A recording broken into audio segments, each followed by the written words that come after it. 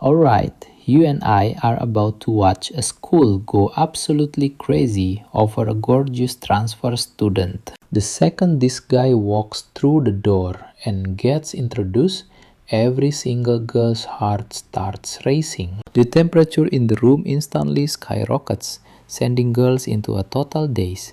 The guys, on the other hand, not thrilled. Let's call it what it is: pure jealousy. The teacher points out an empty seat, and this kid, who looks like a total Scooby-Doo reject, practically green with envy, signals his friend. Time for a prank.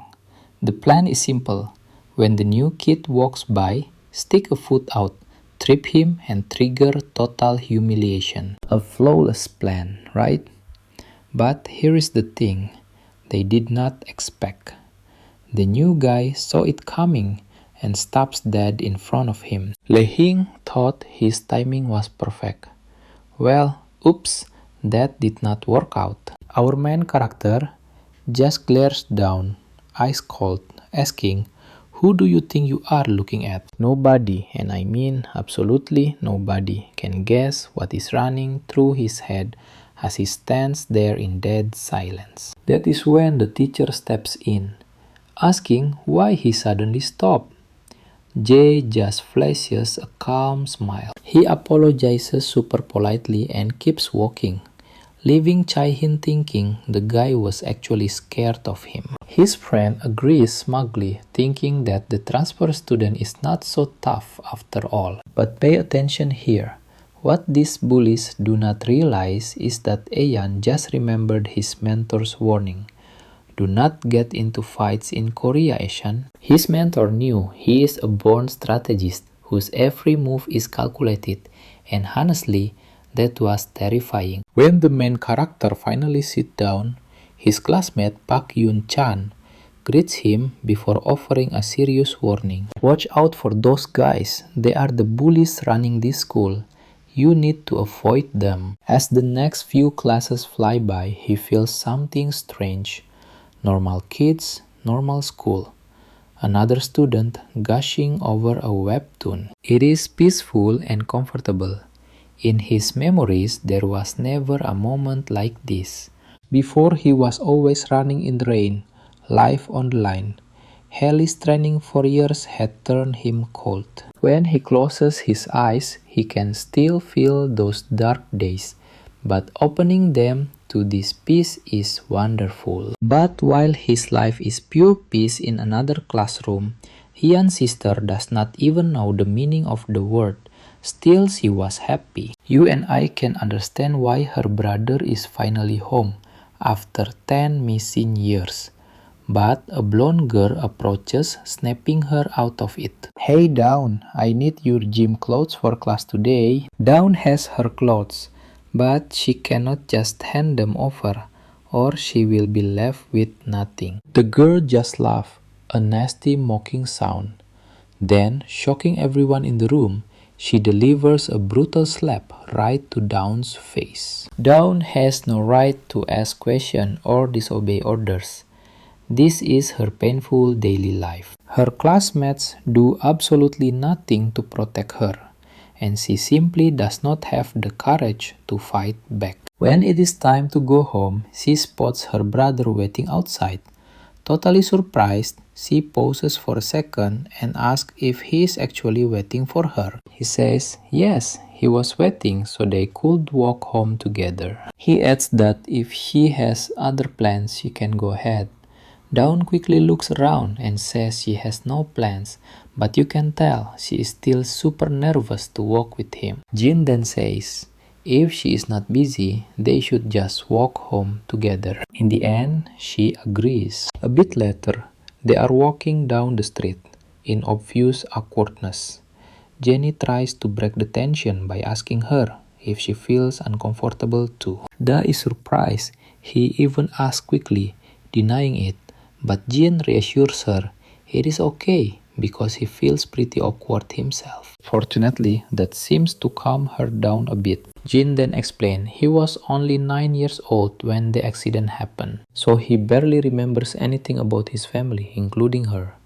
He adds it must be strange for her too, since he was only 7 and likely remembers very little. Dawn stays quiet because he is right, but suddenly she hears familiar voices around the corner and freezes on the spot. When Dawn looks up to see who it is, she spots one of the girls who was bullying her earlier in class. Turns out she is friends with the blonde bully who slept Dawn at school. This new antagonist spots Dawn instantly and starts shouting at her. Dawn immediately panics, breaking into a sweat and having no idea what to do. One of the guys with the bully asks who Dawn is. The bully sneers that she is the girl that Jin, the blonde psychopath, hates. Then she notices Jin standing next to Dawn and starts mocking her, asking if he is her boyfriend. She snaps a nasty insult about how losers should not be on dates. Dawn gets terrified, and trust me, you and I can feel her fear, as she quickly stammers that Jin is just her brother. You and I can see the bully's utter shock here, since she had absolutely no clue Dawn even had a brother. After listening to all that trash talk, Jin calmly asks Dawn if this girl is actually her friend. Pay attention here. Dawn quietly whispers, yes, they share a class, but the loudmouth keeps insulting her, demanding to know since when they were even friends. Dawn is visibly trembling as the loudmouth just keeps running her mouth. Jin just gives the girl an icy, bone-chilling stare that could easily freeze anyone solid. And trust me, the guy sitting next to that loudmouth absolutely hates Jin's terrifying death glare. He snaps furiously, warning Jin to watch his step before he gets into serious trouble. Jin keeps watching silently, which only makes the guy even angrier.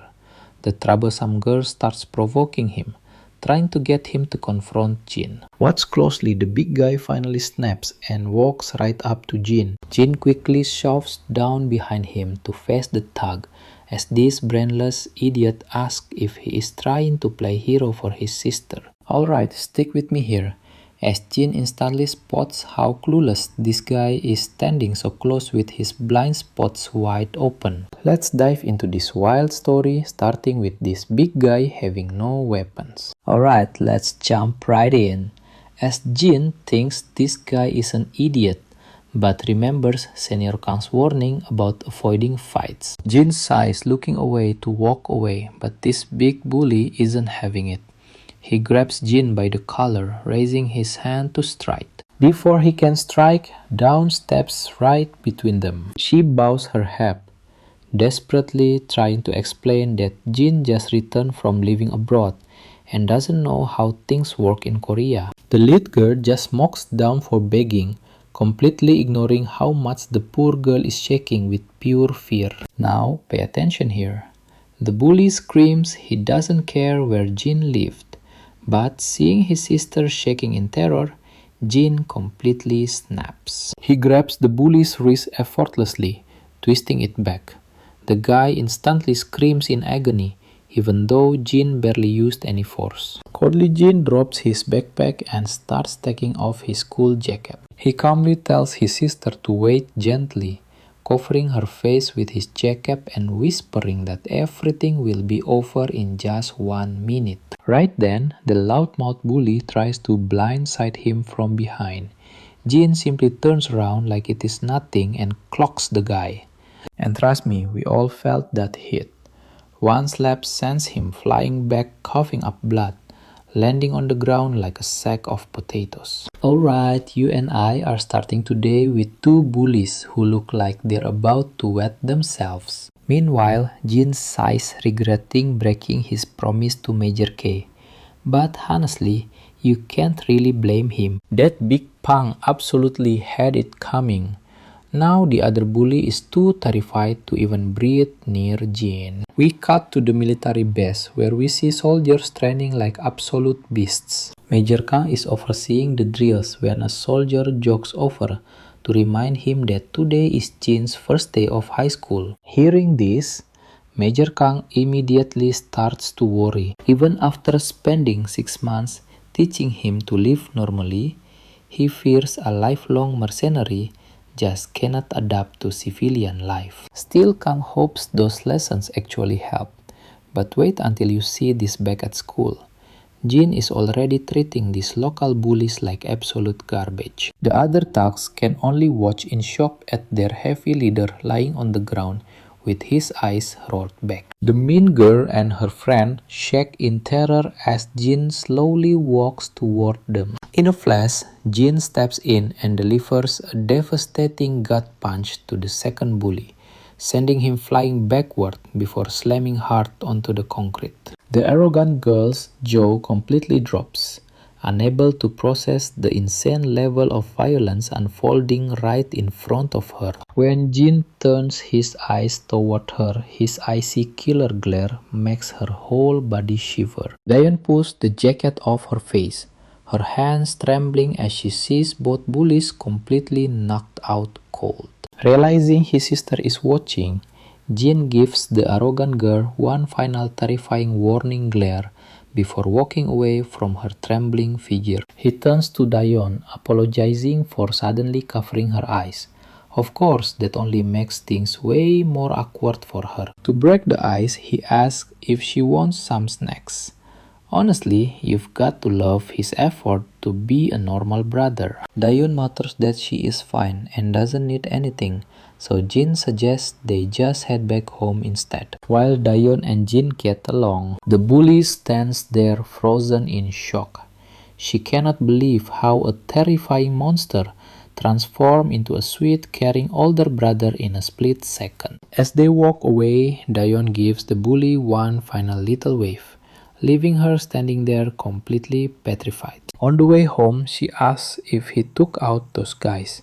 He says yes, and trust me, we love seeing her wonder how such a normal guy has these crazy skills. Alright, you and I are about to see how staring like that in Korea is bound to cause trouble. Stick with me because Queen agrees, warning her that locking eyes with the wrong person can end up being a major mistake. Completely lost.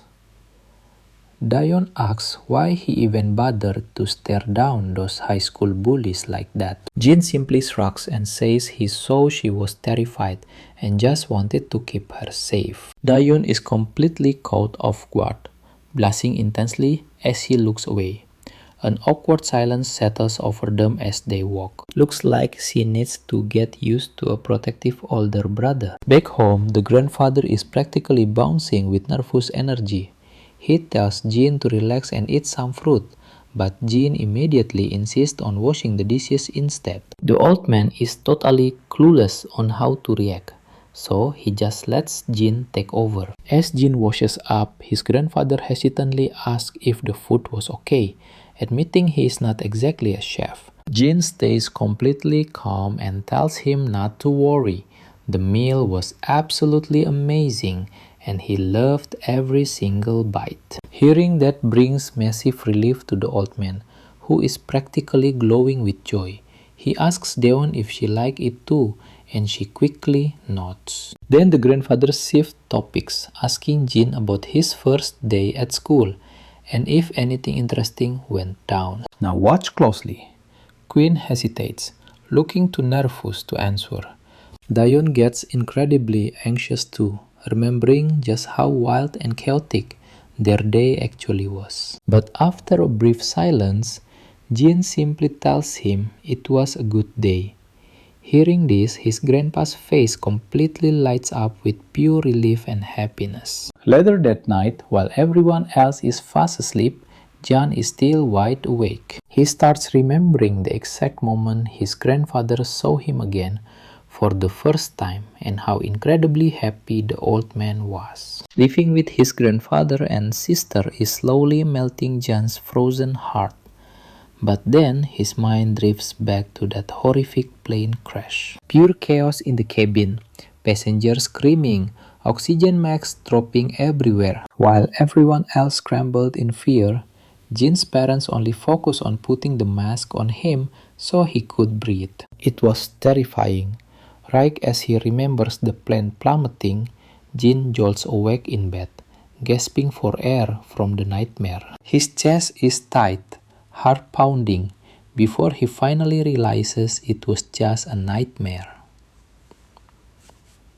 Checking his watch, he sees it is already morning.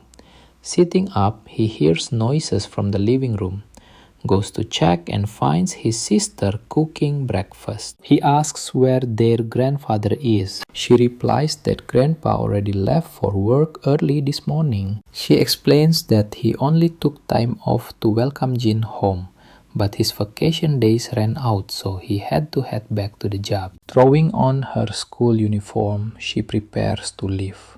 She tells Jin that his breakfast is ready on the table and makes sure he promises to eat. Once she leaves, Jin just stares at the meal she left behind.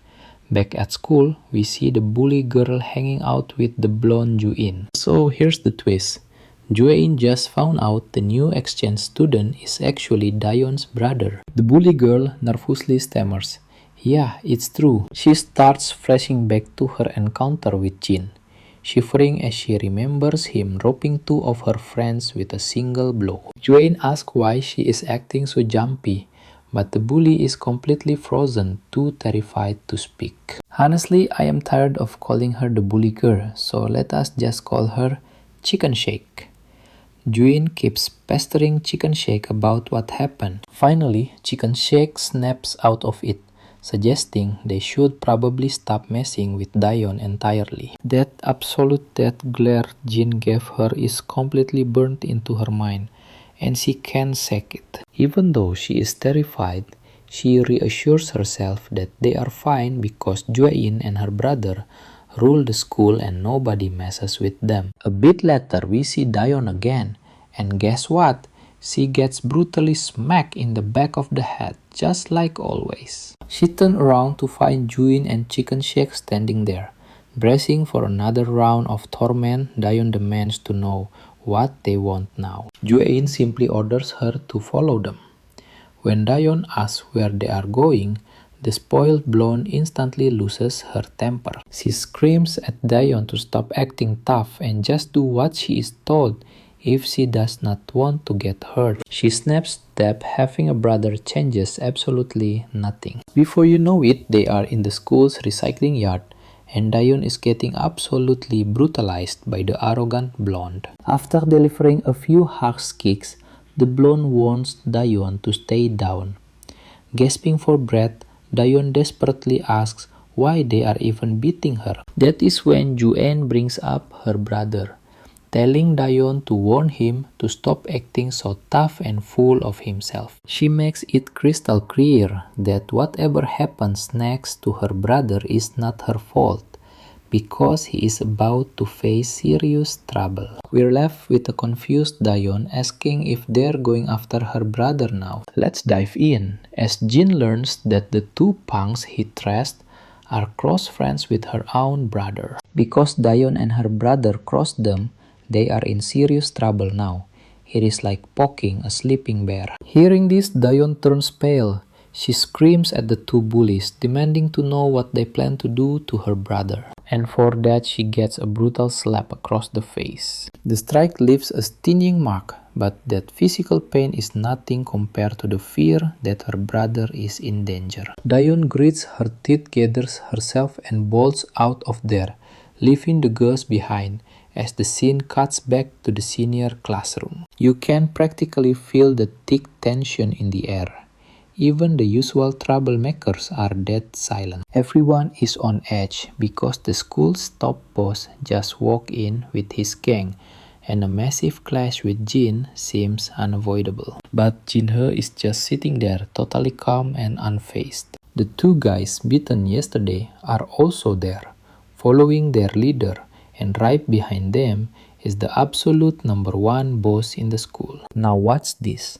Right on cue, Dayeon bursts into the classroom, gasping for breath, her face bruised and her school uniform completely ruined. Jin leaps from his seat, his eyes widening in absolute shock at the sight of his sister's battered face and messed up clothes. The lead bullies start talking trash, mocking how desperately Jin's little sister seems to care about him. He laughs that his own sister, Jin, does nothing but nag and boss him around all day long. Then Jin steps up, telling her brother she will only feel bad for him once his face gets completely smashed. Meanwhile, Jin stands frozen, completely horrified, seeing his sister covered in fresh wounds. But before we see his reaction, the story flashes back to earlier that morning as students were first arriving. We see poor Jongchan trembling in terror, while two punks use his head for target practice. Jaehan is incredibly proud of his direct hit and immediately starts bragging about it to his buddy. Annoyed Hokjin demands a nearby classmate hand over his eraser, and the timid kid quickly surrenders it out of fear. He winds up and throws the block with all his might, hitting Jongchan right in the skull. He does a little victory dance for the perfect shot, but Jaehan tries to play it down as pure luck. The two keep going back and forth, trying to outdo each other in their cruel game. Pay attention here. The bully winds up a crazy throw to target his victim again. But surprise, Jin steps in and lets the eraser hit his own side instead. The two bullies are pissed off by the interruption, as the eraser bounces harmlessly to the floor. Jin calmly takes his seat right next to a completely terrified Jongchan. The red-headed punk is clearly losing his temper, feeling like Jin is begging for trouble. Jin decides they need to teach this new kid a lesson, and his friend completely agrees. Ignoring them, Jin puts down his school bag and quietly asks Jongchan if he is okay. The poor boy mutters that he is fine, but you can tell from his pale face that he is absolutely terrified. Jongchan leans in closer to avoid looking at the bullies, asking Jin if he wants to hang out after school. Jin declines, explaining that he always has to walk home together with his sister. The quiet kid looks curious and asks if she transferred schools with him, but Jin explains she was already a student here. When Jongchan asks for her name and Jin says it is Dayon, the boy is visibly shocked by the answer. Jin instantly catches his reaction and asks if he knows who she is. At first, Jongchan hesitates but then confesses that Dayon is having a really brutal time at this school. He explains that back in middle school she was super popular because she was smart and pretty, attracting lots of guys. But a jealous blonde named Jin targeted her. Jin asks if anyone ever tried to stop it. Jongchan reveals that the bully Jin has an older brother named Gui-soo Kim, one of the school's most dangerous fighters. Even worse, Dayon is stuck in the same class as her. The daily torment is so severe that everyone is shocked she even shows up to school anymore. Jin pieces everything together, realizing this psycho started torturing his sister over nothing more than some boy having a crush on her. But Jongchan sadly explained that was just a convenient excuse. Jin was simply hunting for an easy target to abuse. Jin's mind suddenly drifts back to a few days ago. His grandfather had hoped Jin would adapt quickly to the new school before turning to Dayon to ask how her classes were going. Back then, sweet little Dayon put on a bright smile and promised him everything was perfect, hiding the daily nightmare she endured. So, what do we make of this? Her grandfather praises her completely unaware of the brutal bullying she is hiding. Back in the present, Jin finally realizes his sister was just putting on an act to keep their grandfather from worrying. Suddenly, one of the thugs kicks the door wide open, and the whole gang storms into the classroom. Jin immediately demands to know what they are doing in his class. Jisoo Kim, one of the school's notorious top dogs, coldly says he is just here to handle some business. Jin freezes when he sees Gisoo. He has no plan because, let's face it, Jin is a total nobody. He can deal with minor bullies, but he knows better than to cross Jisoo Kim. Meanwhile, Jisoo's lackeys point right at Jin. The moment Gisoo sees him, he snaps at his crew, absolutely furious that some scrawny kid beat them up. Ordering them back, he waves a single finger, telling Jin to get over here right now. Jin stands up without hesitating.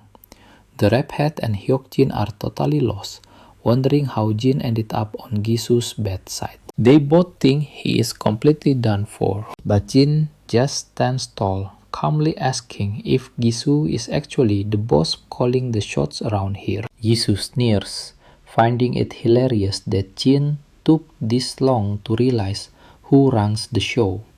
He turns to one of his goons, telling him to stop standing around like an idiot and make a move. The lackey is clearly terrified, but he slowly starts stepping toward Jin anyway. But right before the fight even kicks off, now pay attention, because Dayon bursts in out of breath, bringing us back to the present, with Jin staring at his bruised sister. Tears stream down Dayon's face as she begs Jin for forgiveness for dragging him into this. Meanwhile, Jaejin laughs at her tears, calling her a total drama queen. But Jin reassures his sister that she did nothing wrong, and before anyone can utter another word, he absolutely snaps. He slaps the lackey so hard, the guy is knocked out cold before hitting the floor. The rest of the bullies who know what Jin is capable of start shaking in fear. With one guy already down, Jin looks at his sister and says they are the ones who should be begging. The heavy guy charges with a loaded fist, but Jin casually slaps his arm aside. Spotting a wide open gap at the throat, he delivers a rapid brutal strike like a seasoned assassin. The bully starts coughing and choking before collapsing straight to the floor. The final lackey, shaking like a leaf, tries to throw a punch. Jin crushes his ribs with a lightning-fast counter, slamming him to the ground in seconds. Meanwhile, Gisu's smug confidence completely evaporates as he watches Jin demolish his entire crew like they are absolute nobodies. Let's be real, those classroom punks are standing there with wide eyes completely blank. Even Hyun and Chicken Shake are totally losing their minds right now. After wiping out those last two guys, Jin locks eyes with Gisu, telling him his sister suffered because of these lowlifes, and he is not letting it slide. Gisu finally speaks up, flashing a smug grin and admitting that Jin is no easy target. With a mocking smirk, Gisu throws a lightning-fast kick straight at Jin's head, but Jin blocks it effortlessly, leaving Gisu absolutely stunned. He never expected Jin to be this fast, so he fires off a second kick, but Jin blocks that one just as easily. Jin catches Jisu's leg, drags him in close, and drives a hard fist straight into his face. Blood splatters everywhere as the impact sends Gisu crashing to the ground like a broken ragdoll. Bleeding from his nose and mouth, he looks up in absolute horror at Jin, who stands over him like the literal Grim Reaper. Without a second thought, Jin kicks the jock right in the face, sending more blood flying. The guy who was acting so tough and arrogant is now completely broken and humiliated on the floor. The entire classroom falls dead silent, everyone staring in shock as they watch Jin dismantle one of the school's biggest bullies with absolute ease. The two side bullies stand with their jaws dropped, unable to believe Jin just wrecked a major player like Gisu so effortlessly. The girls are just as terrified, with the blonde girl staring in awe, wondering if Jin is actually this overpowered. Jin starts working toward Juin, who is shaking, absolutely terrified. She is about to get the same brutal treatment. But before he can make a move, Dayon begs her brother to stop right there. Jin reminds her that Juejin's crew has been tormenting her for ages, and he knows they targeted her yesterday too. Dayon's face completely drops as she realizes he knows the truth, and she just looks down in silence. Realizing Jin did all this for her, she forces a smile, and honestly, You and I can see she just wants him to stop. Alright, you and I are jumping right back in as her brother finally agrees to walk her to class. As they leave, the entire room starts whispering, unable to believe their boss Yisu was crushed by just one guy. Even the low-tier bullies have to admit Jin is a beast. Feeling incredibly relieved, they never try picking a fight with him. While everyone gossips, the blonde girl just stands there, trembling, consumed by fear and sheer humiliation, unable to accept that they actually lost. Meanwhile, as Jin and Dayun walk together, she gushes about how shocked she is by his epic fighting skills. But then, she suddenly starts apologizing all over again. Jin is totally confused and asks her why she keeps apologizing. Dayun explains that it is entirely her fault he got dragged into all of this school drama. She feels terrible about the violent clashes he had to deal with both yesterday and today. But Jin just gives her a warm smile and tells her to stop apologizing. After all, family is meant to protect each other. He explains that in his old life, it was every man for himself. People did not care what happened to others as long as they themselves survived. Yet even those cold selfish people acted differently when it came to protecting their own family. Now watch closely because we're flashing back to a brutal war zone filled with endless explosions. Gunfire and heavy mortar shells echo all around. Through the rising smoke, a young Jin watches an enemy soldier desperately shielding his little daughter, using his own body to block a rifle aimed right at them. Despite the relentless violence around him, seeing a parent risk everything to save a child deeply touched Jin. It made him question the true meaning of family. Back in the present, Dayun points out that Jin barely even remembers her. So why is he going to such extreme lengths to help? Jin admits his memories are fuzzy but says it doesn't change anything. They are still family. She stands there in absolute silence, and as his words sink in, a wave of shyness washes over her. Blushing, she quickly tells him she is fine and urges him to head back to his own class. Noticing they have arrived, she waves a frantic goodbye and slips inside, leaving Jin standing there with a soft, gentle smile. When Jin walks back into his own classroom, everyone is still buzzing about him, making him feel pretty awkward. The classroom punks give him thumbs up, eagerly asking what kind of training he got overseas to wipe out those guys so effortlessly. They keep showering him with praise, but Jin just slumps into his seat, looking totally overwhelmed by it all. Even his friend Jong Chan chimes in to say how badass it was, which finally coaxes a tiny smile out of Jin. Meanwhile, we can both feel how stressed these defeated bullies are after getting utterly humiliated like that. Her leader is still sitting with rage, complaining that Jin is different, fighting nothing like a typical low-level high schooler. His sister tries to snap him out of it, telling him to stop sulking, because it was definitely just a lucky shot. She insists Jin just caught them off guard, and they can easily jump him later. But the other bullies stay quiet, knowing Jin is a real monster they shouldn't mess with.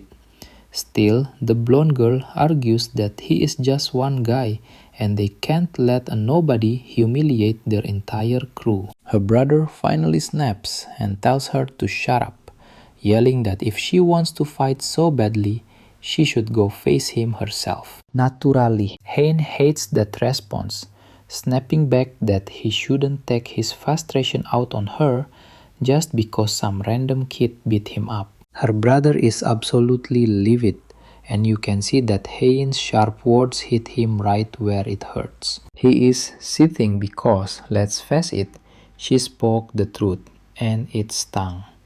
Hein gives him one final icy glare. Tears of pure frustration well up in her eyes, completely fed up with her brother. She silently turns around and slams the door behind her. As she storms down the hall, Her loyal lackey runs to catch up. Meanwhile, the blonde is absolutely fuming, furious that a massive gang of high school delinquents couldn't even take down a single guy. She kicks the classroom door open and storms inside. Spotting Dayun, she mockingly asks if she feels safe and lucky now that she has an older brother. She sneers that Dayun can finally walk around school without a single worry, running straight to her big bro the moment anything goes wrong. Dayun stays dead silent, making Hein completely fly off the handle. She assumes Dayun is looking down on her now that she has a powerful brother guarding her back. He grinds her teeth, warning that she won't let Dayun get away with this, just because she has some strong bodyguard brother. As the sun sets, you and I see her walking home, in the crowd looking totally defeated. Alright, let's dive into that moment. She's remembering her brother fighting off those brutal bullies. She remembers him saying they are family, making her wonder if her days of being bullied at school are finally over. She thinks back to how miserable things were under Yuegin, constantly bossing her around and treating her like a loyal dog. Every time she tried fighting back, they slapped her. Suddenly, her brother sneaks up behind her and asks if she is alright. She is totally startled, but he mentions calling her name multiple times with no response. She quickly apologizes, saying she did not hear him, and asks if he was waiting there for her again. He nods and says yes, because she still does not know the way home. So they head home together, talking about buying groceries since their grandfather is always starving when they arrive late. As they walk, that annoying girl is trailing right behind them. She looks completely furious, unable to stand seeing our girl smile. Now she is just waiting for the perfect moment to wipe that look off Dahyun's face. Now watch closely, because next we see the two siblings grocery shopping together. While she struggles to decide what to buy, other shoppers in the store are staring. Every girl in the place is eyeing him, and Dahyun immediately notices all the female attention her brother is getting. She knew he was popular at school, but apparently he stands out everywhere. Driven by pure curiosity, she finally asks her brother if he ever had a girlfriend while living abroad. The question catches him off guard, acting like he has never even heard the word girlfriend before. Seeing his confusion, she clarifies that she means a girl he was actually dating. He says he never had one, which makes his sister tease that he should try, since girls are drawn to him like magnets. He stays quiet for a second,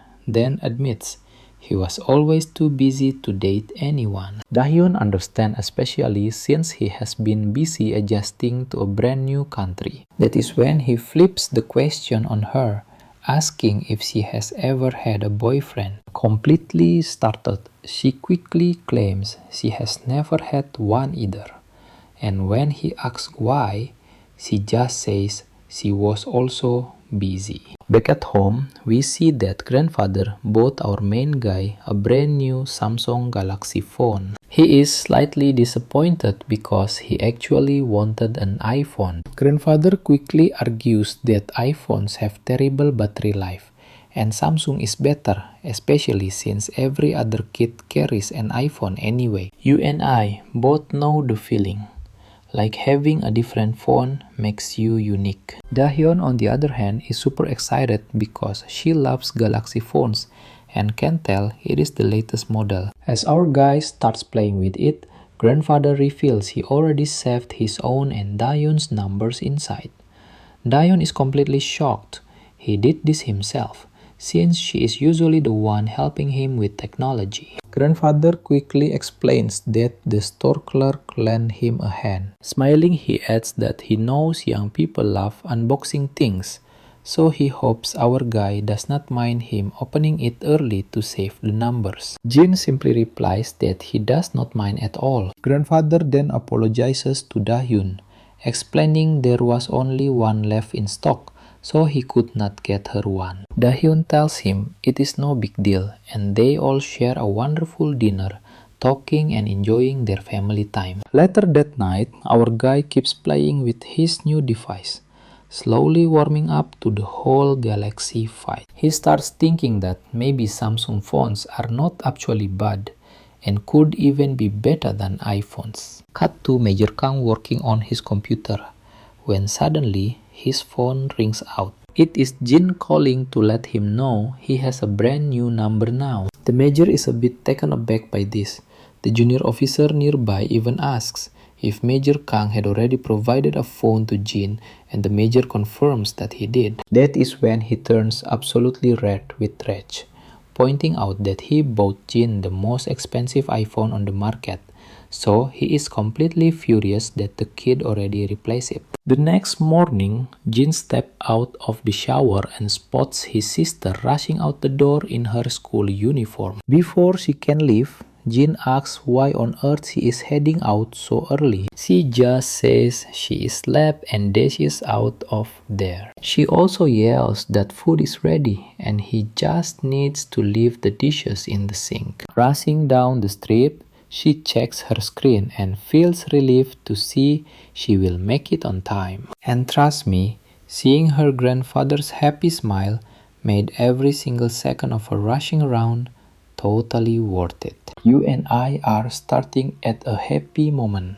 until someone violently kicks her in the ribs, slamming her to the dirt. Three girls in hoodies and face masks tower over her, hiding their identities. The leader smugly tells Dahyun to watch where she is going, claiming she almost tripped and broke her ankle. It is incredibly obvious they are just looking for a fight, demanding that Dahyun apologize for a crime she never even committed. The terrified girl quickly nods and says she is sorry, but the loud leader is not satisfied and slaps her across the face, telling her to beg like a whining dog. That is when the girl with the ponytail suggests they all head over to a karaoke room to blow off some steam. Another bully agrees, saying they really need to relax and have fun. The ponytail girl crouches down to look Dahyun in the eyes. With a fake smile, she invites her along, promising they are going to have a wonderful time. The second Dahyun hears that voice, she knows it is Hee-jin Kim, and she is definitely here to make her life a living hell. Before she knows it, they are dragging her into a very shady-looking karaoke joint. The manager spots the sketchy-looking girls walking in and instantly gets a really bad feeling about this. A bit later, the nervous manager walks toward their private room. Now, pay attention here. He is muttering about how wild kids are these days, wondering what kind of disaster they just caused, because all he could hear coming from inside their room was a barrage of screams. The manager opens the door and finds Dahyun on the floor brutally beaten. Thankfully, she is still conscious and slowly tries to stand. Her hands shake as she gathers her scattered belongings. The manager is completely panicked and tries to call an ambulance, but Dahyun weakly refuses and stumbles out the door. Meanwhile, back at school, the teacher is taking attendance and notices that Dahyun is completely missing. The other students confirm she is absent, which leaves everyone confused because Dahyun is definitely not the type to skip class. In the back row, Hee-jin Kim has a smug smile on her face, clearly thrilled by her absence. Chicken Shack leans over and nervously asks if she thinks Dahyun is okay. Hee-jin coldly tells him to relax, reminding him that her absence has absolutely nothing to do with them. Chicken Shack nervously nods along, playing along with the lie as if they were completely innocent. Finally, the school day ends. You and I both know Jin is waiting outside for his sister, but she is nowhere to be found in the crowd. The students begin to disperse until the gate is empty, yet his sister still does not show up. After waiting a bit longer, he calls her, thinking she might have just gone home early. Meanwhile, she is already back inside their house. Her phone buzzes constantly with his missed calls, but she quietly ignores them. Eventually, he decides to just head home. He immediately notices her sneakers by the door, drops his backpack and walks up to knock gently on her bedroom door. She quickly answers from inside, and Jin feels an instant wave of relief that she is actually home. He asks what is wrong, mentioning that he tried calling her multiple times but she never picked up. Dahyun softly apologizes, making up a quick excuse that she must have fallen asleep. Jin immediately senses a strange, shaky tone in her voice and asks if he can come inside, but Dahyun quickly lies, saying she is already under the covers feeling ill. Deeply worried, Jin asks if it is anything serious. She assures him it is just a mild fever and she will be fine after some rest. Jin tells her to call if she needs anything and begins to walk away, fully planning to go buy her some medicine. But he suddenly freezes at the entrance when he spots fresh blood spattered on her sneakers. It does not take him long to realize something is horribly wrong, because finding blood on shoes is never a normal sight. The instant he puts it together, he grabs a first aid kit and bursts into her room to treat her wounds. She winces in pain as he gently starts to bandage her bruised face, though Jin still does not know the full story. Dahyun tells him she tumbled down the stairs while trying to dodge a rogue bicycle, but Jin points out her injuries look way too severe for a simple accident, asking if she is absolutely sure she does not want to see a doctor. She hesitates for a brief second before stubbornly insisting that she is completely fine. I mean, it makes complete sense.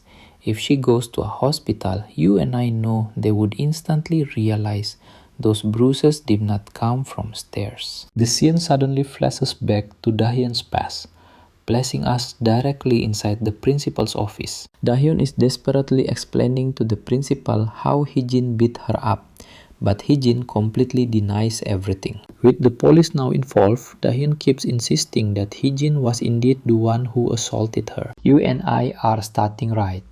As Dahyun insists, the masked attacker was definitely Hee-jin, recognizing her voice instantly. Besides, Hee-jin has a long history of bullying her at school, yet the smug girl just smirks, asking how Dahyun can blame her without even seeing her face.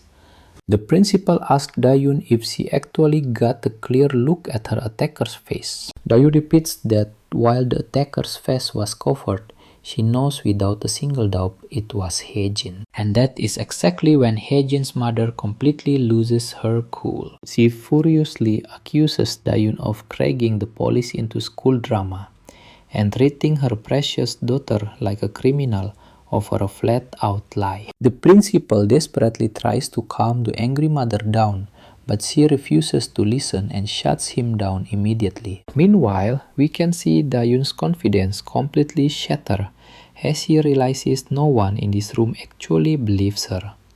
Even the police officers are starting to look highly skeptical. The mother demands that Dahyun apologize to her daughter right then and there, but our girl stands her ground, insisting the bully was indeed the attacker. This arrogant mother flies into a deeper rage, deciding she will settle this directly with Dahyun's parents instead. She demands that Dahyun bring her parents to the school this very instant. This completely breaks Dahyun's heart. Bitter tears stream down her face uncontrollably, while the cruel villain who brutally hurt her just laughs and walks away completely scot-free. Pay attention here, because back in the present, she feels trapped in that exact same helpless nightmare. Knowing it's pointless to speak up without solid proof, she is determined not to stress her grandfather, who has always been her biggest supporter. Suddenly, Sejun notices her tense expression and gently places a hand on her forehead, asking if she's really doing okay. The poor girl weakly replies that she is fine. Sejun points out that while none of her bones seem broken, those nasty bruises are going to hurt terribly for a couple of days. She is genuinely surprised at how good he is at first aid, seeing that the bandages are wrapped perfectly. But her face falls when she thinks of their grandfather. She worries this news will break him, especially since he has a weak heart. Sejun is shocked to hear this, and she softly adds that their grandfather is currently taking heavy medication for his heart condition. Hearing this, Sejun promises that their grandfather will never find out about any of this, telling her to just focus on resting up. Just as he turns to leave, she softly calls out his name. She offers him a sweet, grateful smile and sincerely thanks him for everything. Sejun smiles back with the exact same warmth, but the second he steps out of her sight, his expression instantly turns cold. She starts wondering if hiding those details was the right call, believing there is not much a couple of ordinary high schoolers like them can actually do. But let's be real. Sejun is absolutely no ordinary high schooler, and I bet he already has a very clear idea of who is behind his sister's brutal injuries. Later, the scene shifts to a packed, noisy nightclub where the bass is pumping and the dance floor is completely crowded. Right in the middle of the crowd, we spot the main bully, Jisoo Kim. He looks annoyed as he drinks and laughs with his gang. They are all trash-talking. Sejun completely baffled as to how one single kid could have ruined everything they had going for them. One of the thugs reminds the crew that they only lost because they underestimated Sejun. He insists they can easily crush him if they make a plan first. Another lackey fully agrees, spitting that there is no way they can let this guy walk away after what he did. A third guy pipes up, boasting that Sejun would not stand a single chance if they all jumped him at once. Despite their hype, their leader knows taking down Sejun won't be a walk in the park. He's still furious about that humiliating beating, but he has absolutely no intention of letting it go. Slamming his glass in sheer frustration, he reluctantly agrees with his gang's plan. He makes it clear that fair one-on-one fights are not his style, so they will likely plan to ambush him with overwhelming numbers. The lackeys break into massive wicked grins, clearly thrilled at the violent prospect. These fools might think they have it all figured out, but they're just a pack of hyenas waiting to get absolutely wrecked by Sejun. Right as they're plotting, Jisoo's phone suddenly starts buzzing. The caller ID reads Little Brat. Turns out it is his annoying little sister, and even Jisoo seems to agree with that contact name. Anyway, she immediately starts screaming through the phone, demanding to know why he is just wasting his time partying at some club. Jisoo tells her to get to the point or he's hanging up, but she insists he owes her a massive favor. Jisoo has absolutely no clue what she is talking about, so she mentions how Dayun was brutally beaten up earlier today. She warns him that they cannot let those siblings walk away free, or they will lose all their power and influence at school. Her brother proudly praises her, revealing they're also planning revenge. But trust me, you and I are going to love watching their downfall. Alright, you and I are about to watch the ultimate payback. The door swings open, the thugs turn, and boom, it is Jin. He is definitely here to settle the score. Jisoo is furious seeing Jin stroll into his territory, but our main character keeps walking toward his table with total calm. Then Jisoo gets cocky, thinking it is great they do not have to hunt Jin down for their revenge anymore. But Jin is not here for a friendly chat. Without wasting a single second, he grabs a goon by the face and slams him hard against the table edge. Another lackey lunges, but Jin is a blur, and one punch completely shatters the guy's ribs. The gang leader and his remaining crew can only grit their teeth in horror As they watch their boys get absolutely demolished. The rest of the gang rushes him all at once, but our boy stays as cool as ice. As they close in, he takes one down effortlessly like an absolute boss. Then he grabs a purple hair punk and slams him onto the table with a brutal crunch. While the purple-haired guy is completely terrified, Jin is not done yet and tosses him against the wall like a rag doll. Next, he balls up his fist and delivers a massive punch right into the big guy's face. A thug grabs a glass bottle to strike him, but our boy calmly snatches it away and delivers a brutal smash to his face, leaving the punk spitting blood all over the floor. Another attacker tries to sneak up from behind, but check this out. Jin ducks, grabs his hand, gives it a painful twist, and slaps him right across the face. Jin shoves that loser aside and immediately grabs another minion by his face.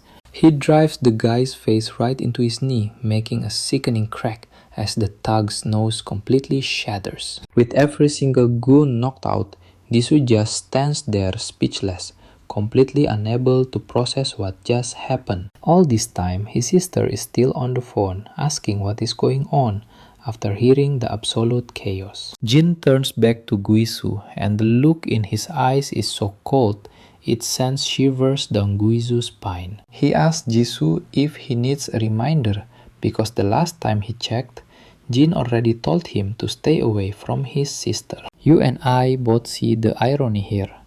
Jisoo is totally losing his mind. They try to gang up on Jin, only to get their entire squad completely wiped out instead. Jin fought like a true pro, destroying them in seconds. And now he demands to know what Guisu did to his sister. Jisoo tries to play dumb, acting like he has absolutely no clue what Jin is talking about. But he secretly reaches for a glass on the table. He throws it at Jin with lightning speed, but our boy casually steps back, letting it shatter against the wall. While Jin stands there without a single care in the world, Guisu grabs a bottle and hurls it. Our boy simply steps back again, dodging the blow smoothly. But as Guisu throws it a second time, Jin knocks it away and counters with a punch that sends alcohol flying everywhere. Jisoo tries to throw a punch, but our boy counters with a brutal strike to the face, making his nose bleed like a broken faucet. Jisoo stumbles back, gasping for air, while Jin remains completely calm and composed, not even breaking a single sweat. Then Jin asks the bastard what kind of sick pleasure he gets from messing with a defenseless girl. In a desperate final effort, Guisu grabs a bottle, smashes it, and tries to plunge the jagged edge straight into Jin's chest. But our boy does not even flinch, slapping Jisoo's hand so hard the broken glass drops. He then locks his grip around Jisoo's throat, squeezing until the punk struggles to breathe. Jisoo's legs kick wildly as he struggles, but Jin just slams him hard onto the cold floor. The scumbag twists and turns, trying desperately to break Jin's ironclad grip, but our main character refused to budge. His hand is clamped tight on Jisoo's throat, forcing this once arrogant bully to realize exactly who runs things now. Jin leans in close, quietly asking Jisoo what exactly he should do with him. Barely conscious after that absolute beating, Jisoo cannot even muster up a response. Jin gives him one final warning, making it clear this is the absolute last time he gets off easy. He warns him to stay far away from his sister and to keep Guisu's sister Hin in check too. He promises that if he hears even a single whisper of Guisu or Hin bothering her again, he will return to finish the job. To really hammer the point home, Jin squeezes the bastard's throat even tighter, pushing him right to the edge of blacking out. And trust me, seeing this trash squirm and beg for forgiveness over and over is beautiful. Alright, you and I are about to watch Jin drop Guisu to the cold floor, coughing violently as he walks away. Let's dive into the scene. As Jin walks out of the club, the terrified staff can only trade nervous, bewildered glances. Meanwhile, Jijin and her friend Chicken Shake are just walking down the street. Hyjin gets a really bad feeling and starts worrying that her brother might be in deep trouble. Just as they reach the club, they hear footsteps on the stairs, and there is Jin walking calmly. Jui is completely thrown off and has no idea what to do. She screams at Jin to stop, probably thinking she can act tough, since nobody can prove he was behind today's chaos. But Jin does not even slow down his pace. Now Hyjin is seriously terrified. She scrambles backward only to trip and slam hard onto the ground. As she rubs her sore shoulder, Jin's phone rings. He checks it. It is his grandfather calling. After a quick call, he just turns around and heads home without a word, leaving everyone else behind to wonder what is actually going on in his mind. When Juanin steps inside the club room, she finds a complete and total disaster. Her brother and his entire crew are completely beaten up. Watch closely here. She immediately snaps, asking how he let Jin wreck him again. But her exhausted brother can't even defend himself. He just cuts her off, warning her to stay far away from Dahun from now on. Hyjin, not realizing how serious this is, keeps arguing and demanding answers. And that is when her exhausted brother finally snaps and loses his mind. He grits his teeth and screams at her to leave our guy sister alone. But Hin refuses to stop yelling right back and demanding why he is so terrified of that bastard. That is officially the absolute last straw. Her brother's eyes fill with pure rage. He warns her directly. If she does not back off from Dahun, he will deal with her himself. Man, this family has a truly messed up way of handling things. It is crazy how casually they talk about hurting each other. Hyjin is completely shaken by her brother's threat and bursts into tears. We cut back to our main character meeting up with his grandfather. They find a nice bench in the park to sit down. First off, the grandfather apologizes for dragging our guy away from his friends, but he says it is really no big deal. The old man looks pretty down, mentioning how Dahun got hurt and that our guy was the one who treated her. Our main character nods and the grandfather explains. Her injuries are severe, but she refuses to go to any hospital. He talks about just how incredibly tough it was raising Dahun. He admits he never really knew how to take care of a little girl, working constantly just to put food on the table. He is so grateful she grew up so well, mostly by herself. Looking back, we both know he tried his best, but he feels Dahun gave him way more than he ever gave her. He lost everything in that crash, and after that plane accident, took it all. Dahun was his only remaining reason to keep going. It absolutely kills him to see her suffering like this without even telling him why. He wonders if she secretly thinks he is just too old to understand her. He mentioned how people always say kids drift away as they grow up, so it must be even harder for her to open up to her old grandpa. But our guy steps in and gently tells the old man that he is overthinking things. He points out how obvious it is that he loves Dahun, and he is sure she feels the exact same way. He tells the grandfather to stop worrying and promises to personally watch over her at school. Hearing that, the old man finally looks relieved, truly happy she has someone like an older brother watching her. Now the scene shifts over to the medical center. Inside we see Grisu completely bandaged up. He is getting chewed out by his father, who is extremely disappointed in him. His dad does not hold back, telling Guisu that he got exactly what he deserved. Play stupid games, win stupid prizes.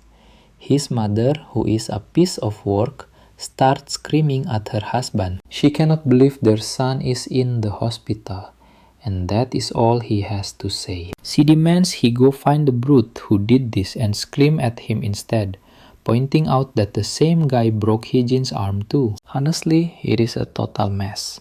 Hyjin is so toxic. She even blamed our guy for her own accident. Everyone knows she just tripped and fell. But instead of taking responsibility, she is pinning it all on him. The angry father finally calms down with a deep sigh, while the mother tells their son to just focus on resting and recovering. As they leave, she threatens payback on the kid who did this.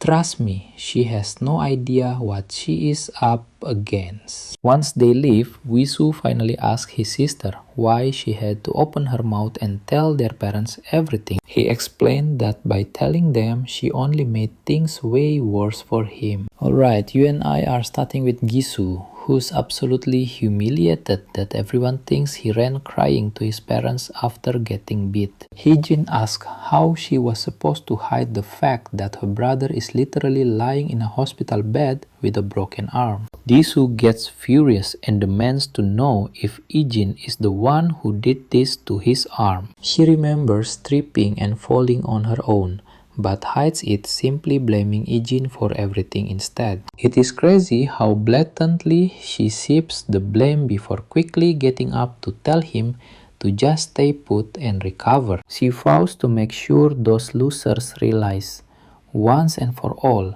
who they are actually dealing with. Gisu is left wondering if they should even mess with our boy again. Meanwhile, we cut back to their parents. The mother reveals she just called up Mr. Cha, but her husband asks why she is making things so complicated instead of letting the school handle it. She snaps back that it is already Saturday and she refused to sit around waiting for them to act. She starts screaming, pointing out that the school will never deliver real justice for what was done to her kids, probably settling for a simple suspension at best. Her husband continues to argue, insisting that there is absolutely no reason to involve him. To handle this personally, she reveals she already knows Mr. Cha, and he has been taking care of their dirty work for years. Meanwhile, Heejin is eavesdropping, feeling incredibly smug that her mother is getting Mr. Cha involved in this. She knows Mr. Cha is a ruthless gangster working for her father, and she is certain he will crush those troublemakers once and for all. Now look closely as we cut to a run-down hideout where a nervous-looking thug is playing with his lighter. Two other goons walk past looking completely annoyed, complaining that their boss is making them handle petty high school drama that they want no part of. And honestly, even the big boss himself is completely over dealing with some random teenager schoolyard grudge. But hey, a job is a job, even if they have to wade through a mess of dumb high school drama. We flash back to a sleek luxury Mercedes speeding down the open highway. Inside the car, Mr. Cha, the mafia boss, receives that fateful phone call from the mother. She angrily tells him how her daughter got her hand broken and her son was beat up by some punks. She demands that he take care of it. Back in the present, Mr. Cha is furiously puffing on his cigarette. He is beyond irritated to be wasting his precious time on such childish garbage. Let's pause here as we head back to Heejin, who is sitting in his room, still completely lost in thought about his tense encounter with Gisu. He wonders if those bullies will actually back off. Suddenly, the doorbell starts ringing. He hears his grandfather arguing with someone outside, and it turns out these strangers are demanding to see Heejin. A scary guy outside says they just want a quick chat, but his grandfather, worried about the late hour, asks what is so urgent. Our boy steps out, telling his grandfather he will be right back once he hears what they have to say. Despite his grandfather's protest and his sister's clear worry, Heejin just flashes them a calm, reassuring smile. He assures them he knows these guys, promising it's only going to be a quick conversation. There is nothing to worry about. With that, our boy steps out, leaving his family anxious. The thugs lead him straight to a deserted construction site, leaving him wondering who wants to meet him. Once they arrive, the lackeys report that the target is here, while their boss just sits in silence puffing on his cigarette. The bald top jokes that the kid was surprisingly cooperative, causing zero trouble and coming along willingly. The boss is amused and decides to end this fast, snapping his fingers as his goons grab their iron bats. One thug tells his buddy to pin our boy's arm down so he can deliver the brutal beating himself. Meanwhile, the boss sighs and decides to text the mother, letting her know the job is already finished. But as the boss scrolls through his contacts looking for her phone number, the thugs ask Ijin why he had to mess with the wealthy Kim family's kids. Hearing this, our boy immediately puts the pieces together and realizes this is all about Gisu Kim. Annoyed, the boss pauses his scrolling, deciding he probably shouldn't make the call while the kid is still standing there. But looking at our boy, he is genuinely creeped out by how completely calm and emotionless Ijin remains. And just as the thugs strike, Ijin instantly unleashes his insane speed, grabbing the bald thug's hand before he can swing, pulling him in close and smashing a brutal shoulder strike right into his face. Trust me, you and I are going to love this fight. The boss watches with wide eyes, completely stunned by this flawless execution of a high-level counter. Meanwhile, the other thug rushes in swinging a baseball bat, but Jin ducks effortlessly as the weapon whizzes right over his head. But the thug swings again. Jin just charges straight into the swing, completely unbothered, leaving the mafia boss absolutely speechless by his insane reflexes. With lightning speed, our guy traps the bat under his arm and delivers a brutal uppercut right under the thug's chin. Without missing a beat, he follows up with a heavy strike to the chest, grabs him by the collar and slams him onto the cold bricks. The boss just stares, completely stunned by the incredible precision and sheer confidence of Jin's brutal fighting style.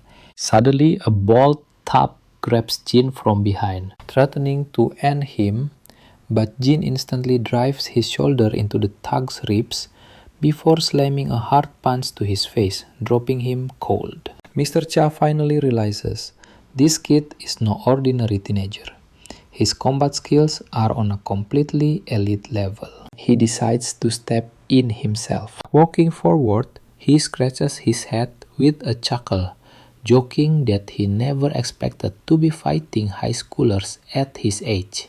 Now pay attention here, because Jin can already tell this hype-up mafia boss is actually a lightweight, easily reading every single critical opening in his stance. The boss throws a massive heavy punch, but Jin slips it without breaking a sweat, unleashing a wild barrage of rapid strikes. But our boy dodges every single one of them, making this deadly brawl look like a walk in the park.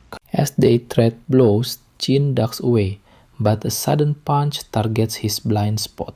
He blocks it, though the sheer force slides him back. The boss smirks, genuinely impressed that the kid actually managed to defend against that heavy hit too. Jin looks down at his wrist where the impact landed, his fingers trembling slightly from a sharp, stinging pain. He realizes the mafia boss is actually reading his pattern, landing that precise blow right on target.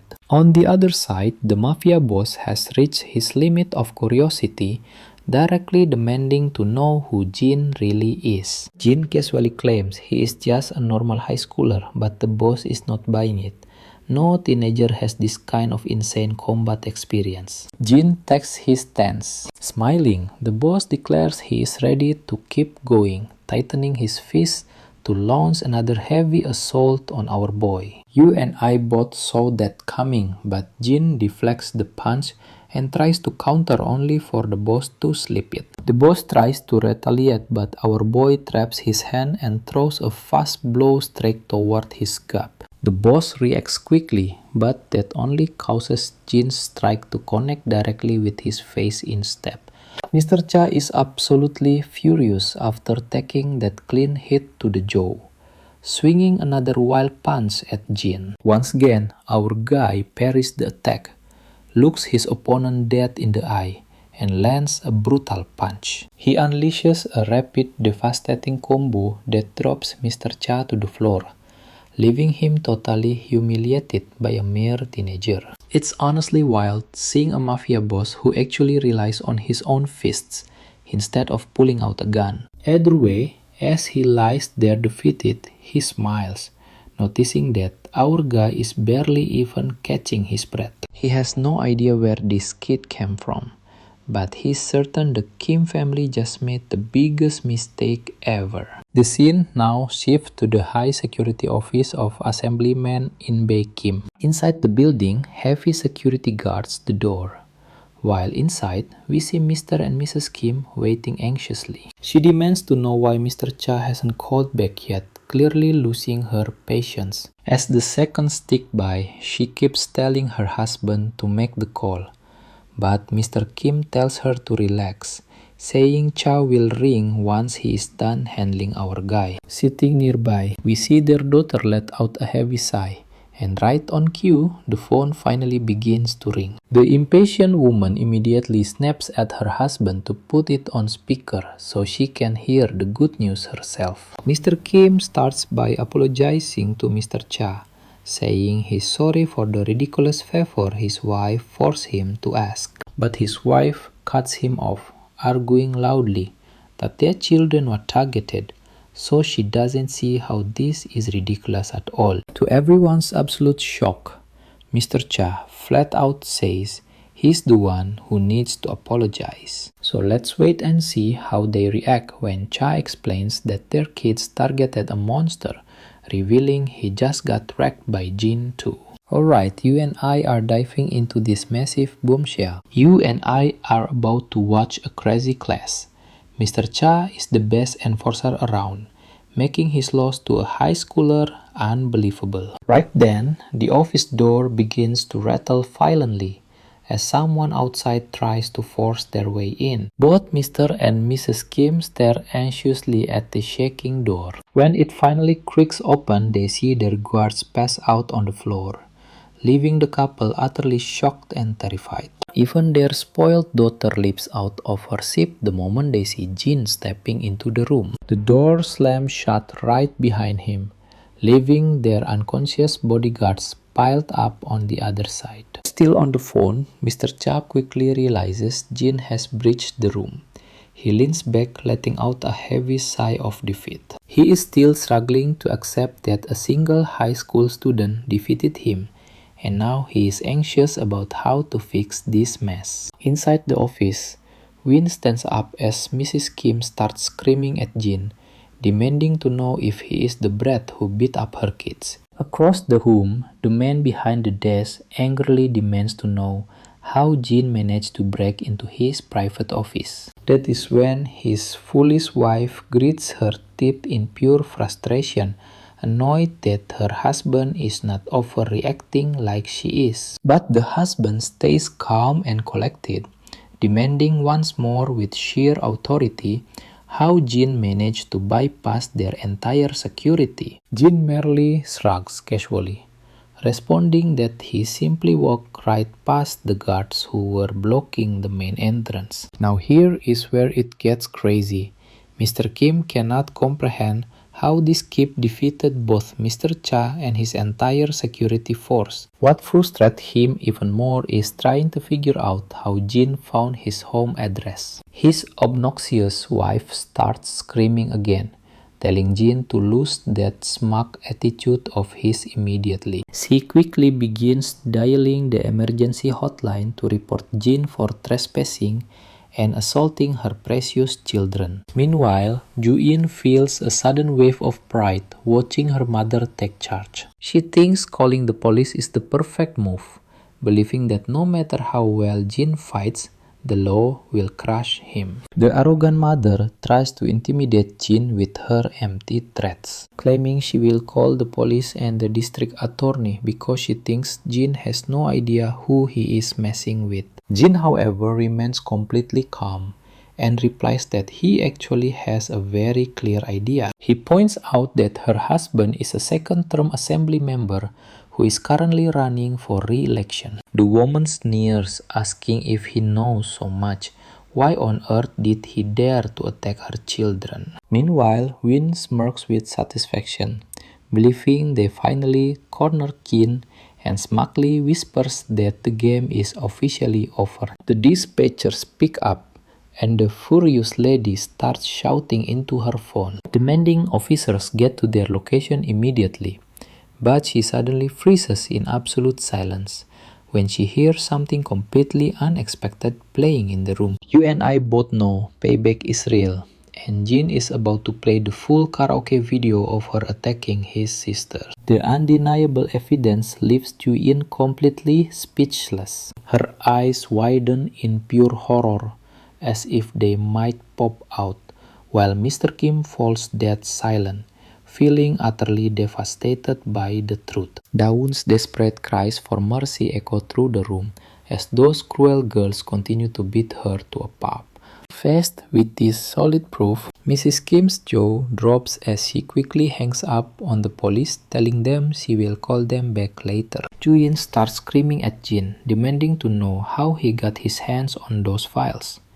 Jin stays silent as the scene flashes back to the Kim estate. Earlier, Jin was seen slipping into one of their rooms, opening a laptop and copying all of their private data onto a flash drive. Back in the present, Mr. Kim breathes his teeth in deep frustration, realizing his children are nothing but a massive disappointment. Ju-in desperately tries to pacify her father, claiming she had a good reason, but Mr. Kim furiously barks at her to shut her mouth. Then Jin reveals he also has files on their son Jisoo Kim. He explained that their kids always keep videos of their bullying conquest, boasting dozens of files showing their violent and cruel behavior, beating up kids at school, extorting money and valuables from helpless victims, right down to the final recording of his sister being ganged up on in that karaoke room. Ju-in begins to tremble like a leaf as these dark truths explode all around her.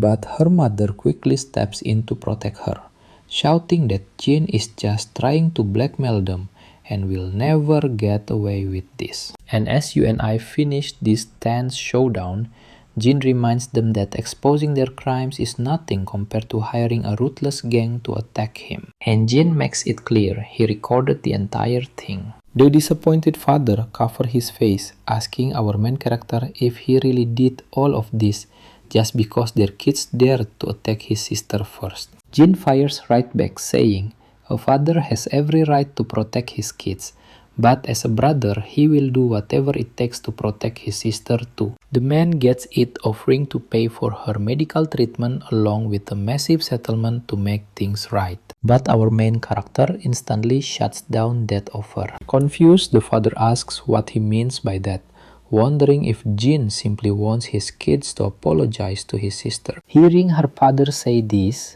Ha-in grits her teeth, thinking she would rather bite her tongue and bleed to death before ever apologizing to her. On the flip side, our guy makes it clear an apology won't erase his sister's fear and pain, insisting that if they truly want to pay him back, he never wants his sister to lay eyes on Gwisu or Haejin Kim ever again. This demand triggers Ha-in, but her father quickly agrees, stating he will pull his kids out of the school or even pack them off to study abroad.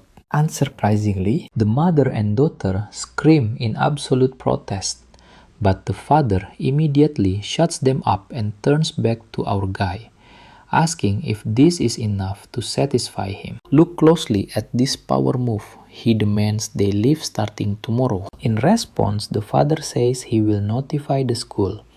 And as this wraps up, Wei-shin starts crying, tears spilling out completely against her will. Just as our main character is about to leave, the father stops him, reminding him that since he agreed to the terms, he expects our guy to delete every single video he found. Our guy shoots the old man a terrifying cold look, and the father immediately realizes that this killer gas could never belong to a normal high school kid. Jin makes it clear he is no fool, turning around and slamming the office door shut behind him with a deafening bang. Once outside, he finally heads straight home. His grandfather rushes to open the door, asking if he is okay, while Dion can be seen crying in the background. Jin is surprised to see them so incredibly worried, but he smiles and reassures them that everything went smoothly. As they head inside, the old man points out that the people they ran into seem incredibly dangerous. Jin replies that they just had a quick chat. His sister then mentions that those people felt completely off, and she and grandfather were terrified. Jin quickly tells her not to worry about anything except getting better. Jin then hints to his sister that she will never have to face those stairs again because he already took care of it. I know what you are thinking. She has no clue yet, but she is about to find out. The next morning, they head to school, separating to go to their own classrooms. Once they get inside, as Dion walks into her classroom, she tries to avoid eye contact with Hein, but she freezes when she overhears students whispering that Hein is leaving the school. The entire class is gossiping about what happened, and one girl explains that Hein and her brother are transferring abroad. This news hits Dion like a total bolt from the blue. Her absolute worst nightmare is finally leaving. The words Jin said about taking care of the stairs she fell down start echoing in her mind. She suddenly realizes that he must have known about Haejin transferring away this entire time. Deon sprints out of the classroom to find him. When she calls his name, he turns around, but as she tries to speak, she completely chokes up and stays silent. Jin simply smiles and says, "See you later," leaving Deon on the very verge of tears. She managed to whisper back, "See you later," before completely breaking down, entirely overwhelmed by her emotions. A little later, we find ourselves in an apartment where a blonde girl asks her friends if it is true that Haejin is going abroad. One of the girls confirms it, admitting she was completely shocked when she first heard the news. But she has no clue why they are leaving so suddenly, since Jin never mentioned moving away. The blonde girl then turns to the quiet girl, who is sitting there in silence, looking far too lost in her own thoughts to answer. One of the girls snaps her out of her daydream, asking if she has any thoughts on this, shaking the shy girl to her core. And as we wrap up, the blonde girl asks her directly if Jin is really going abroad. They assume that since they are classmates, Chicken Shake might actually know more about it. Nervously, the girl confirms the rumor is true, since the teacher announced it earlier. The blonde girl then asks if she tried contacting Haejin directly. Chicken Shake admits she tried calling, but he did not answer the phone. Hearing this, the girls start believing the rumors. Meanwhile, Chicken Shake anxiously bites her nails, while constantly checking her phone for any updates. The last text she got from Jin said her mother would handle our boy, and Chicken Shake has been losing her mind ever since, wondering if Jin's sudden decision to leave has something to do with him. Right at that moment, Jin storms into the room, looking absolutely furious. The girls are shocked to see her, but Jin just collapses onto the couch, complaining about how hard it was to sneak out of her house. The girls immediately ask Hin if she is really moving abroad. Frustrated, Hin grabs her head, explaining it just happened, but promises she will return after one semester. Watch closely as we go back, where her father ordered her to study abroad for a term, promising to fix everything before she returns, because he cannot let those videos leak either. She keeps that detail to herself,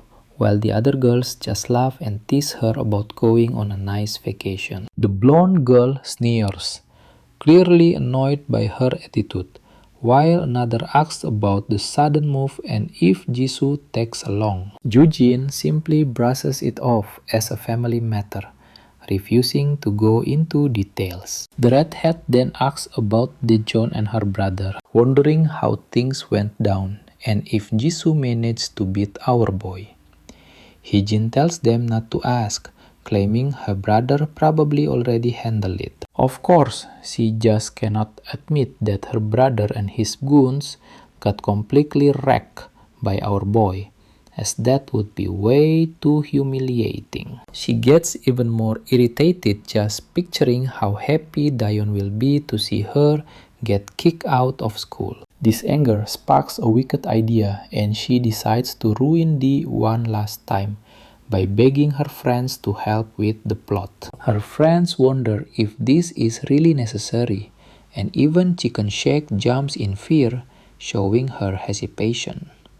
But Hee-jin insists, pointing out how arrogant Dion will become with nobody left to bully her. She wants to deal with Daeon before leaving Korea, making absolutely sure she gets her revenge. Chicken Shake grows increasingly terrified as Hee-jin keeps explaining the details of her twisted plan. Hin gets arrogant, bragging that Dion's grandfather is just some security guard and planning to have her own mother fire him. She truly believes this will teach Dion never to mess with the Kim family again. Honestly, you and I both know this is completely messed up, and watching her target an innocent girl is sickening. But before this despicable girl can carry out her twisted thoughts, her face turns completely pale when she spots a figure standing right before her, wearing a dark hoodie and a mask. It does not take her long to realize this must be Jin. But then, Jin makes a classic Uno card move,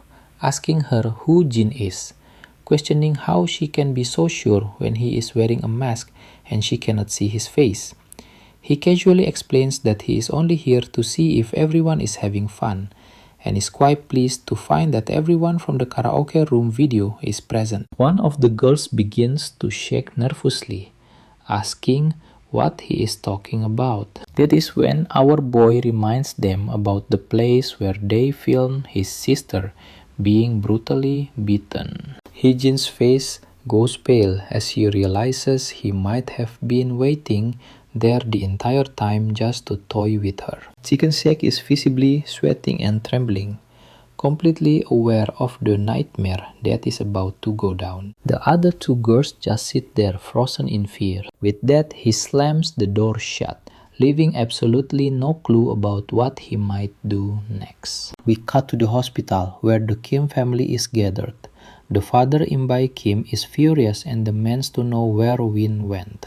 Her brother explains she went out to say goodbye to her friends. Imbai's rage grows as he asks why she left when she was supposed to wait until they fixed everything. Right then, a henchman bursts into the room, quickly turns on the television and tells his boss that he needs to see this immediately. On the screen, it is clear that our boy has already leaked the videos of Hin's actions, making them go viral. And trust me, you and I are about to watch their entire world crash down. Let's watch the entire Kim family freeze in silence as the news breaks. The reporter keeps dropping massive bombshells, revealing dozens of brutal videos are circulating, with many more attacks likely unrecorded. Activists and politicians are already pushing a special bill to drag these criminals to justice. Yu starts losing his cool as the anchor reveals the nation is absolutely shocked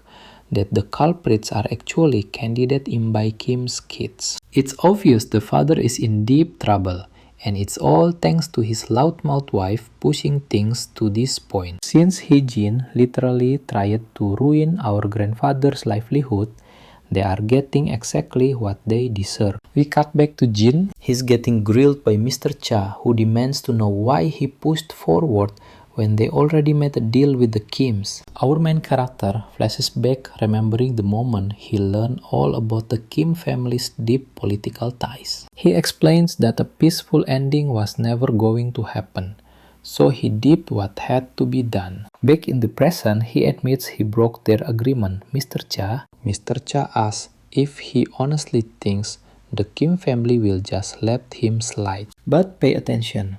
Here he confidently replies that they have way bigger things to worry about right now. The reporter drops another massive bombshell, exposing hard evidence of In by Kim's money laundering, bribery, and election fraud. The evidence is so incredibly damning that even his own political allies are demanding an investigation, desperately cutting ties to save their own skins. The second Mr. Kim hears this, he collapses onto the bed like a broken doll.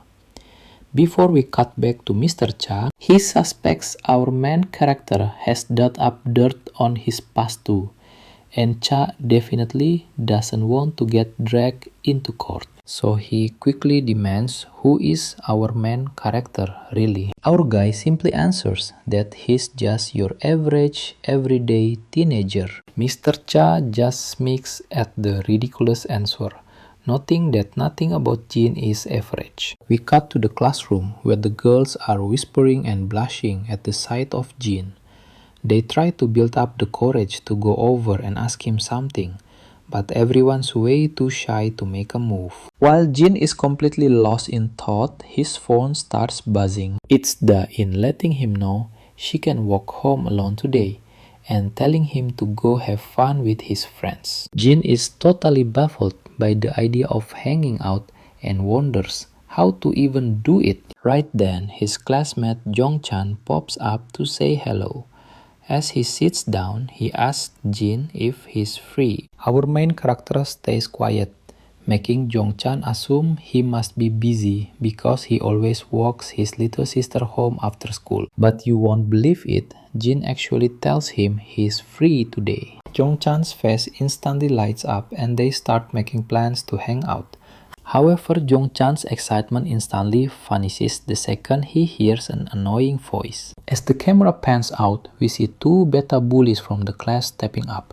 They both brag about hearing the rumors claiming Jin is the sole reason Gizu Kim is moving abroad. Jong-chan is completely stunned by this, and the other classmates chilling nearby are just as shocked. The bullies explain that while Guizu and his sister were fully prepared to flee the country, they are totally stuck now because their family is ruined following that massive data leak. Our main character steps in to set the record straight, telling the bullies they have it wrong. But Jae cuts in, saying there is no need to be humble because everyone knows he absolutely wrecked Gizu and his gang at their hideout. Hook-jin backs him up, explaining how Jin took them all down solo, and now Guizu is too. Embarrassed to even show his face at school, dying to know how badly Jin must have thrashed him to make him run. Jong-chan is finally fully convinced that Jin is a master fighter, and his past victory was not just luck. Hook-jin walks over declaring that since they don't have to deal with that jerk anymore, it is party time. He invites our main character to come celebrate with them after school today, and Hoon agrees, pointing out they've been classmates for days without actually hanging out, suggesting they show our guy around the neighborhood. But our main character instantly shoots them down, saying he already has plans. The guys demand to know his plans, and honestly, so do we. Let's dive in, as Ijin smiles politely, saying he plans to just hang out with Jong-chan. Right then, Jaehyung approaches with a creepy smirk, leaning over Jong-chan and announcing that he is tagging along. Hyuk-jin also towers over the terrified kid, making it clear that he wants in on the plan too. After forcing poor Jong-chan to agree, the bullies walk away, saying they will see them later. Ijin immediately asks his friend if he really wants to let these bullies join, but the terrified kid just stammers a pale-faced yes. Finally, the teacher enters the classroom, bringing in two brand new transfer students. One is just an ordinary-looking guy, but the real showstopper is a stunning beauty with gorgeous dark hair. Jong-chan's eyes light up the second he sees her, prompting Ijin to ask if he knows who they are. Jong-chan explained that literally everyone knows her. She is Yuna Shin, and her grandfather owns SW Group, the biggest conglomerate in all of Korea. The guy next to her is Sukju Ko, Rumor has it they grew up together and he acts as her close associate and personal bodyguard. The teacher says that since everyone already knows who they are, she won't waste time on formal introductions. She explained that they have been studying in America for the past 2 years and will be joining this class starting today. The school's minor bullies do not look happy at all to see these two newcomers in their class. With Ijin alone, their chances of holding the school were already slim to none. But now, with these two powerhouse transfers around, they are not even sure if they can think about picking on anyone. Meanwhile, Jongchan was wondering about those two extra desks in the room, but now it is totally obvious who they are for. He can't help but think that Yuna looks even more stunning than he remembered. Every student in class is absolutely staring. As Subju walks in behind the young lady, he cannot help but notice Ijin and their eyes lock for a split second. Yuna cannot resist glancing at him as she walks by. Once the newcomer sits down, Sukju tells Yuna that Ijin was not mentioned in the evaluation report they received last week, making him want to double-check his background. Let's pause here. Yuna looks back at Ijin again and we can clearly see she's super curious about him. Our main character notices Yuna staring and when he glances back, he catches her flashing a soft smile. However, he just looks away coldly, which clearly annoys her, since she did not get a smile back in return. Meanwhile, Jongchan keeps talking, asking Ijin if there is any specific spot he would like to visit. Ijin says he is fine with anywhere, so Jongchan happily suggests heading over to the local PC Bank. Well, the word internet cafe triggers a memory for Ijin, as his friend explains that it is nearby and they just upgraded all their computers. This triggers a sudden flashback to his past, where we hear an officer authoritatively telling a squad of soldiers that they are starting today's session of their practical life skills program. The officer explained that there is one crucial thing every Korean teenager must know about the internet cafe. For a trained mercenary like Ijin, this is his very first time hearing about such a place. The superior officer explains that these cafes rent out personal computers for a small fee, welcoming both students and adults alike. Naturally curious, Ijin asks his commander what people actually do inside. The officer explained that while some browse the web or watch adult videos, the vast majority are there just to play video games. For the average high schooler, over 90% of their time is spent playing some sort of computer game. He then introduces some of the most popular titles, starting with League of Legends, followed closely by Battle Royale. Now here's the cool part.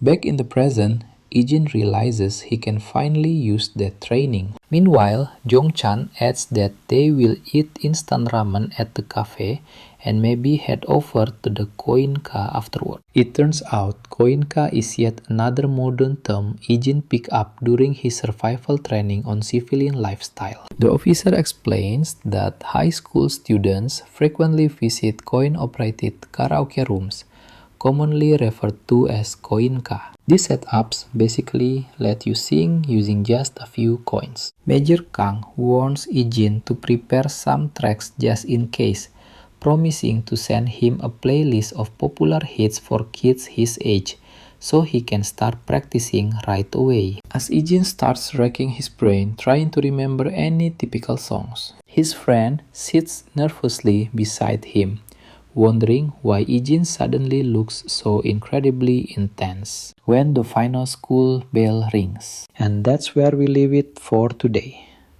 As school ends, we see the stunning Yuna with her bodyguard again, discussing our mysterious main character and discovering he just transferred here a few days ago. He is 18 years old and turns out to be Daon's older brother. Alright, you and I are jumping in, as Jonah discovers Daon has a brother, shocking her since she thought grandfather was her only family. Alright, you and I are jumping straight into this. Seiyuko agrees, explaining Dion has lived with his grandpa since his family died in a plane crash. Jonah immediately asks how is it possible he still has a brother. Seiyuko admits it sounds crazy, but apparently his dead brother came back to life right before they transferred to this school. She suggests they need to dig a little deeper into our boy's mysterious past. Meanwhile, night has fallen, and we find our main character walking all alone. His phone keeps buzzing with spam from his friends, showing how much fun they had at the arcade. We cut back to the arcade where Hyuk-jin, Jong-hoon, and Yong-chan are hanging out. Everyone completely blown away by how Yong-chan just carried them. Dong-hyun even asked about his rank, assuming he must be diamond or master level. Their jaws hit the floor when Yong-chan slyly reveals he is actually in challenger tier. From that exact second, their entire attitude towards Yong-chan completely flips. In the present moment, even our main character finds this sudden shift bizarre, as they keep chatting excitedly about Yong-chan's legendary rank. Staring at his phone, his sister suddenly appears, and he asks what she is doing out so late. She explains they ran out of trash bags at home, so she went out to buy some along with snacks. Our boy immediately offers to carry the bags, but his sister sweetly insists that she has got it covered. Watch closely here. She asks if he was hanging out with friends, and he says yes. A warm wave of relief washes over her. Happy he made friends instead of being shunned over that fight.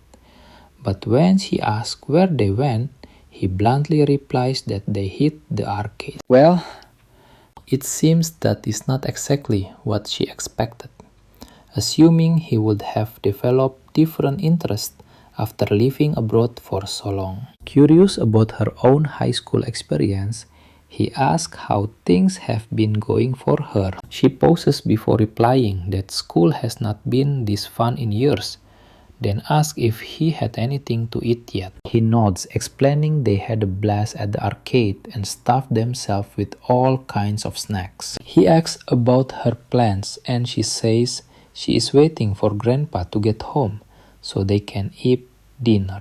Our boy asks if he can join, which totally confuses her since she thought he already ate. He awkwardly admits he is still hungry, and let's be real, we both know he just wants to spend time with family. When they get home, the table is packed with delicious food, and they have an amazing time eating together. It is pretty weird since Grandpa only works in security, yet they feast like kings every single day. How they pull this off is a complete mystery. As they eat, his mind drifts back to his brutal mercenary days, but he quickly shakes off the nostalgia with a warm smile. Right then, his phone rings.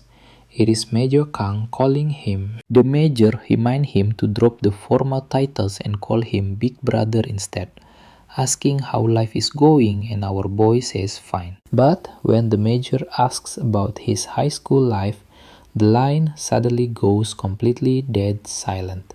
Sensing the tension, the Major anxiously asks if our boy has already killed someone. Jin quickly denies it, but admits he ran into a minor issue that got handled immediately. His superior lets out a massive sigh of relief, and Jin reassures him that everything is perfectly fine now. A relieved Kang reminds him they always have his back, and Jin promises he will never forget that. The next day, at school, the class is in session, but Jin is nowhere to be found, leaving Yong-chan looking incredibly awkward between the bullies. Jong-hoon stops asking weird questions, wondering who would win in a fight between Jin and Seiyuko.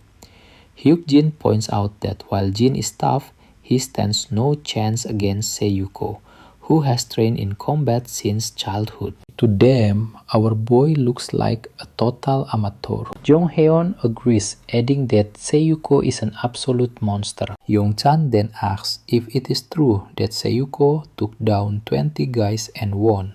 The blonde bully quickly corrects him, saying it was actually 30 guys leaving Yong-chan. So stunned, he literally forgets to breathe. The brunette explains that when some street punks were harassing Jonah, Seiyuko single-handedly wiped them all out. It started with 10 guys, but they kept coming.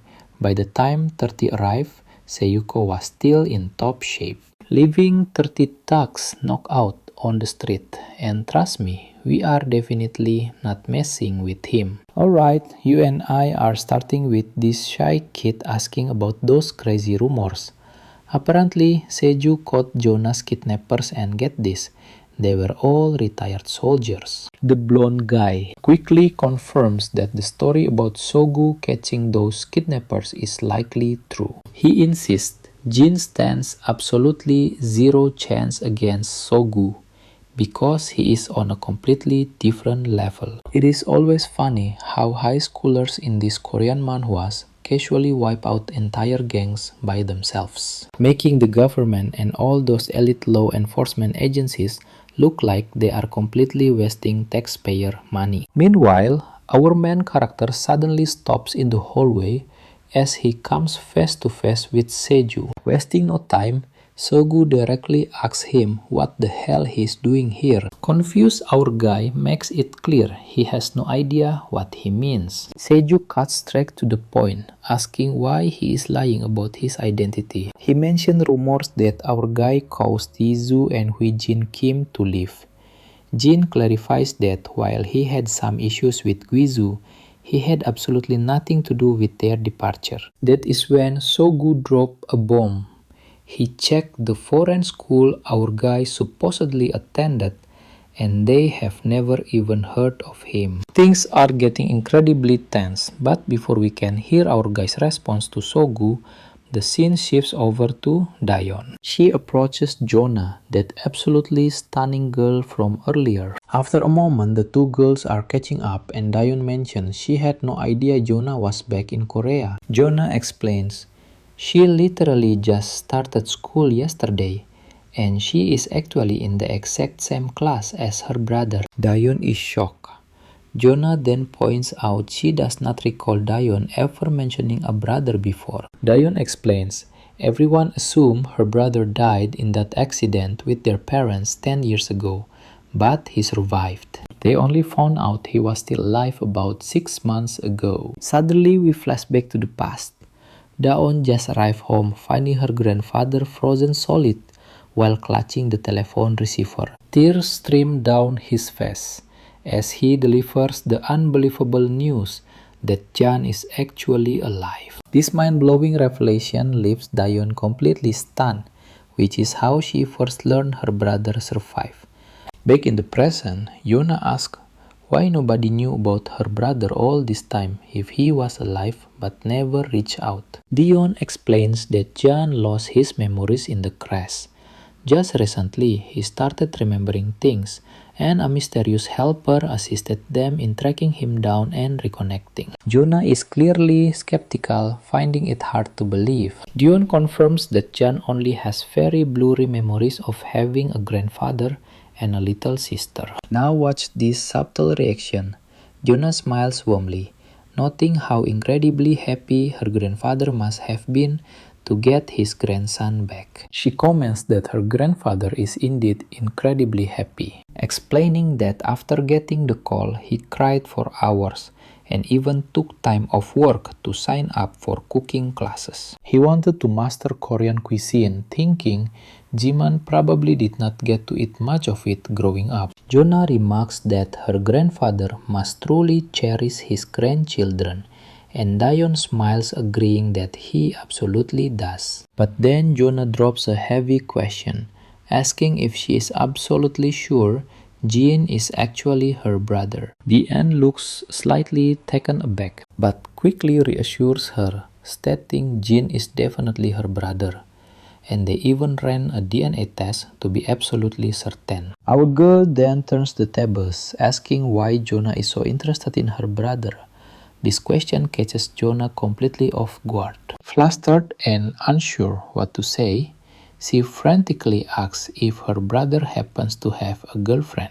We flash back to our guy, who demands to know what on earth Seo Okahu is talking about. Okashu repeats his interrogation, asking, "What is so special about this school that our guy had to forge his records just to enroll?" Shin fires back, asking if he is seriously being accused of using forged papers. Yu confirms it, declaring they must be fake because his investigation shows Jin never lived in that city and his alleged school has zero records of him. Our guy calmly asks for proof, reminding Soyu that if he is claiming these records are fake, there must be solid evidence to back up that claim. Seiyu finds himself momentarily speechless, unsure how to counter. He uncovered the secret by digging and contacting people at the foreign school, but he has no hard proof. He is utterly amazed at how Jan keeps his cool, leaving you and I wondering how this standoff will end. So you and I are jumping right back in as Jin demands answers from So-oku. The dark-haired guy fires back, saying he can't just ignore a shady kid who might threaten his young mistress. A heavy silence drops between them for a second. But then, our main character finally says he just came home. Seo is totally thrown off by that fake answer. So Jin clarifies that he came back from overseas just to be with his family. And with that, our guy walks away. Seo watches him go, fully convinced his records are fake. He knows it won't be long before he exposes the guy's real identity. When class starts, Jun is completely glued to video games, while the blonde guy lazily scrolls through his phone. Jin immediately notices that both Seo-oku and Yona are missing from class. He's genuinely curious how these brand new transfer students gather so much dirt on him in less than 24 hours. As the bell rings, the low-tier bullies invite Yong-chan to go play games and rank up. They invite Jin too, but he turns them down because it's his grandfather's birthday today. The bullies decide to head out on their own and Yong-chan tags along with them. Meanwhile, we go back to the beautiful dark-haired girl as Seo-oku reports on the situation. He's totally convinced Jin's files are forged, even questioning the real DNA test results that came back. Seo also mentions that his deep digging uncovered some really dark stuff about his sister Daon. Apparently, she's been brutally bullied by Jisoo and her gang for the last 2 years. When Yuna asks how bad it was, Seo says it makes you wonder how she survived all those years of abuse. He explains that while the abuse videos weren't uploaded online, the actual physical violence she faced was incredibly brutal. Yona is genuinely shocked, muttering about how absolutely toxic kids can be these days.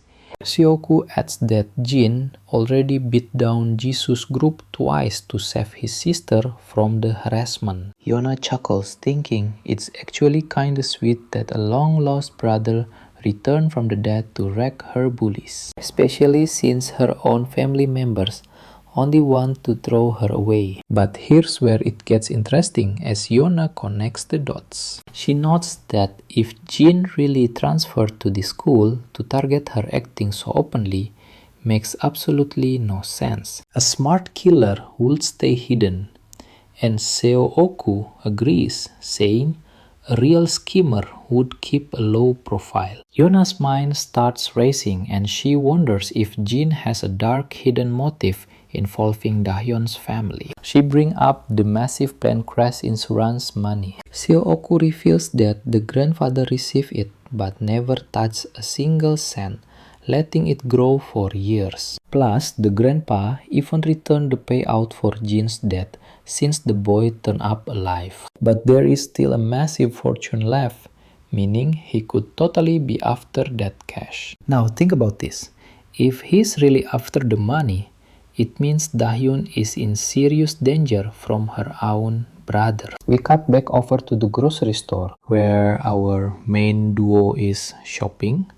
And as usual, Jin is turning every single girl's head around them while picking out items. Dahyun takes a deep breath and confesses she's scared to ask, but she desperately wants to know what his life was like after the crash. Our guy goes quiet for a second, making her panic and apologize, saying he doesn't have to answer.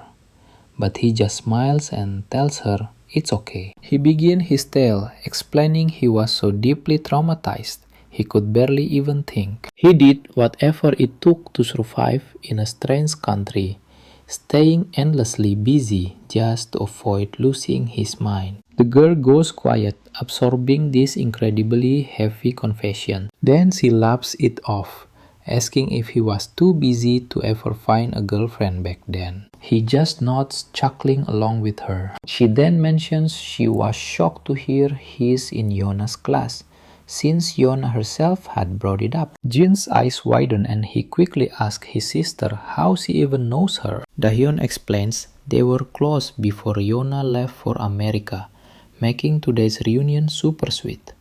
And that's where we leave things for now. Alright, stick with me.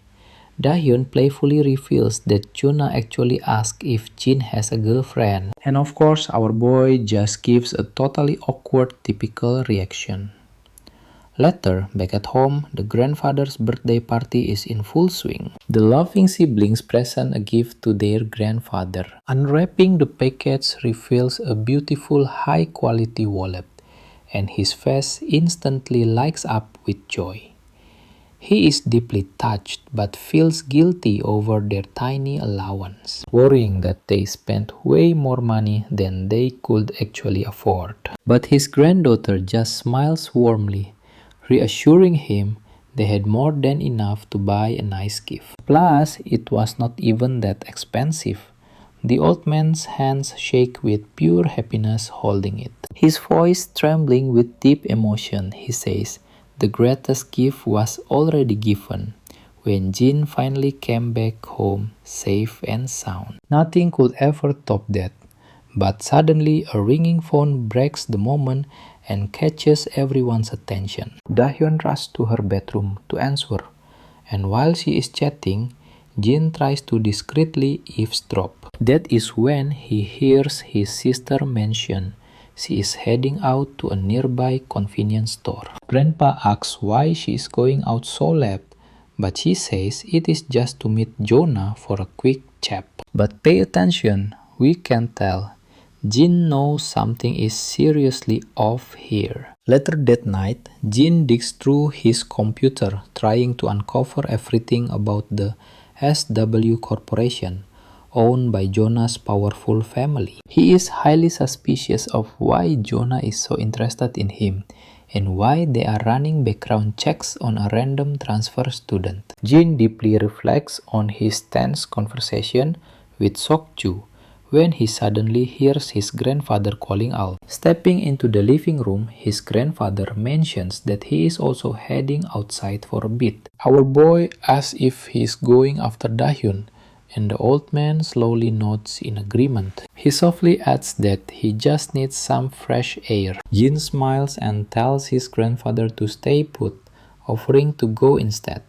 But the stubborn old man insists on going alone. Jin gently reminds him of his early morning shift, and our boy ultimately decides to head out on his own. Later, we see the two girls sitting together casually chatting about their school life. Juna shares her exciting experiences of studying abroad and suggests Dahyun do the same, but Dahyun admits she has never considered it. When Juna asks why, Dahyun explained it costs a fortune and takes several years, meaning she would have to leave her beloved grandfather alone for way too long. Jonah finds this response a bit strange, so Dahyun elaborates, explaining she completely refused to leave him alone, especially since his health has been in pretty bad shape lately. Still, she is incredibly grateful her brother is always around, as his presence truly helps ease her mind. Now watch closely. Jonah is really struggling to bring up the actual reason she came. Since Dahyun trusts her so deeply, she has no idea how to drop this truth bomb without causing chaos. We flash back slightly to Sokju, telling Jonah that a contact from the foreign school confirmed Dahyun's brother never actually studied there. They even checked his photo and verified he was never a student there. On top of that, the current resident at his fake address gave solid proof he never lived there. With Sokju hunting down other leads, Jonah decides she must meet with Dahyun to discuss what they uncovered. But Sokju quickly warns her that even with proof of forged records, they still cannot actually prove he isn't Dahyun's real brother. Jonah is deeply worried because his entire 10-year missing record is forged, and his living with her is a major danger that cannot be ignored. He believes Dahyun deserves the absolute truth, wanting to at least inform her of what they have found so far. Back in the present, Jonah is struggling to bring up the heavy topic, even though it is the main reason she visited.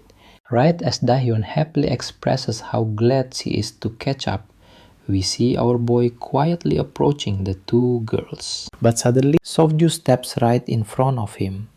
Jin tries to push past, but the blocker firmly tells him to stay put. Sokju is absolutely convinced Jin is only here because he is terrified they will share everything with Dahyun. So he quickly blocks our boy's path, claiming the girls are just catching up and demands he give them some private space. Out of nowhere, a high-speed Volkswagen comes hurtling straight toward them. Before anyone can react, the car plows right into them.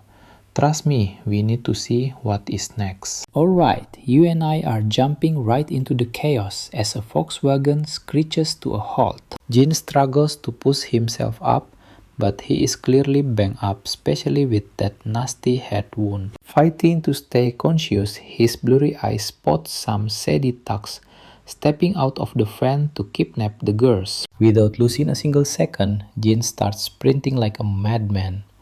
But his desperate efforts are completely useless. The kidnappers already threw them inside and sped off, leaving him stranded on the pavement with absolutely no way to catch up. They lock eyes and, in a flash of pure rage, grab each other by the collar. But after exchanging some heated words, they realize neither of them is behind this, so they finally let go. The dark-haired guy whips out his phone to call SW Corporation Security, urgently reporting that Jonah has just been taken. He orders them to track the vehicle using city security feeds. Meanwhile, Jin starts walking away, and the dark-haired guy demands to know where he is going and if he is truly innocent. Jin snaps that he has no time to argue. Seju claims SW Corporation Security is already on it and will locate them shortly. Until then, but trust me, our main character is not waiting around. He makes it clear he is finding his sister, and if Seju wants to tag along, he is welcome to. Seju starts to get the feeling that Jin is not involved after all. But then, our boy suddenly stops and humorously asks if he brought a car with him. The scene shifts right into the bustling heart of the city's neon-lit entertainment district. Inside a dimly lit bar, Mr. Cha sits back, puffing on a cigarette and enjoying a peaceful moment. Suddenly, his right-hand man reports that a visitor has arrived, and when Cha turns around, he is shocked to see Jin standing right there. We then cut over to Shaw Corporation, where an elegant, wealthy-looking woman is sitting gracefully in her office. And she is definitely Jonah's sister, looking absolutely stunning with that long flowing black hair of hers. Suddenly, an assistant bursts into the room, clearly irritating the lady as she coldly demands to know why he did not bother knocking before barging into her private space. The panicked assistant quickly reports that Jonah has been kidnapped. The news catches her off guard, but surprisingly, she does not seem worried at all. In fact, a sly smile creeps onto her face as she muses that the rumors must be true. I have no idea what she is plotting, but let us see what happens next.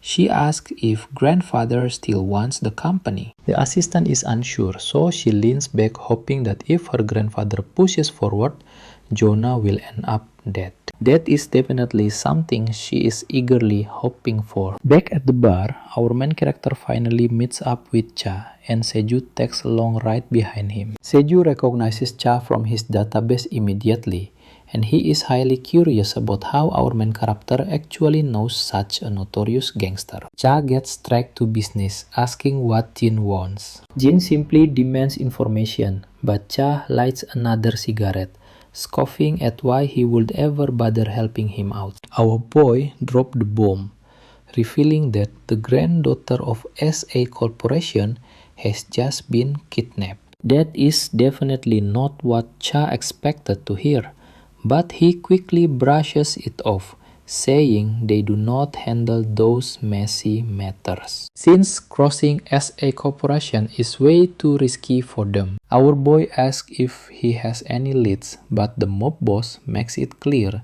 he has zero reasons to share anything, especially since our main character already put him in a tough spot.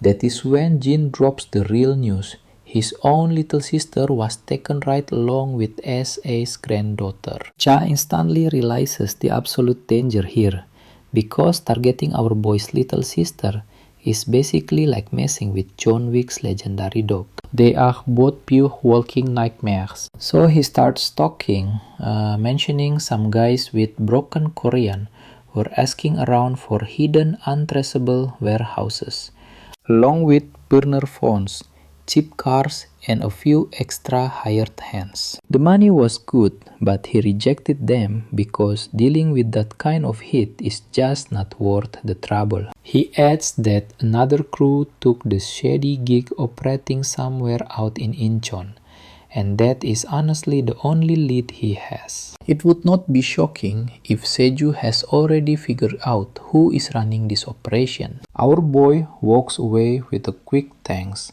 but the boss tosses his phone over, telling him to save his number.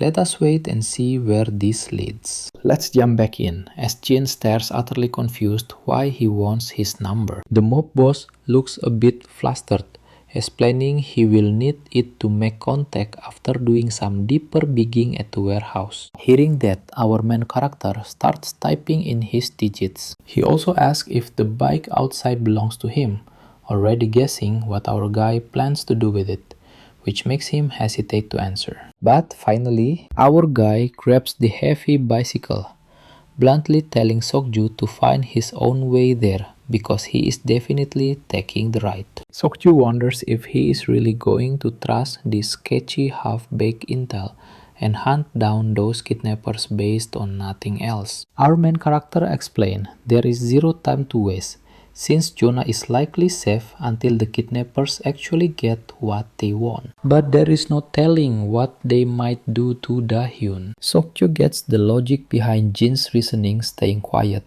while realizing this guy is an incredibly sharp and fast thinker. Sokju then mentions he already sent the info to his security team and will follow in his car, but Jin coldly replies that he can do whatever he wants. With that, he straps on his helmet, kicks into high gear, and blasts down the streets at full speed. The scene shifts over to the girls, where we see Dahyun waking up with a massive headache, as she slowly realizes where she is. Jonah quickly apologizes tearfully, saying it is probably her fault that Dahyun got dragged into this mess in the first place. Dahyun's memory starts piecing together recent events, and she panics as she suddenly remembers they have actually been kidnapped. Jonah sadly confirms her fears, admitting she never expected this to happen so quickly after her return to Korea. Right then, the kidnappers show up, and Jonah coldly demands to know exactly why they took them. One of the thugs barks at her to shut up and stay quiet, promising that everything will be over soon. Pay attention here, she instantly realizes these scumbags are planning to use her as leverage against her powerful grandfather. Then, one of the henchmen asks the boss what they should do with Dahyun, who was only grabbed because she was with Jonah. Naturally, the ruthless boss decides she is completely useless to them and orders his men to just get rid of her. But Jonah steps in immediately, fiercely shouting that She won't let them lay a single finger on Dahyun. The boss asks what she can even do, and Jonah threatens to bite her tongue and bleed to death, ruining their bargaining chip. The mafia boss finds it absolutely hilarious that she is willing to throw her life away for someone she barely even knows. He taunts her further, daring her to go ahead and try biting her tongue. Well, that boss should have been much more careful with his words, because Jonah doesn't hesitate at all, biting her tongue until blood pours out. You saw that too, right? The boss screams in shock as his crew watches utterly stunned by her absolute steel courage. The boss quickly gets up, admitting her bravery bought them some time, while the leg keys ask for their next orders. He tells them to dispose of Dahyun later and orders them to gag Jonah's mouth so she can't make another sound. The scene then cuts back to our guy and Sokju, who have finally arrived at the location Master Cha mentioned. Sokju points out the location seems legit since security managed to track the minivan's footage right to this exact area. As our guy starts moving forward, Sokju warns him to wait for backup, since he already sent their location to SW security. But Jin reminds him that Dahyun is running out of time, meaning they have to move incredibly fast. There is no time for arguing, so they press forward and immediately spot a pack of guards patrolling the grounds. Out of nowhere, our boy leaps onto one of the thugs, locking his neck in a chokehold to knock him out. The guard finally passes out, and our guy quietly drags him into the shadows, piling him onto the other knocked out thugs. Sokju is also helping out, and he is seriously impressed by Jin's uncanny ability to silently take down these enemies. He is so shocked that he actually asks Jin who he really is. Jin just casually replies that he is just an ordinary student from school, before the scene shifts to the SW Corporation headquarters. There, the company's big boss is receiving an urgent update from a man in black regarding the kidnappers' demands. The man explains that the kidnappers want SW Corp to cancel their most recent major business contract. If the company fails to respond within 1 hour or refuses to comply, they will execute young Miss Jonah. The old chairman asks about security, and the suited man reports that COB security will reach Jonah's location in 50 minutes. As we head back to the hideout, two guards are heard chatting away. Let's dive into this wild scene where some thugs are questioning their client's motives for this kidnapping, but their body snaps that it is none of their business and they just need to follow orders. Right then, one of the henchmen takes a heavy blow to the head and crashes straight to the ground. He turns around with a painful grimace, only to find Jin, who has already taken out the other guy. Once the thugs are dealt with, Jin asks his partner exactly how many of them are currently knocked out. Seju says the guy he left behind makes 5 total shin. He does some quick mental math and realizes they have already dropped 14 guys, meaning this enemy has some serious muscle and major resources on their side. Seju is honestly impressed that Jin managed to clear 9 guys while he only had to handle 5. Finally, Jin looks at the black-haired guy and asks, "Who is pulling the strings?" The guy lets out a heavy sigh and admits that they genuinely have no idea. Apparently, these kinds of incidents pop up from time to time, just like when they were back in America. He never expected it to happen again so soon after returning to Korea, and feels he should have been way more alert. Jin points out that the two masterminds must be with Jonah right now, so he decides to head deeper inside. Now pay attention here. Before heading in, Jin asks Soku if he is going to be okay leaving, So looking totally confused. Jin explains that he took quite a beating when that van slammed into him. The dark-haired guy just shrugs it off, telling our main character to focus on his own injured leg instead. Suddenly someone starts shouting from the shadows, demanding to know where all the lookouts are. Another jokes that maybe they all went to use the bathroom, but a third thug questions why they would go together. As they walk forward, they finally spot their unconscious guys lying there. Before the confused thugs can even process what is happening, Jin delivers a brutal knee straight to the face of one. The Shin turns to the thin mustached thug, grabs his hand and delivers a savage kick to his leg, before hitting him with a brutal head strike. With that, both thugs are out cold. Jin decides to split up, but Seju calls out to him right before they do. When our boy turns back, Sogu promises that once they get out of this mess, he owes Jin a formal apology. Back inside, the boss hears the commotion outside and commands his henchmen to go check out what is going on. We see our ladies with their faces covered in cloth to keep them from screaming, as Jin walks down and encounters the thugs. The masked guy points out that he has seen Seju in photos, so he can confirm this brat is definitely not him. He asks our boy how he got in, but Jin stays silent, instantly realizing these are the guys behind the kidnapping. You and I know how this goes. Meanwhile, the masked man tells his thugs to get rid of this brat. Right before we see Jin wipe out the thugs, the scene cuts to Seiyu, who is hiding in the warehouse looking around cautiously. There he finds both ladies tied up, and thankfully nobody else is currently guarding the area. So he assumes that everyone must be busy searching for Jin right now. He sneaks over to the girls quickly, untying the mask from Jonah's face, and she asks if their security team has finally arrived. Seju tells her they are on their way.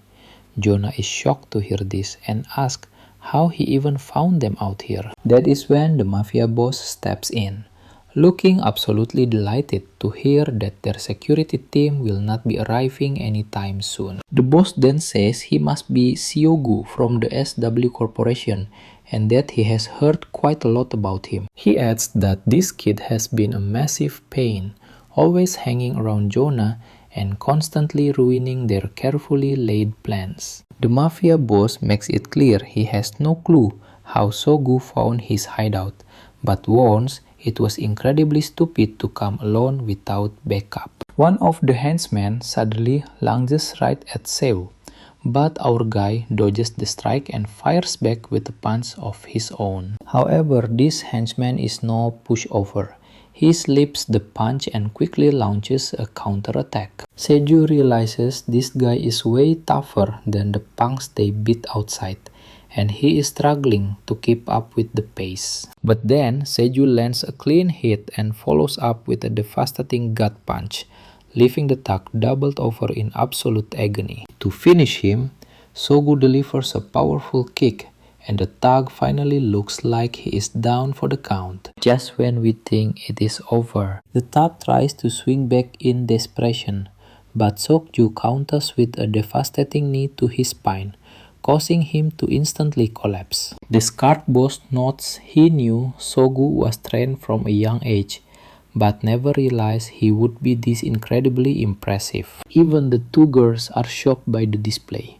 But the mafia boss is definitely not here to play fair or hold a duel. And trust me, you and I are going to hate this part, as the lackey draws a blade and leaves brutal cuts all over Seju. The boss smirks beneath his mask, mocking this brat for fighting empty-handed, which only made putting him down feel like a total walk in the park. The crazy thug looks at Seju again, with his blade swinging his weapon widely from left to right like an absolute madman. Seju did everything he could to dodge, but those deep, painful slashes still connected, leaving him struggling to even stand up. The boss drew his own knife and began playfully flipping it around thoroughly, enjoying himself while keeping his eyes locked on the girls. Seeing this, Seju realized Dayon was in deep trouble, while the poor girl was already trembling in pure terror,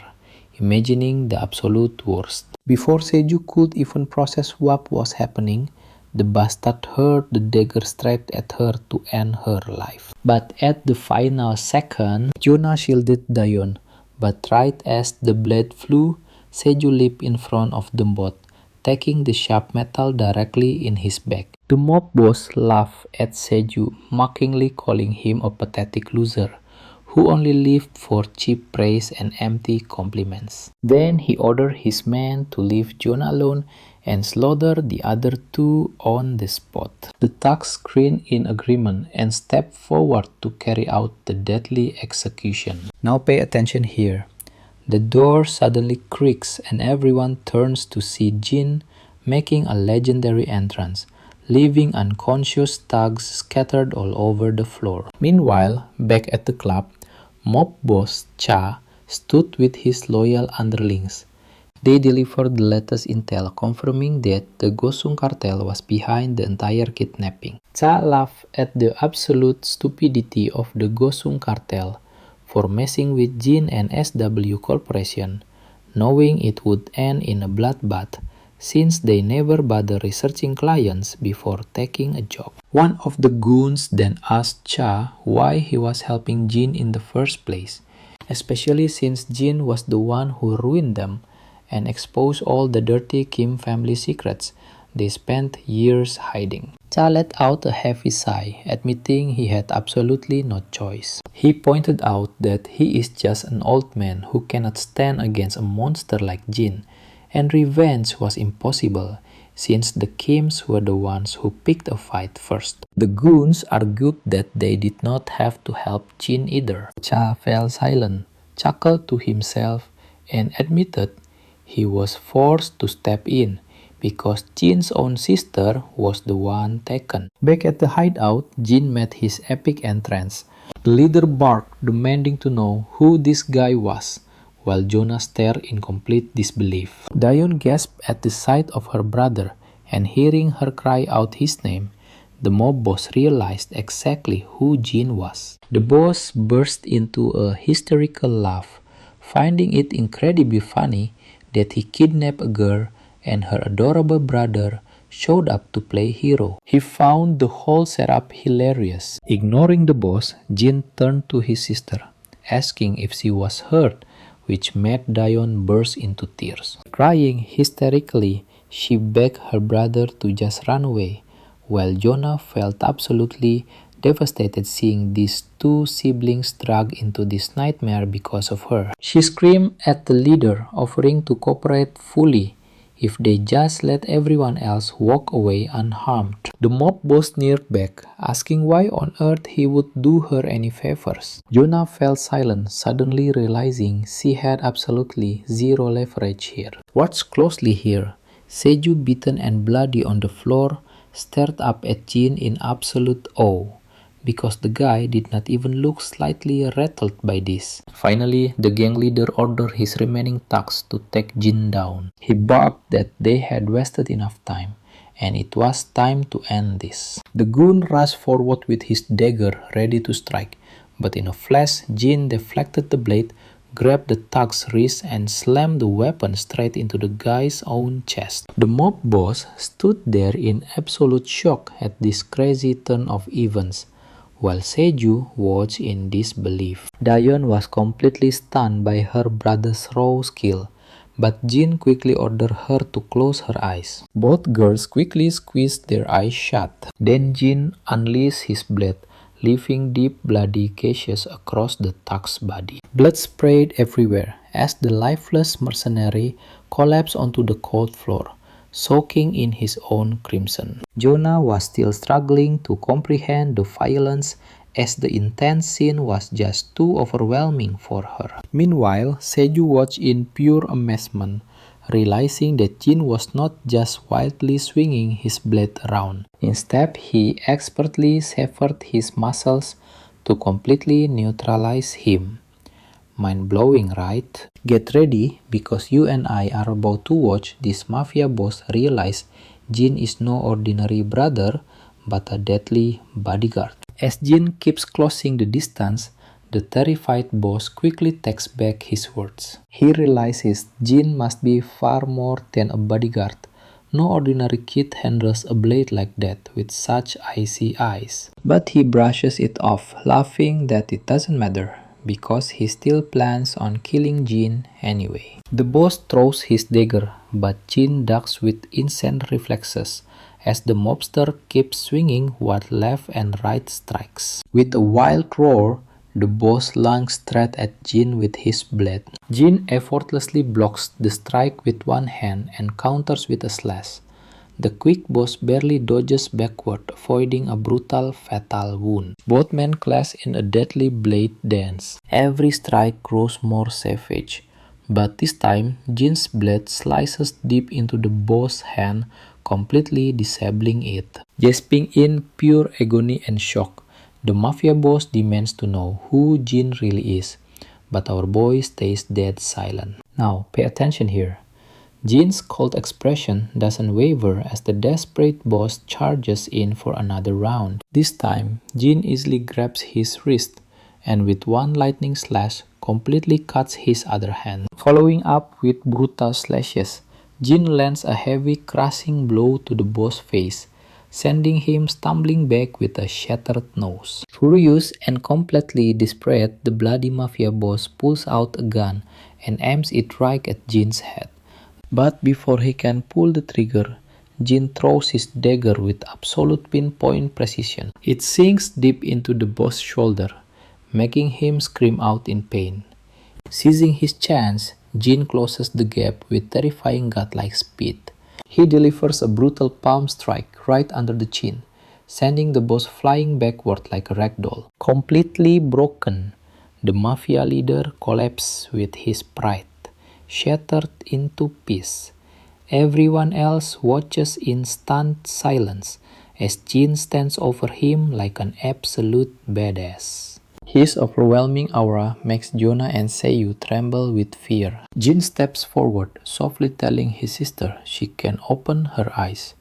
When she does, she sees him smiling warmly despite his bruised face. Without missing a single beat, he gently promises her that he is taking her home. Shocked by his bloody face, Daon touches his bruised cheeks and frantically asks if he is okay. With a reassuring smile, Jin gently tells her he is completely fine despite the injuries. His calm words break her emotional dam, and she finally starts sobbing uncontrollably. Jin does everything he can to comfort her, his own heart breaking to see her so shattered. You can feel the heavy emotion here. Jonah watches them with admiration before we cut to the Seoul SWA Medical Center the next day. Jin sits quietly in the waiting area, his stunning looks turning the heads of every passing nurse. Suddenly, his phone buzzes with a message from Jaeun asking why he skipped school today. After replying that he is running errands, he laughs at his group chat where everyone is joking about him missing their hangout. Reading their comments makes Jin smile, feeling a warm bond even though he couldn't make it. He leans back in his plastic chair, letting his gaze wander down the quiet hallway. His eyes eventually land on the clinic door right across from him, marked as the psychiatry department. Flashback to the previous night, after Jin's brutal clash with the gang, police cars and ambulances swarm the entire crime scene. As the authorities round up the criminals, paramedics immediately check on Jin's sister. Jonah walks up to Jin and urges him to take his sister to a hospital, promising that she will cover all the bills. Jin looks confused and asks why, pointing out that his sister does not have any physical wounds. Jonah explains that even though Daon seems physically okay right now, she could have deep unseen trauma. This was a terrifying situation, and Jonah insists it is vital to get her a thorough psychological checkup. She adds that she just found out Guisu and Haejin Kim were bullying Daon, and though they got punished, the emotional healing for Daon is not over. She explains that talking to a professional therapist could help the poor girl recover from this nightmare. And that's why we find ourselves waiting outside a psychiatric office today, instead of a regular emergency room. When Daon finally steps out of the room, she walks up to Jin and asks if he's been waiting long. Jin smiles, assuring her he just arrived a few minutes ago, before gently asking, "What did the doctor say?" She quickly replies, explaining that there is absolutely nothing serious to worry about. Alright, let's jump back in.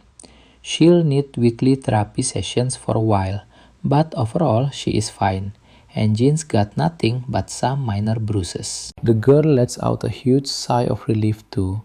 She's just so glad he is completely okay. Jin's mind flashes back to how broken she was after being bullied, a heavy reminder of everything she went through. She calls him and he smiles, asking what's wrong. She just smiles back, claiming she temporarily forgot her question, but we can tell she is holding back on what she really wants to ask. The scene cuts back to earlier with the doctor checking up on him. In the background, soldiers are whispering in total shock that the kid took out an entire gang of kidnappers all by himself. It makes zero sense to them, and honestly, Dayon is just as stunned by their words. She's dying to know how Jin fights like a beast and what his life was like before Korea, but she just can't bring herself to ask. As they walk down the hospital hallway, they run into Jonah. The second Dayon spots her, her face lights up with joy, and Jonah immediately asks how her therapy session went. Dayon says it went great and mentions she heard Jonah paid for her treatment, insisting she really didn't have to do that. Jonah shrugs it off as no big deal, reminding her friend that she was the one who dragged her into this mess. Then she offers a sincere apology, but Dayon laughs, saying she has apologized way too much already. Besides, Jonah was a victim too, but pay attention here.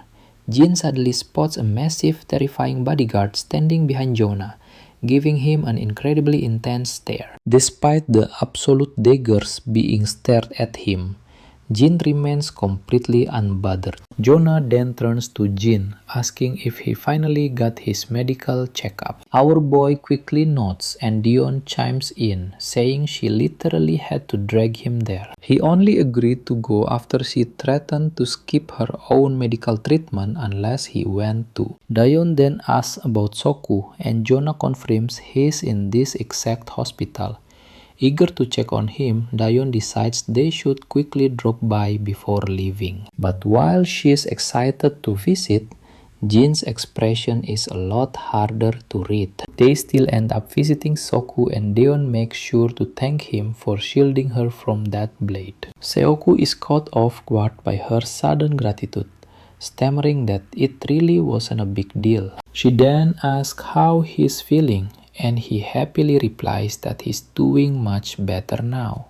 Meanwhile, Jin is not amused seeing his sister get close to Soku, standing there in awkward, moody silence. Even Jonah and her bodyguard notice Jin's tense mood.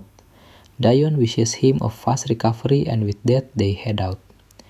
Jonah waves them goodbye as they finally make their way out through the front doors. Once they're gone, the bodyguard is deep in thought, finding it hard to believe a scrawny kid like that could destroy an entire squad of armed men. It's just unreal. Jonah chuckles, admitting she is amazed too, but you and I are probably wondering if even a professional pro like him would find this shocking. The bodyguard shrugs, explaining that it's not just about defeating a few thugs.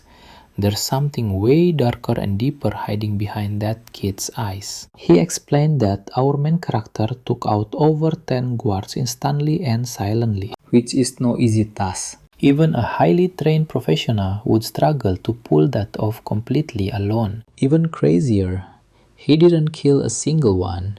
He just perfectly neutralized them for combat. And looking at the cuts on those two guys in the shipping container, his knife skills are insanely advanced, especially since those victims were hardened retired soldiers. Judging by the report and those thugs' injuries, it's obvious that Jin is an elite specialist with massive real-world combat experience. Both of them are completely stunned by this. A bit later, we catch up with Dayon and Jin. Dayon suddenly apologizes, feeling deeply embarrassed that she always seems to need his rescue. Jin tells her she has absolutely nothing to apologize for, and that he's actually the one who should thank her. Dayon is completely taken aback, but Jin continues explaining that he finally understands what having a family feels like. For the first time ever, he put someone else's safety above his own without hesitation, something he'd never experienced before arriving in Korea. We can see he is finally learning what family truly means. Then the scene shifts back to that same short black-haired woman. Let's dive right back in, because you and I both know she's devastated that Jonah was actually rescued alive. Meanwhile, the reporter details a highly suspicious rumor spreading like wildfire. He explains that while So played a major role, another student's actions during the rescue were legendary. She asks how that's even possible, and the reporter reveals even the president is now interested in him. Yep, our overpowered main character. Naturally, the woman is completely stunned, left wondering if these wild rumors could actually be true. Next, we see Jin crushing some intense pull-ups again. As he walks out memories of the brutal fighters he faced that day flood his mind. Right in the middle of his intense workout, Dayon knocks on his door, bringing him some fresh, delicious fruit. While she happily eats the fruit, Jin sits down and immediately asks his sister how she is holding up. She answers that she's already said she's fine 1,000 times. But once Jin sits down, he notices something is clearly bothering her and asks what's wrong. That's when she promises she doesn't hate him. Just because she saw him brutally beating those guys, it doesn't change how she views him at all. After all, he did it all to save her, so she won't pry into his mysterious past either. Then Dayon gets serious, admitting she could never bring herself to tell their grandfather about the terrible things happening at school. She wasn't ready to share it then, but now she feels completely relaxed and watches closely. This is a huge turning point. Suddenly her phone rings. It's Jonah calling. So she grabs her phone and heads straight to her room to continue the conversation. Later we see Jonah sitting right across from Jin, who calmly tells her to take a seat as well. Jin sits and asks why she wanted to meet. Jonah explains she wanted to apologize for putting Dayon in such extreme danger, though she apologized before she wanted to tell him in person. She explained that Sehu will also apologize in person once he recovers, and she deeply thanks Jin for saving her. Jin coldly makes it clear he only did it to rescue Dayon, not her. She just shrugs, saying that doesn't change the fact that his actions saved her. Once she finishes, Jin bluntly asks if there's anything else she has to say. Jonah admits she wanted to let him know they're stopping their investigation into his past, hoping he isn't too angry about them digging around. Sighing, she explains she simply couldn't overlook the fact that all of his personal records were completely fabricated. A kidnap attempt in America raised massive red flags, and honestly, you and I can easily see why she was paranoid. She has survived dangerous situations since she was a child. Because of who she is, even though they never uncovered the truth about his fake records, she promises to stop looking. Jin stands up to leave, stating that if she has nothing else, he'll be on his way. Jonah looks surprised, asking if he could spare a few hours, since her grandfather wants to thank him in person. Walking away, Jin replies, "There's no need for that, since saving her was never his intention in the first place." Jonah falls silent, and Jin starts walking home through the dark, sketchy back alleys late at night. As he walks, a familiar figure suddenly appears on the quiet street. Getting closer, we see it's actually one of Mr. Cha's men, bleeding heavily from a brutal gunshot wound to his stomach. It doesn't take long for our main character to realize exactly who this dying man is. Barely holding on to life, the man starts yelling at Jin, blaming him for putting their entire gang in extreme danger. He explains they were already struggling hard after Jin completely exposed the powerful Kim family. On top of that, their boss helped Jin by leaking the Gosung cartel's location, which triggered a brutal war between the cartel and their gang. Mr. Cha's territory was hit hard. His men were slaughtered, and the Gosung cartel's ruthless leader paid Dusik Cha a personal visit. When Gosung finally confronts Cha, he mocks him, asking why he doesn't just surrender before embarrassing himself in front of everyone. Cha fires back with a sharp insult, pointing out he gave most of his crew the weekend off while Gosung had to bring his entire squad of goons. Then, another guy in an overcoat steps in, telling Cha he shouldn't have caused trouble by messing with the Kim family. And as if that wasn't enough, provoking Gosung and his men, our gangster boss throws another brutal verbal jab, and this time Gosung completely loses his mind, going absolutely ballistic over Cha's words. He furiously orders his men to attack, and trust me, you and I are about to see a complete bloodbath as they swarm him. But trust me, our favorite gangster is no weakling.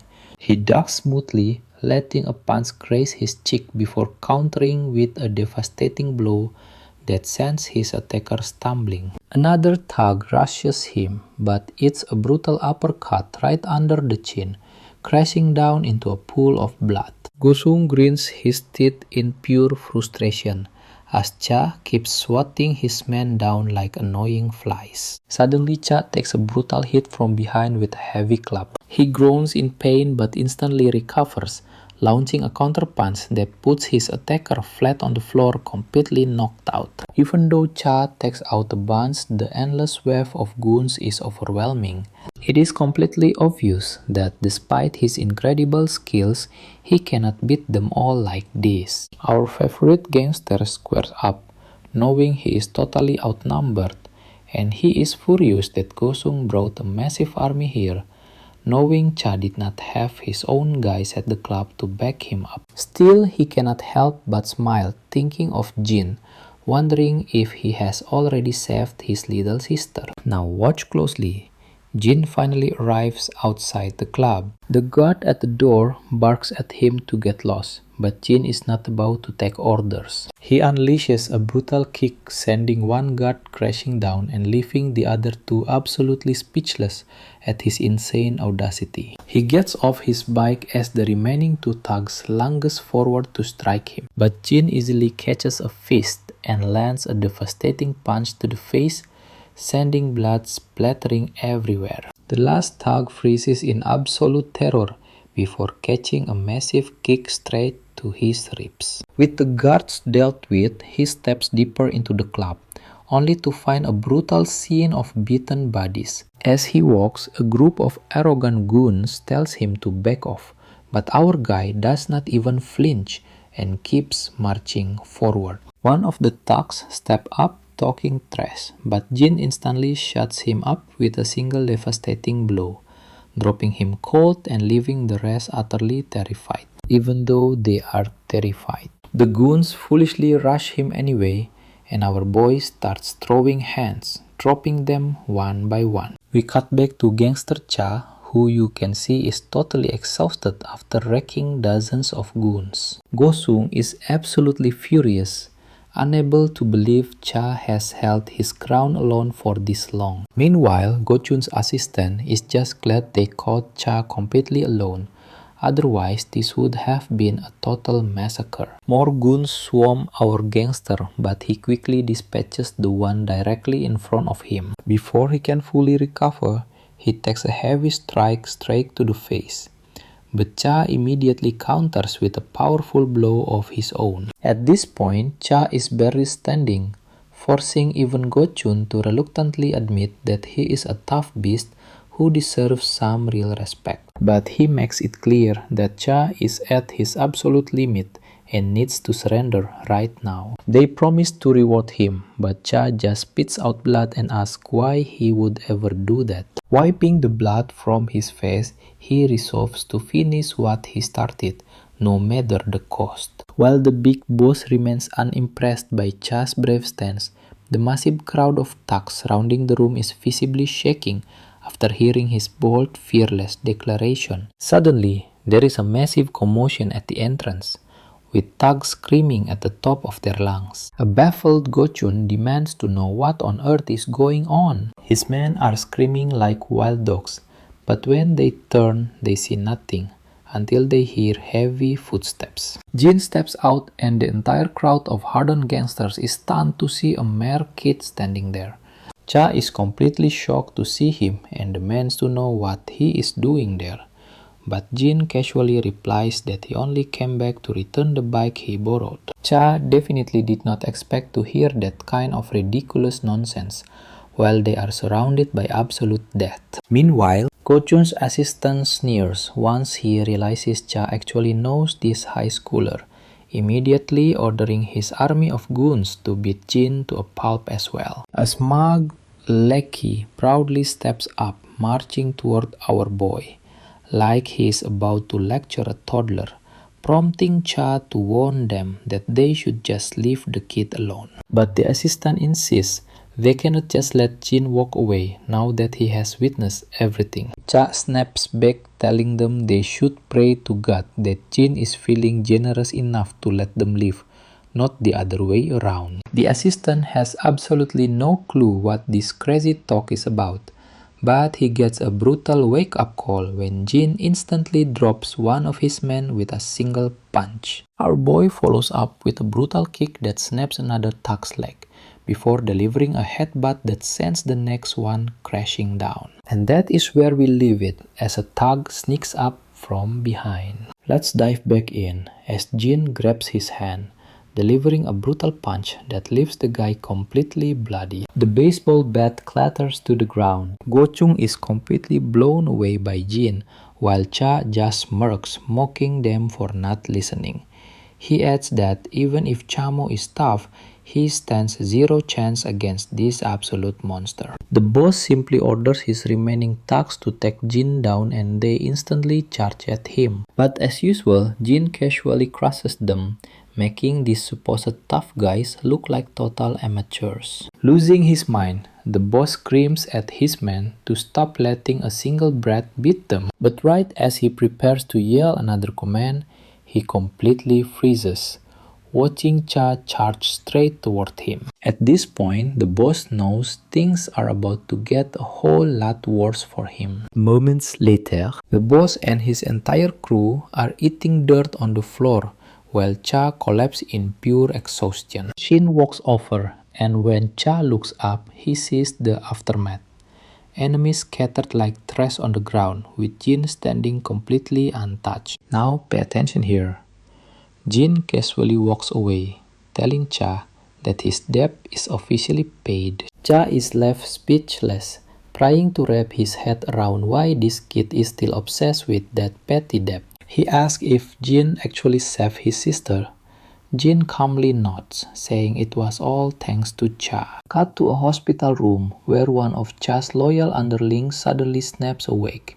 Looking around, he spots Cha covered in bandages, looking like absolute garbage. The lackey is shocked to see his boss there, but Cha tells him to drop the boss title while they are hospitalized. Confused, the junior asks how he ended up here. Cha casually admits he got wrecked and took a cab to get treated. The underling then asks what happened to Gochung and the rest of the guys. Cha just shrugged casually, claiming he took care of every single one of them. The junior calls absolute nonsense, which kinda annoys the boss. He asks why on earth he would lie about something like that. The lackey suggests it is probably because he is too embarrassed to admit Gochung kicked his butt. Cha shifts gear, asking if he ran into Jin yesterday. The junior perks up, confirming he did. He explains, getting jumped by rivals outside the club. After taking a brutal beating, he spotted Jin and yelled out to him. He says he lunged at Jin out of sheer rage, but blacked out immediately after the first hit and remembers absolutely nothing. The boss explains that Jin probably knocked him out to save his life. Now I know what you are thinking, but inside the club, Cha was completely overwhelmed by enemies. That's when Jin showed up, wiped them all out in seconds, declared the debt paid, and simply walked away. The underling finds this absolutely admirable and thinks the guy is incredibly cool. Cha agrees, admitting Jin is on another level.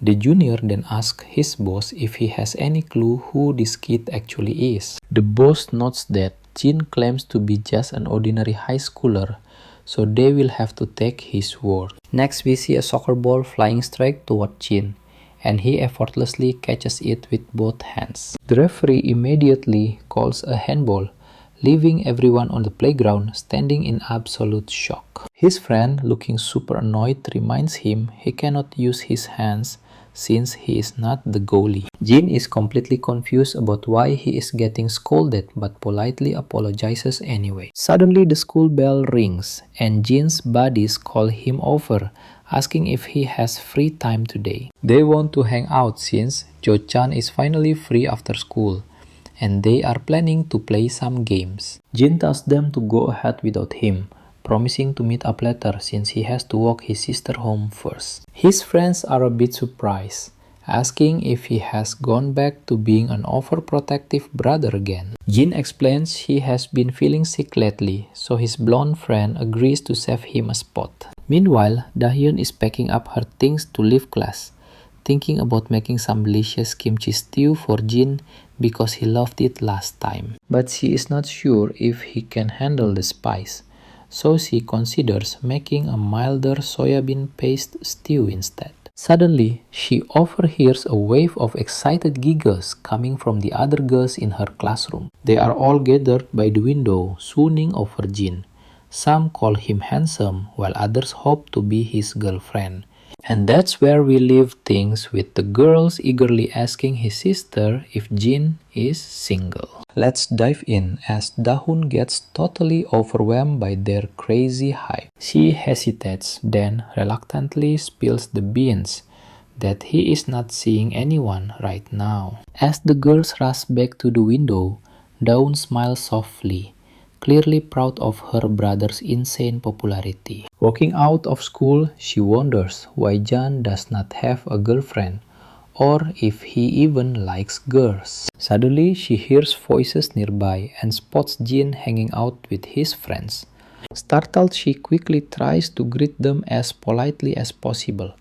One of the shy sidekicks blushes hard at her cuteness, weakly waving in response. The guys head out to the arcade, hoping Jin will meet up with them there. Once they leave, Dagyun asks if Jin is with them. He says yes, but wants to stop home first. When she asks if it's because of her, Jin explains he just forgot something, but she insists she can walk alone since it is still light out. Still, Jin insists he needs to grab his stuff. She tells him not to trouble himself, reminding him of her refusal when Jonah offered a security escort. All she really wants is to live a normal life. Jen falls silent but respects her wish, though he gently suggests they should still walk home together from time to time. Dahun pouts, saying he worries too much, but Jin admits he genuinely enjoys walking with her. In the end, she finally agrees to keep walking with him. Now watch closely. Jin suddenly freezes in his tracks when he spots that mysterious dark-haired woman. She greets him anyway, but Jin does not even bother to reply. Meanwhile, Dahun is left completely in the dark about who this woman is.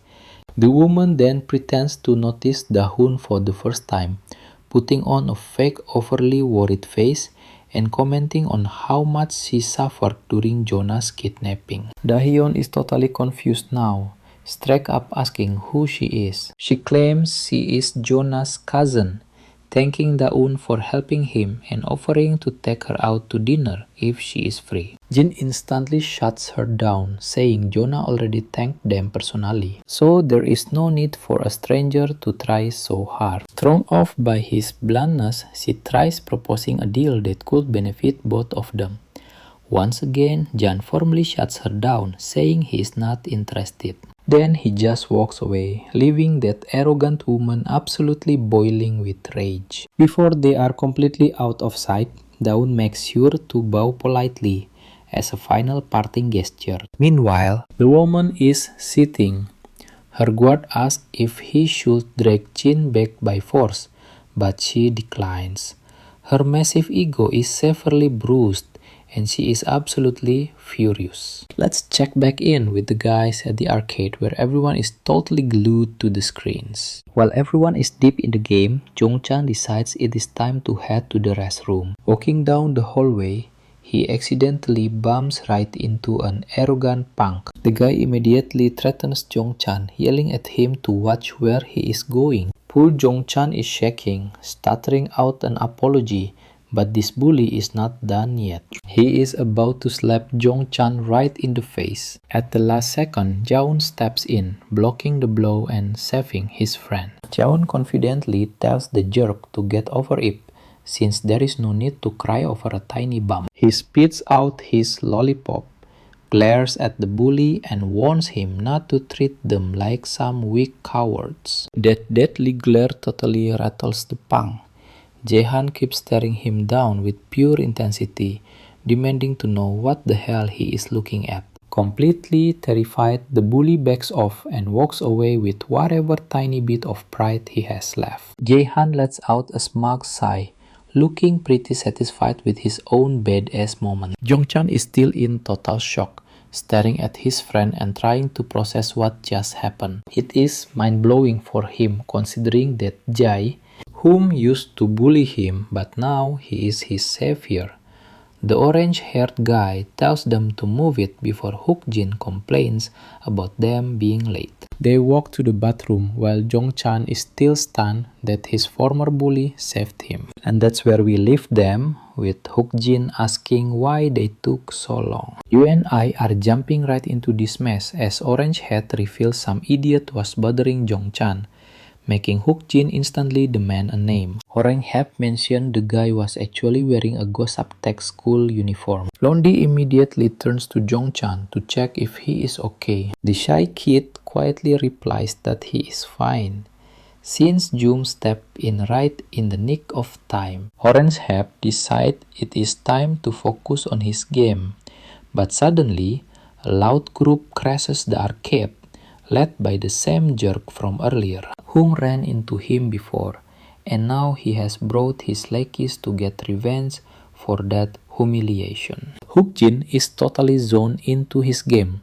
completely oblivious to the people looming over his left shoulder. When he finally looks up, a pack of thugs is surrounding him, and the leader quickly orders him to step outside. Now watch closely, because Hookjin and Jae-hong realize things are getting serious, while poor Jongchan literally shakes with terror over what comes next. Once outside, Jongchan is absolutely trembling, feeling completely consumed by guilt because he thinks this entire mess is his fault. The arrogant jerk from earlier starts bragging that Orange Head is all talk and no action, claiming it will be completely effortless to crush him and his friend. But our orange-haired guy does not back down, mocking the bully for running away scared earlier, only to crawl back now with a bunch of random henchmen. The arrogant bully hates being laughed at and loses his temper instantly, throwing a wild punch at our orange-haired friend. But Jae-hong ducks, fast delivering a devastating punch right to the bully's face to show him who is really boss. As the leader stumbles backward, Jongchan is completely panicking in the background, fully convinced that he is the sole reason they are trapped in this nightmare. That is when Jaehoon steps in, telling his terrified buddy that he has zero reasons to feel guilty because these punks are the ones who will regret this. Those words deeply touched Jongchan, and seeing his friend look so incredibly cool, saying that is honestly just too overwhelming for him. But then Hookjin ruins the moment by pointing out that is the exact line Jin used a while ago, and Jaehoon even copied the delivery. He jokes that he basically ripped Jin off, and now he needs to wash his eyes out after witnessing his friend's cringy copycat act. Orange starts blushing hard in total embarrassment, confessing that Jan looks so cool, saying those words that they just stuck in his head and he had to use them. While this trio is completely lost in their hilarious back and forth. I know what you are thinking, and yes, They are way too distracted to even notice the angry mob. But the lackeys rush them, absolutely refusing to stand around and be ignored in the middle of their own turf war. Our orange-haired hero stands his ground. The second a tap gets close, he unleashes a brutal kick to his stomach, sending him flying backward. Another punk tries to strike, but Orange responds with a devastating punch that completely flattens him. Jong-chan, who is definitely not a fighter, just panics on the sidelines, completely clueless on how to help. Meanwhile, Hook-jin enters absolute beast mode, effortlessly dropping tucks to his left and right. He turns to Jong-chan, yelling at him to fall back and just keep his head down. Orange-head agrees, shouting that while Jong-chan might be a pro gamer, he is completely out of his league here, so they will handle this. Jong-chan is left totally speechless, unable to believe they are risking their necks for him, while telling him to stay safe. The beaten thugs are now writhing and groaning on the floor after receiving a serious heavy-duty beating. But our boys are also starting to struggle, running low on stamina and heavily outnumbered by the remaining crowd. Eventually, Jun takes a solid blow directly to the gut and clearly feels the agonizing pain. He is certain it is over for him as the smug leader prepares to unleash a direct punch to his face. But right before the blow connects, Jong-chan tackles the smug bastard, clinging onto him tightly, like he just found his long-lost brother. They both crash to the ground, and though the leader tries to kick him off, Jong-chan holds on tight despite his sheer terror. This gives Orange-head the perfect opening to swing his leg, delivering a devastating lights-out kick to the leader's temple. The sheer impact leaves Jong-chan tearing up slightly at the sheer brutality, witnessing a level of violence he has never seen before. Orange-head stands tall like an absolute boss after delivering that final skull-crushing kick to the arrogant leader. He looks down at his opponent, who is totally out cold. And that is where we leave it, with Yuk-jin teasing Orange-head about how Jong-chan had to save his skin. Alright, you and I are diving back in as Orange-head gets all defensive, claiming he was just about to beat the guy up himself before turning to a tearful Jong-chan. Orange-head immediately asks if he is okay. The timid guy quickly assures him he is fine, apologizing for causing all this trouble. Cut to our main character finally arriving at the arcade only to find it completely empty, with none of his friends answering his calls. Suddenly, he hears his name being called, and turns around to see his friends, who excitedly tell him he missed all the action. The beta bullies immediately start bragging about how they just trashed some punks from Gosup Tech. Walking up the stairs, they boast to Jin that even though he might not know those Gosup Tech guys, they are tough, but still no match for them. But when they step into the arcade, they freeze, shocked to find a pile of knocked-out bodies on the floor. The beta lackeys stare in absolute disbelief, instantly asking who on earth flattened all these tough Gosup Tech guys. Our main character casually mentions that they jumped him the moment they saw his school uniform, while he was looking for them. Tease, and trust me, watch their faces as all three realize our guy took down every single thug completely on his own. After wrapping up their mindless fun at the arcade, the group heads out to grab some dinner. The beta bullies bought the same delicious food that Jong-chan always eats, but Orange-head realizes he forgot the drinks and rushes off to get them. Jong-chan offers to go along, but Orange-head insists on heading out by himself. As they dig in, Hyuk-jin proudly laughs about how easily they crushed those stupid Gosup Tech bullies. Orange-head agrees, mocking how those guys tried to act tough, but ended up getting beaten like absolute dogs. Meanwhile, our main character just stares at his tuna mayo rice bowl, completely clueless on how to actually open it. Watching Jong-hoon tear the seal and pull back the wrapper, he carefully copies him and finally takes his first bite. As he eats, our main character asks his timid friend if he is actually doing alright. Jong-chan says he is fine thanks to Jong-hoon arriving just in time to rescue him. Orange Hat then drops some advice telling Jong-chan he should never back down in a fight. Seeing Jong-chan look a bit confused, Orange Hat explains that you can never show weakness to a bully. Honestly, I think we can all agree here. Show any fear and these predators will just exploit you forever. Orange Hat shrugs, saying they will hit him anyway, but Jong-chan worries that standing up might just get him beaten worse. Orange Hat nods, but point out that if you never stand up for yourself, you become a permanent target, which is way worse than a beating. Hyuk-jin chimes in, saying he has seen this work because nobody actually wants to deal with a crazy difficult target. Thugs usually only pick on the quiet kids who stay silent and never speak up. Jong-chan falls silent, likely realizing he was targeted because he never tried to defend himself. As they talk, our main character keeps eating, but his mind drifts to his grim past, where instead of nice food, he was stuck with dry bread and mediocre curry. Back then, he had absolutely no choice but to eat it. To make matters worse, strong kids were constantly power-tripping, abusing the weak and stealing their food. One day, an arrogant bully demanded our main character hand over his food, but Jin refused to yield, fighting back and leaving a bloody violent mess. This memory makes him realize how the same cycle of the strong preying on the weak keeps repeating both in his past and his present. Suddenly, Jong-chan gathers his courage and speaks up, declaring out loud that he dislikes both of the beta bullies. The two bullies instantly choke on their food, their breath catching in shock at his words. Jong-chan pushes forward, stating he hates them for picking on vulnerable kids in class, including himself. Orange Hat looks genuinely confused, asking when they ever bullied anyone, claiming they were just joking around.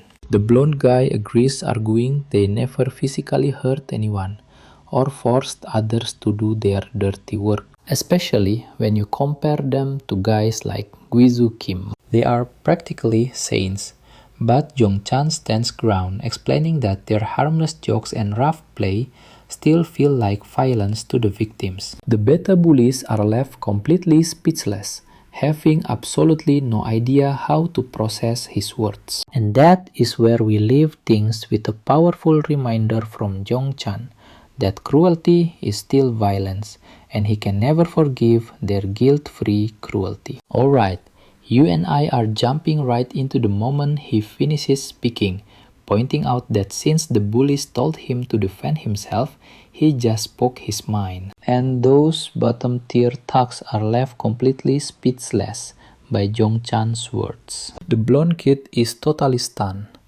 admitting that nobody has ever said anything like that to him. He never realized people saw his actions like that, honestly believing they were all just fooling around. His buddy agrees, claiming they thought it was fine, since they were never as bad as the other real bullies. Still nervous, Jong-chan admits he was actually surprised by how decent these guys seemed once he got to know them.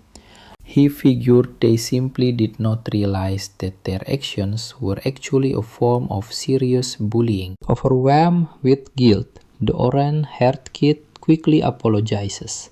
His blonde friend joins in, admitting they do not know how to fix this, but they want to start by saying sorry. Meanwhile, our main guy is still just sitting there playing with his lunch. But as he unwraps his rice ball, it slips and falls right onto the dirty floor, leaving him absolutely devastated. His friends do not even know how to react, instantly screaming when he tries to eat it off the floor. Now pay attention as we return to the massive corporation in the heart of the city. Inside we see that same cunning woman who claimed to be Jonah's cousin sitting at her desk. Suddenly Jonah bursts into the room, completely furious, screaming the woman's name while the sly lady just looks up and smiles. But before she can say much, Jonah cuts her off, demanding to know if she met Jin recently. The woman acts completely indifferent, reminding Jonah that she was the one who initially investigated Jin's background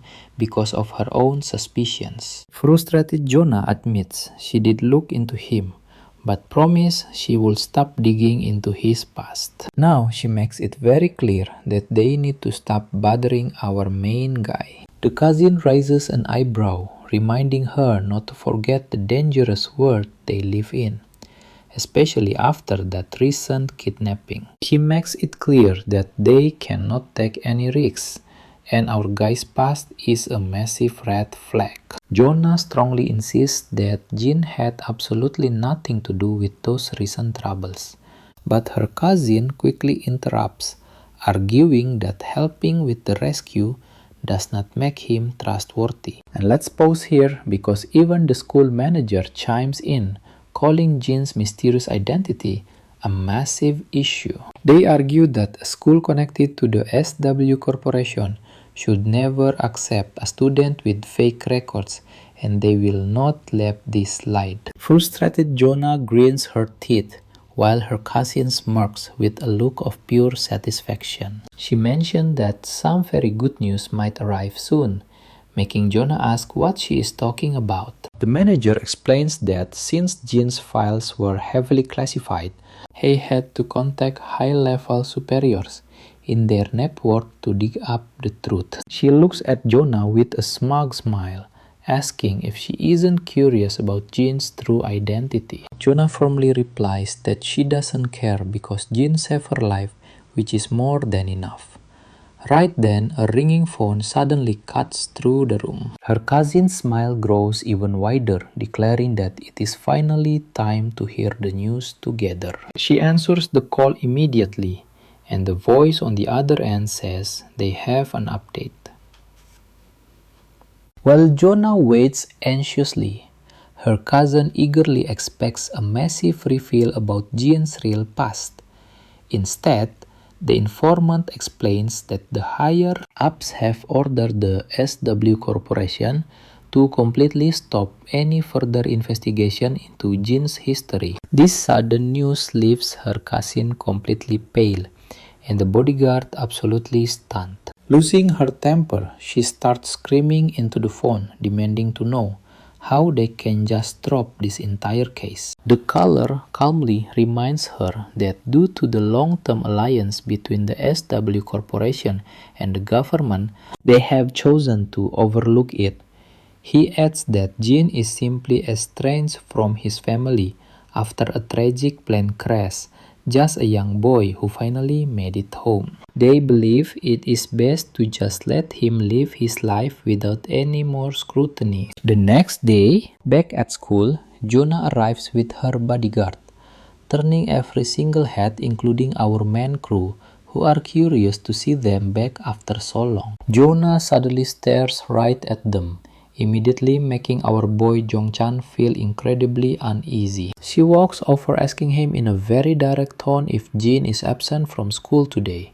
Jongchan looks around, saying Jin was just here, but Jaehoon chimes in, explaining that he was summoned to the main office a few minutes ago. As they sit down, the guard drops a bomb, and trust me, we're going to see chaos soon, because the president is at school right now. Jonah is shocked to hear her grandfather is at school, wondering why he did not tell her about his sudden visit and if Jin already went to meet him in the office. Inside the office, you and I finally get to meet the legendary old man himself. He is absolutely thrilled to finally meet our main character face to face, especially since Jin rejected his previous invitation, forcing him to show up in person to express his gratitude for saving Jonah. Jin replies that there is no need for thanks. He was only saving his sister, and Jonah just happened to be there. The old man knows this, but still wanted to express his gratitude for saving his granddaughter, and apologize for getting his sister dragged into it. Our guy set the record straight, telling the old man not to worry, since Jonah has already apologized to him. The old man falls silent upon hearing this, and Jin turns to head back into his classroom. Now watch closely as the grandfather asks Jin the ultimate question. Will he protect Jonah? Unsurprisingly, Jin flatly refuses, making it clear that a normal average high schooler like him could never handle a job like that. But the old man quickly reminds him that a normal teenager could not take out an entire squad of kidnappers consisting of former Special Forces soldiers. Jin points out that Jonah already has a massive, highly trained security detail guarding her 24 hours a day. The grandfather agrees, but guards cannot follow her inside school, and she would never be able to live a normal life with people tailing her everywhere. She mentions Seju was in charge of her safety, but the recent incident proved Seju is simply not the right person for this heavy responsibility, which is why he wants to give the job to our main character. Jin immediately starts walking away, saying he simply cannot help them. The old man goes quiet, then reveals he did not come all this way just to express gratitude for saving Jonah. He also wanted to thank him for what he did 3 years ago. And trust me, this hits different because our main character completely freezes. The old man explains that he has wanted to say thank you for a very long time because without Jin's incredible efforts, he would never have seen his beloved son one last time before he passed away. Jin clearly remembers exactly what the old man is talking about, but acts totally indifferent, claiming it was just another assignment. The old man insists it was a dangerous job that absolutely nobody else wanted. Thanks to Jin's success, he got to reunite with his son, who ended up talking about Jin constantly after that. He reveals his son was deeply worried and asks him to discover why such a young kid had become a ruthless mercenary. The old man tried to track him down but found absolutely zero clues. Now by pure fate, they are face to face. He adds that Jonah is his daughter. Jin instantly flashes back, remembering how that man mentioned having a daughter his age. Even so, Jin makes it crystal clear that he cannot act as her bodyguard. However, he promises he will not just stand by and watch if she is in real danger. The old man is slightly surprised, but then smiles, admitting that is more than enough. He then adds there is one more favor he wants to ask of him. He wants to hear Jin's honest thoughts on the current security division over at SW. Jin asks what he means, and the old man explains that Seju's team is built on a long, proud tradition. Maybe way too proud for their own good. They genuinely believe Jonah's kidnapping could have been handled even without Jin stepping in to save the day. But as SW keeps growing rapidly, the threats are multiplying, while their security division remains stagnant and lacks any real innovation. The grandfather wants Jin's raw expert assessment of their skills, and it will be a fully paid mission, of course. Jin sighs deeply, feeling like this whole thing is a massive drag. Then he finally heads back to class.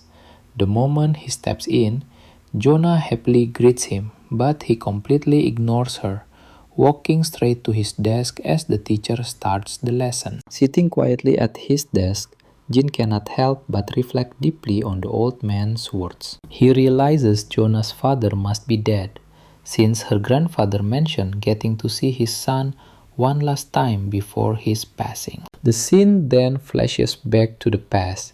We see a young Jin acting as a mercenary, surrounded by workers eating their meals. As Jin quietly munches on a basic energy bar, a warm voice calls out, asking how a young kid like him became a mercenary. It is clear this friendly man is Jonah's father.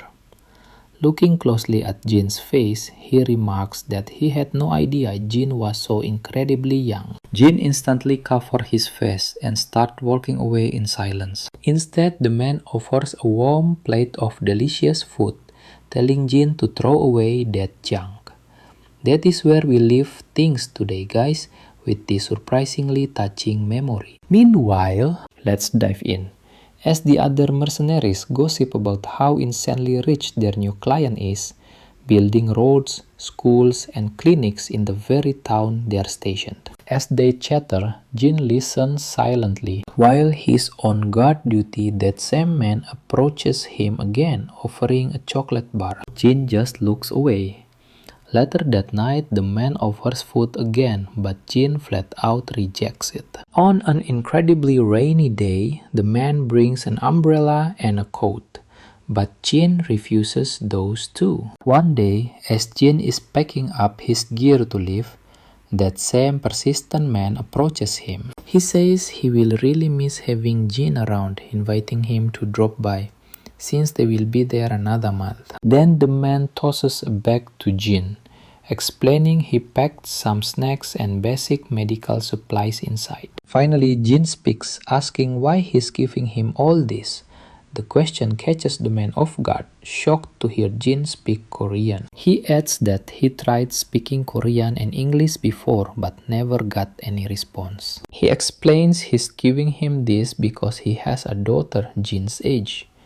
Jin reminds him of her, so he can't help but care. Pay attention here, because we cut to a ruined zone where conflict still rages. Then we see Jin standing with his fellow mercenary companion. His partner informed him that the town Jin was guarding has been overrun by a resistant group. He explains they were waiting for the foreigners to finish construction to seize those buildings, and most people on site were killed. The sudden ring of a bell snaps Jin out of his flashback as Jonah calls out asking if he's free right now. Moments later, they meet in the lounge, where Sogu bows in deep respect, offering a long overdue apology in person. Jin calmly tells him it isn't necessary, understanding the reason behind his actions.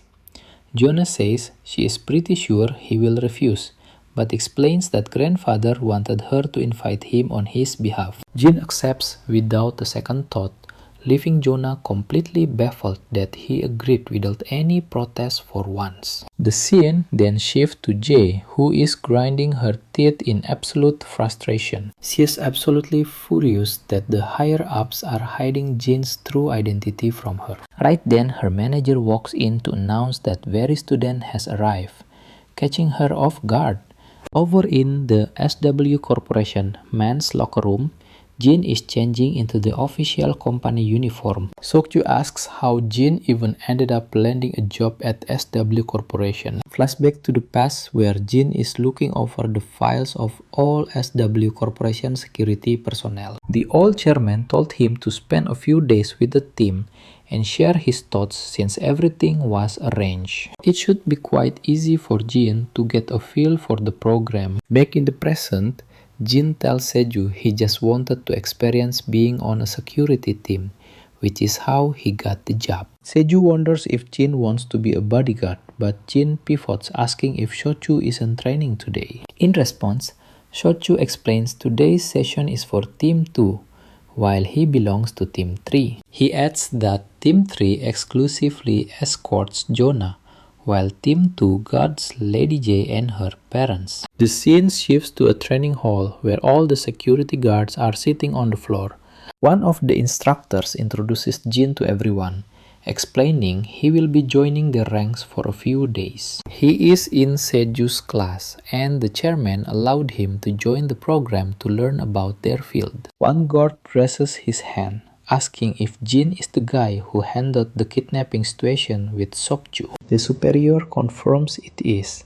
Jin introduces himself, thanking everyone for letting him take part. As the recruits begin their training, we see Jonah standing on the balcony above, watching our boy. Seokshu reveals that our boy is here because he wanted to experience being a bodyguard, or at least that is what Jin told him. Meanwhile, the guards are running through the halls, fully focused on their training. As Jonah watches Jin, she notices someone else in the hallway. It's Junto, accompanied by his personal guard. Jonah wonders what on earth he's doing here. Meanwhile, Jin is running down the hallway with the other recruits. The group leader glances back, surprised to see that Jin is keeping pace with ease. So he guns it. Trust me, you need to see what is next. Alright, let us dive right back into the action, where the exhausted soldiers are gasping for air, their captain looking ready to pass out. Trust me, you and I are about to watch Jin make this look completely effortless. The senior trainer reveals they ran enough to make any normal person pass out, but Jin effortlessly kept pace the entire time, looking ready for 20 more laps. They move to other intense workouts, and Jin absolutely crushes those too. Watching from the sidelines, Jonah is completely blown away by how Jin leaves everyone struggling to keep up. Meanwhile, Jay just sneers, calling it basic training. Yet Team 2 is still lagging far behind this high school kid. As our boy stands there, the veteran officer wonders where on earth they even found this kid. He starts questioning if he had elite training before because Jin is just too damn good. Then the senior spots Jonah standing nearby and his face turns pale. The second he locks eyes with her.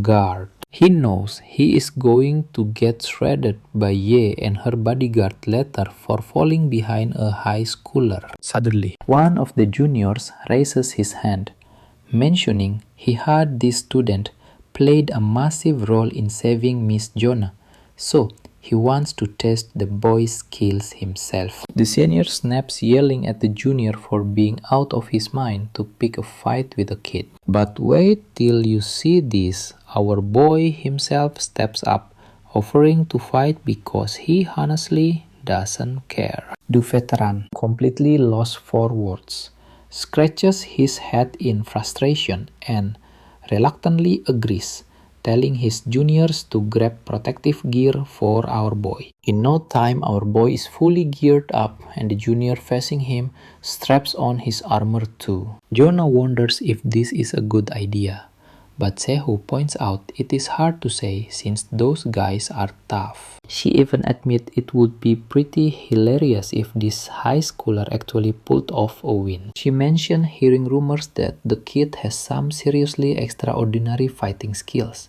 but her bodyguard confidently assures her he is still no match for his men, because these guys were highly trained in combat long before working at SW. The senior tells them both to take it easy, specifically warning his junior to be a bit more considerate with the kid, and the junior nods. Then the junior tells them to get ready. The junior takes his fighting stance, warning our boy that he is not dealing with those random punks he beat before, so he better watch his back. Our boy does not even flinch at the threat, calmly getting into his own stance. Now pay close attention, because the moment the senior signals the fight to start, the junior charges forward with a massive burst of speed, throwing a heavy punch straight at his face. But our boy quickly slips away. The junior swings again with absolute full force, but Jin effortlessly dodges the blow once more. Jonah, getting visibly anxious, points out that the soldier is not supposed to go this hard during a training match. But the soldier keeps pressing on relentlessly, throwing heavy hooks left and right. Jin casually evades every single strike, then swiftly kicks the junior's leg, throwing him completely off balance. Seizing the moment, our boy winds up a brutal fist, but the soldier quickly raises his arms to block, barely avoiding a direct hit. The heavy soldier sneers at the useless attack, gearing up to counter with a massive punch of his own. But Jin swiftly parries the incoming fist, countering with a devastating strike right to the bastard's face. That sudden display of power leaves Jonah speechless, and even her guard is impressed that Jin hit the exact spot left exposed.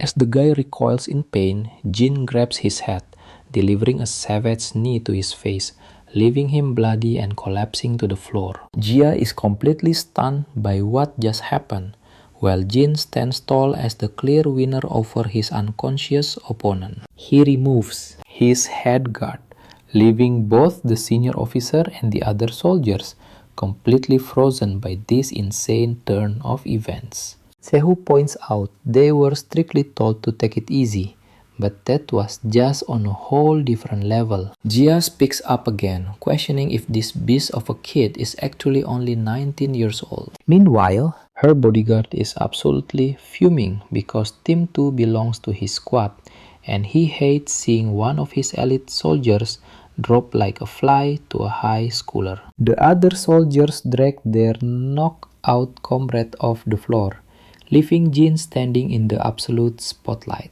And that is how we know without a doubt that Jin really was the one who saved Jonah. You and I can see Jia's bodyguard is giving his soldiers pure death stares. Everyone is panicking, especially the veteran who is sweating buckets because he knows he is in some deep trouble. Then another soldier, Bom So Choi, raises his hand and volunteers to take on Jin next. The veteran warns him that they already lost to a kid once, and he hates looking like a fool twice. But Bomsok, bursting with confidence, says he is dying to fight Jin after seeing those insane combat skills. The captain points out they cannot all gang up on Jin, but our boy says he is totally fine and not tired at all. He even adds that he has barely gotten a warm-up out of this. This freaks everyone out because after wrecking one of their top guys, he is basically saying he did not even break a sweat. Seiyu just sighs, completely unsurprised by our main character's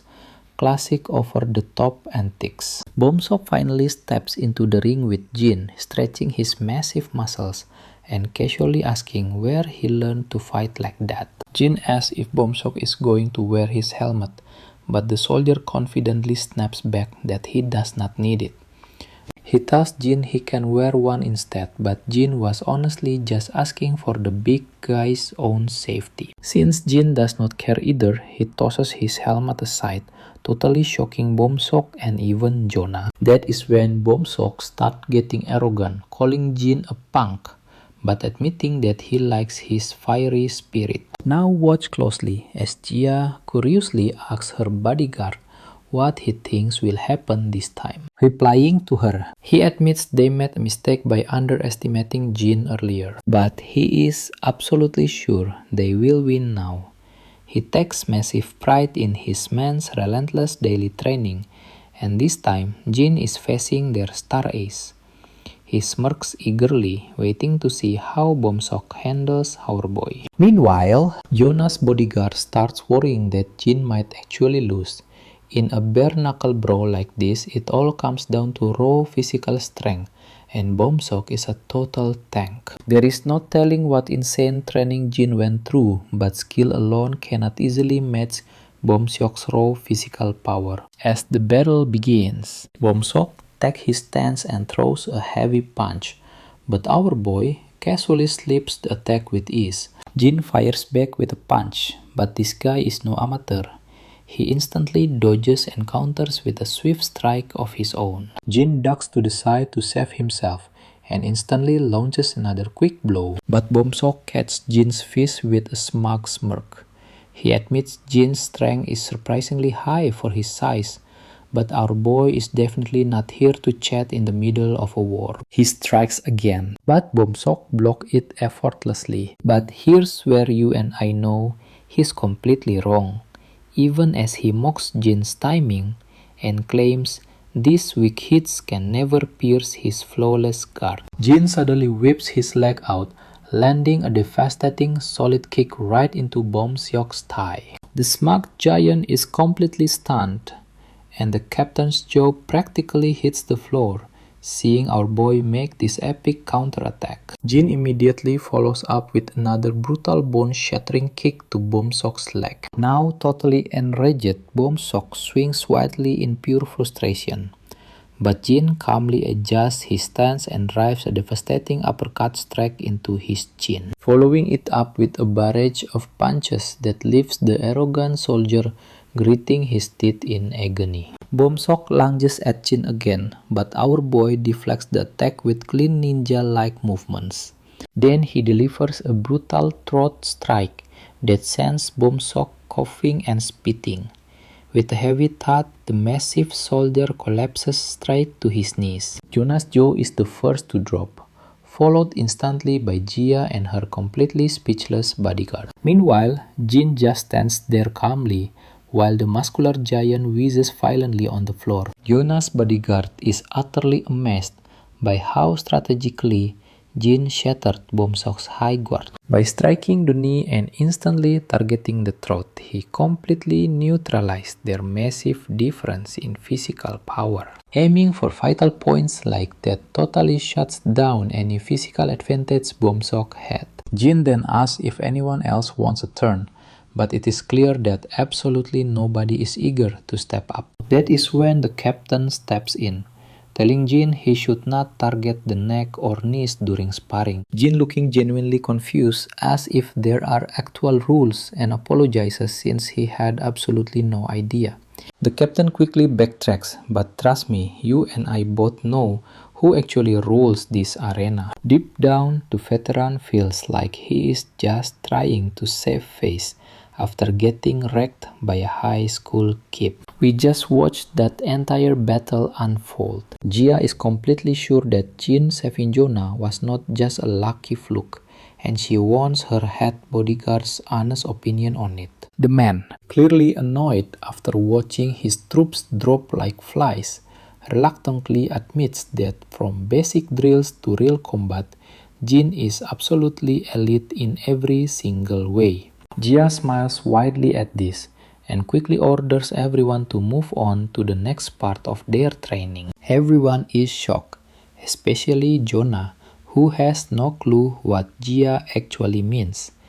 Jia then walks up to Jin and reminds him that since he is here to experience real security work, it is finally time for him to see what a real bodyguard actually does. Jin listens closely as he explains that since he is paired with Team 2, he will be escorting her and she is looking forward to his service. But watch out because Jonah can tell this woman is planning something incredibly shady. The next scene takes us inside an office at SW Corp, where we meet the grandfather talking with a man in a suit.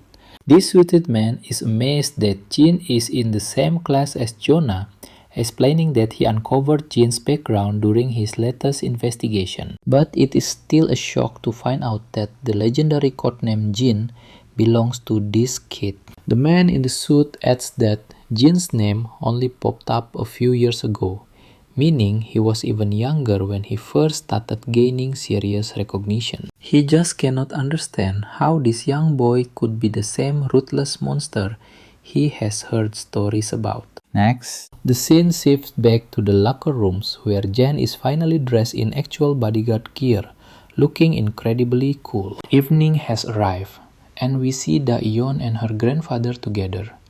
The old man asks if Jan is still out with friends.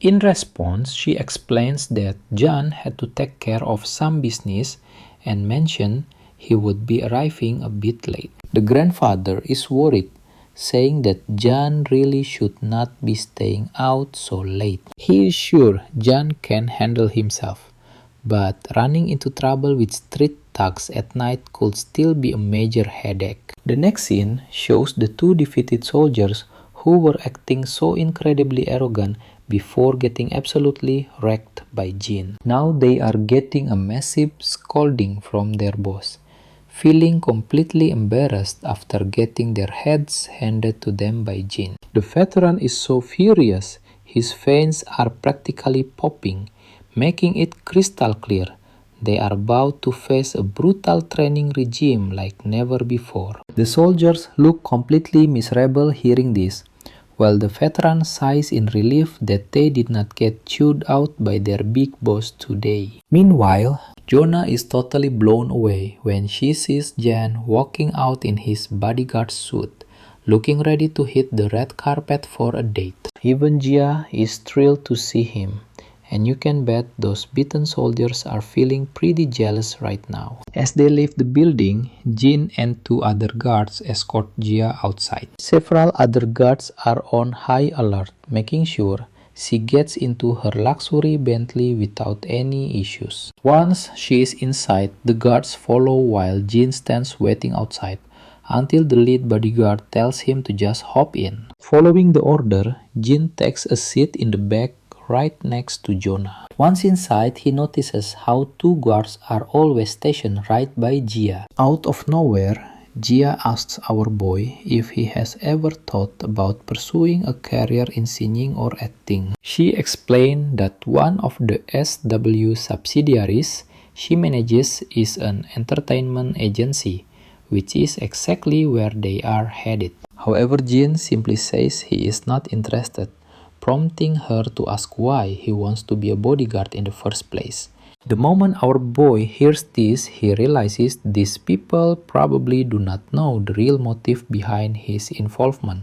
So he just plays along and says he wanted to experience what a bodyguard's life is like. She then praises him, admitting that he is actually surprisingly good at this job. Judging by his incredible performance in training today and how easily he handled the team 2 guards, she is highly impressed. But when her head bodyguard hears about the embarrassing defeat of Team 2, he loses his mind, turning red with pure rage, totally humiliated that his elite squad was beaten by a high schooler. On the other hand, Jin points out he only won because Team 2 let their guard down. They had to hold back because he is just an inexperienced kid, giving him a massive advantage from the start. But honestly, you and I both know, if they had fought for real, he probably would have lost. The woman gets the situation, but honestly, you and I probably thought Chan would be way cockier after beating those elite guards. Turns out, he is not like that at all. Meanwhile, the bodyguard is deeply impressed by how our guy thought of everything.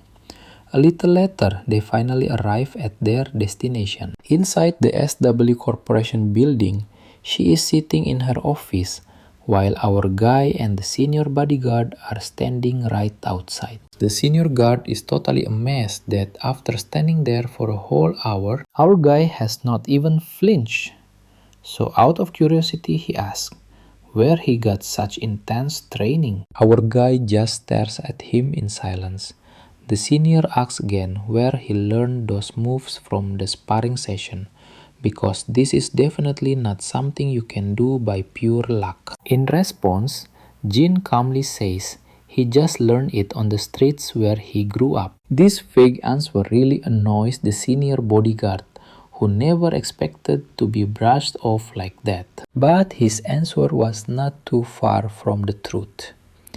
Then the scene shifts to his past, showing how he actually learned these skills on the streets. We see him running alongside his friend as a literal storm of bullets rains down from behind them. He is climbing ropes to reach the treetops in brutal weather, facing off against highly trained soldiers and assassins, but he never flinches. Now pay attention here. Their car is speeding down the highway at full speed. Yae asks if he is doing alright considering it has been a really long day. He says he is fine, which she finds weird since it is his first day on a job like this. But he confirms once again that it is indeed his very first time. Meanwhile, the senior bodyguard thinks to himself about how typical this is of our guy. He has not asked a single question since they started their route, showing absolutely no signs of exhaustion, even when they deliberately skipped dinner just to test him. It is as if he is fully aware that these extreme situations are normal in security work. He never once moved from his position until he was explicitly told to. Suddenly, Jin notices something incredibly serious up ahead. An oncoming truck is approaching and the driver seems either completely drunk or asleep. It is hard to tell. What is clear is that the truck swerves out of its lane, heading straight toward the car carrying Jin and Ge, before skidding and slamming hard right into them. Once the car finally stops, the bodyguards from the other car rush over. The airbags have deployed, and the head guard quickly checks the backseat, frantically asking if they are okay. Jin managed to shield Ji close to him, saving her just in time to avoid the worst of the impact. The bodyguard is absolutely stunned that Jin could react so fast and protect her the split second before the crash. But then Ji pulls away from Jin. You and I can feel the distance she is putting between them as the other guard asks if she is okay. The other guards quickly gather to discuss what just happened, with one reporting that the truck driver was definitely drunk. The junior guard adds that the driver seems unconscious and they are currently pulling him out of the vehicle. The senior guard orders everyone to call an ambulance, secure the driver and make sure they get to the bottom of this incident. Meanwhile, inside the car, Ge stares at Jin, who is just sitting there in complete silence. She looks shocked and asks if he is actually alright. Jin simply nods, but Ji points out that he could be injured, suggesting he should come to the hospital with them to get checked. Instead of answering, Jan calmly reminds her that she should always wear a seatbelt even when sitting in the back seat. That was clearly not what she expected to hear in such a critical moment, leaving her completely speechless at his brutal honesty. Back at home, Dion is busy preparing some delicious food, and Jin walks into the living room, asking if she is making lunch. She replies that she is cooking for grandfather, but she will save some for him to eat later too. Jin reminds her that grandfather is already at work. Daon explains she plans to drop it off just like she used to visit him there all the time. But she has not done it once since our guy came back home. Jin decides to go with her, flashing a warm smile. Later, in the bustling city, we find grandfather chatting happily with his fellow security officer. The officer teases him, asking if he won the lottery, since he has been so cheerful ever since coming back from vacation. Grandfather looks baffled, asking what he even means. The officer points out he is just unusually happy lately. Grandfather is confused by the teasing and his friend reveals, Apartment 703 left snacks. Trust me, you and I are going to want to see what happens next. Alright, let's jump in, with Grandpa promising to drop by after sorting the recycling. As the old man starts pushing the trash into the bins, he realizes he might be a bit too excited about Jin's return, to the point where others are starting to notice his happiness. Suddenly, a loud commotion cuts through the air. He spots a total punk slamming on his brakes right in the street and stepping out. Someone behind tells him to stop blocking the road, but this arrogant jerk just steps out of his flashy sports car, holding two disposable cups, ignoring them completely. Smirking with pure attitude, he hurls insults to make the other driver shut up, claiming he'll be back in a minute after throwing away his cups. The driver in the back looks absolutely terrified of this guy's aggressive vibe. The punk walks up and tosses the cups, but he's so careless they miss the bin entirely and splat onto the ground, leaving the old man to clean up his mess. Without complaining, Grandpa quickly picks up the scattered trash. Meanwhile, the punk's girlfriend, still sitting in the car, tells her boyfriend to throw away this garbage bag too. Annoyed, he grabs the bag and chucks it from a distance, not even bothering to walk over to the bin. Naturally, Grandpa has to clean up the entire mess left behind by this disrespectful duo. The punk speeds away, and just as Grandpa is busy putting the trash where it belongs, he hears a very familiar voice and turns around to find his family arriving for a surprise visit. Even though Grandpa is thrilled to see them, he still asks what they are doing there. They reveal they brought him some lunch, but he insists they shouldn't have gone through the trouble. He could have easily just bought something nearby. Dion looks around and notices Grandpa is busy sorting the recycling, agreeing that it is best to handle it before everything piles up and gets completely out of hand. The lovely girl offers to help him with the work, but Grandpa quickly tells her there is no need to get her clothes dirty. Diane, however, has already made up her mind, brushing off his worries by saying she can just wash them later. They start sorting the trash while our main character stands quietly in the background, absolutely glowing with happiness to be with family. After a while, we see the girls blushing heavily as they look over in a certain direction. It is no surprise if they are just staring at our hero's handsome face. In the background, Mr. Cha and his henchmen, who have finally been discharged from the hospital, walk out of their apartment. Now pay attention, because Mr. Cha freezes when his eyes lock onto our guy sorting trash, leaving him completely clueless as to what he is even doing there. Cha's henchman recognizes the old man, realizing he is the same grandfather they saw when they went looking for the kid. Hearing this, Cha quickly pieces it all together, figuring out that the girl must be our hero's sister. Seeing our main character smiling so warmly, Cha finds it fascinating that the kid actually knows how to smile, seeing him look like a normal teenager for once. The henchman suggests going over to say hello, but Cha decides against it, knowing guys like them usually just ruin wholesome moments. Instead, he decides they should grab a bite to eat. Let's take a quick look at this sweet family having lunch in the park, totally enjoying their time together. Once they finish, Diane says goodbye and they head out. As night falls, Grandpa wraps up his shift and walks home with a happy smile. Then he spots the exact same sport car he saw earlier when that rude punk came to throw away his trash. The kind old man approaches the arrogant jerk, reminding him that parking there blocks the entrance and puts the neighborhood kids in danger, so he politely suggests using the parking lot instead.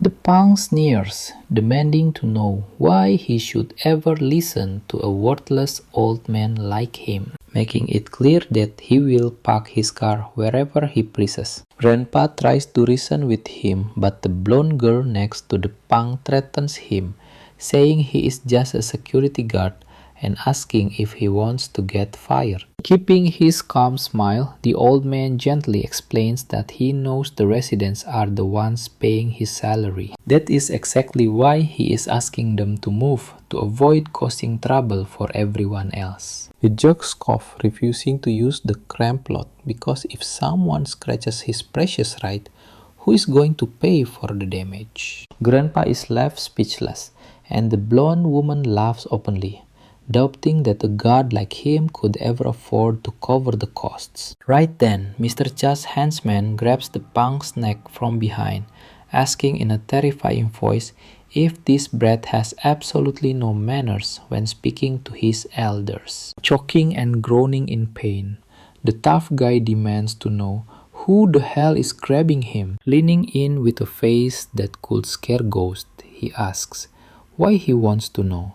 And trust me, we are ready for this. Trust me, you and I are about to see this bully get absolutely terrified by Cha's right-hand man. The loyal henchman shoves him away, rolling at him to shut up and move his car. He makes it crystal clear that if he ever catches them bothering this gentleman again, they will both get a brutal beating. The obnoxious couple quickly scrambles back into their car and speeds away as fast as possible. Cha's bodyguard smiles at the old man, asking if he is okay, and the stunned grandpa simply mumbles thank you. The man then kindly reminds Grandpa that Jean is his friend, mentioning he saw them working together earlier that day.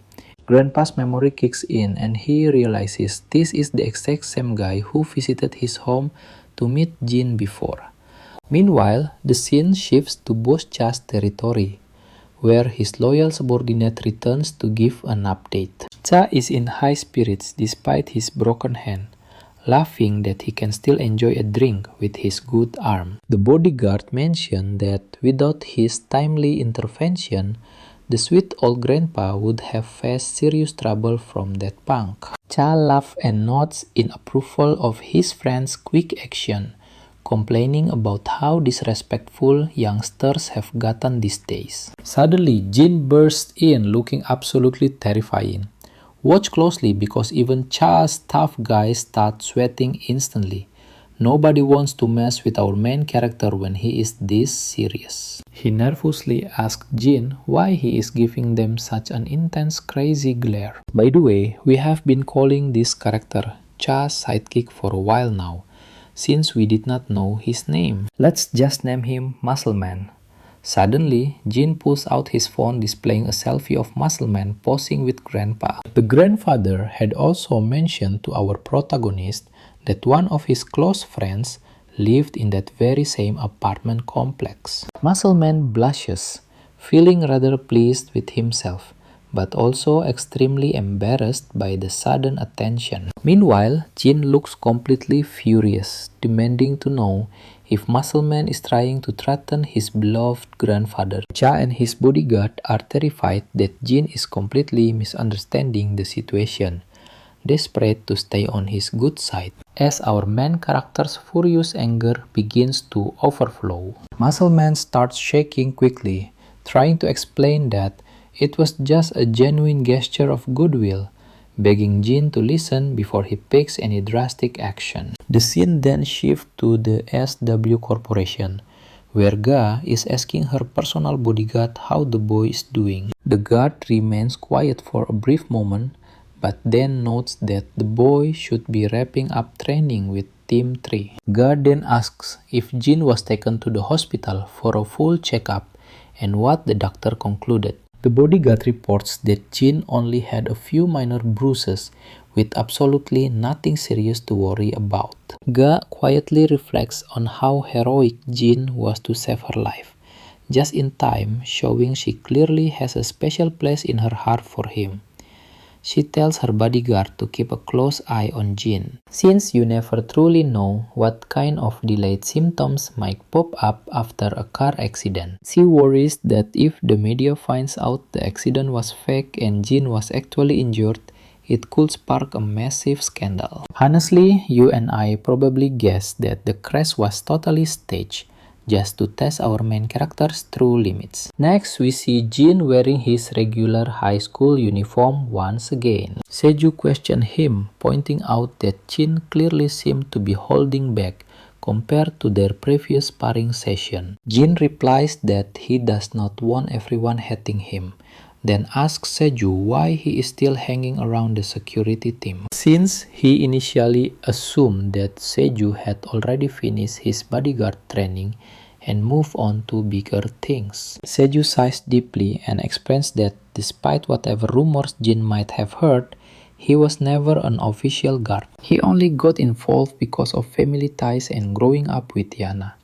Since he had talent, he stuck around. He confesses that after watching Jin rescue Yana from ruthless kidnappers, he realized he wasn't nearly as skilled as he thought, making him want to train harder. Seju mentioned that he received all of his formal training from SW, but he is highly curious about where Jin learned his moves because he fights like a seasoned pro. Jin simply claims he picked it up on the streets where he grew up.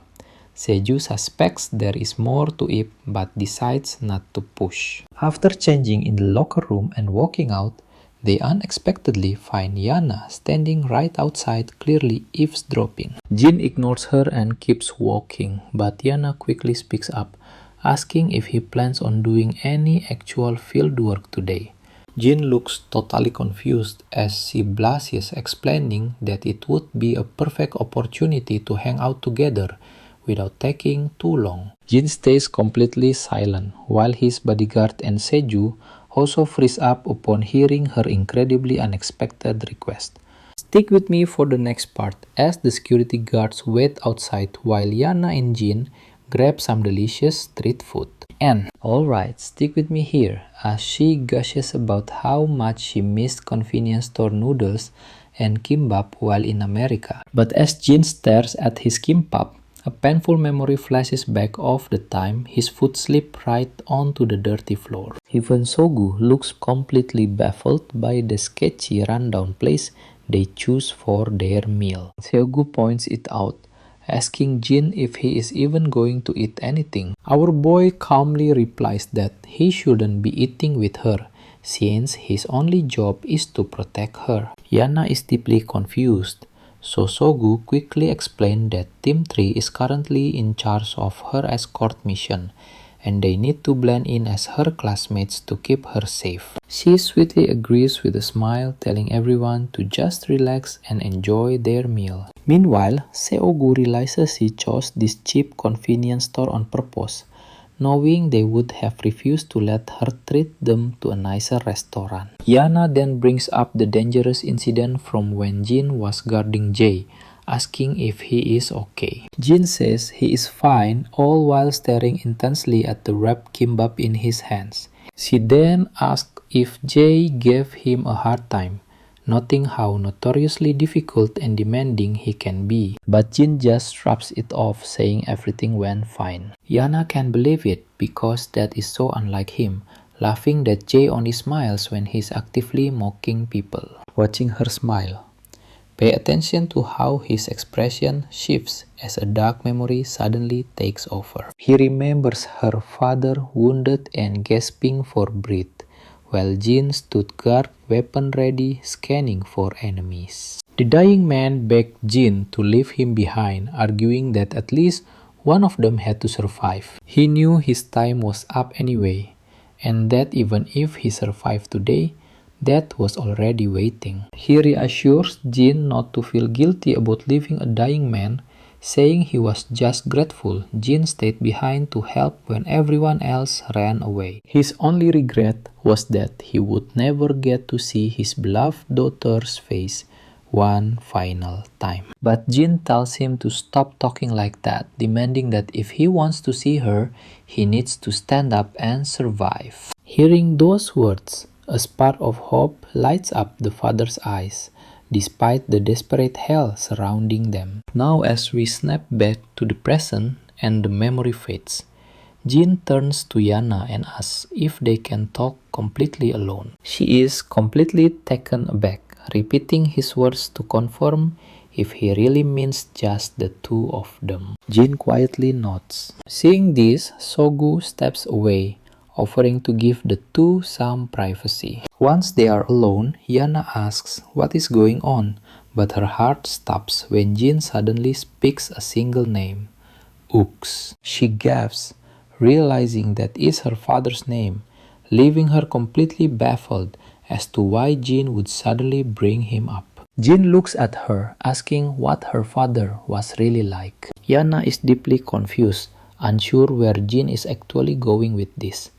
But she sighs and explains that her father was always incredibly busy, constantly working away overseas. Because of that, they were never close at all. She reveals that he eventually fell terminally ill, and doctors warned him his time was short. Yet he refused to stop working, eventually passing away while on a business trip abroad. She still cannot comprehend why anyone would choose to walk their final days away instead of being with family. She was actually traveling to see him since he couldn't fly home, but he died before she could even arrive. In the end, he literally walked himself to death, never getting to share one final moment with her. To be completely honest, she still holds a very bitter grudge.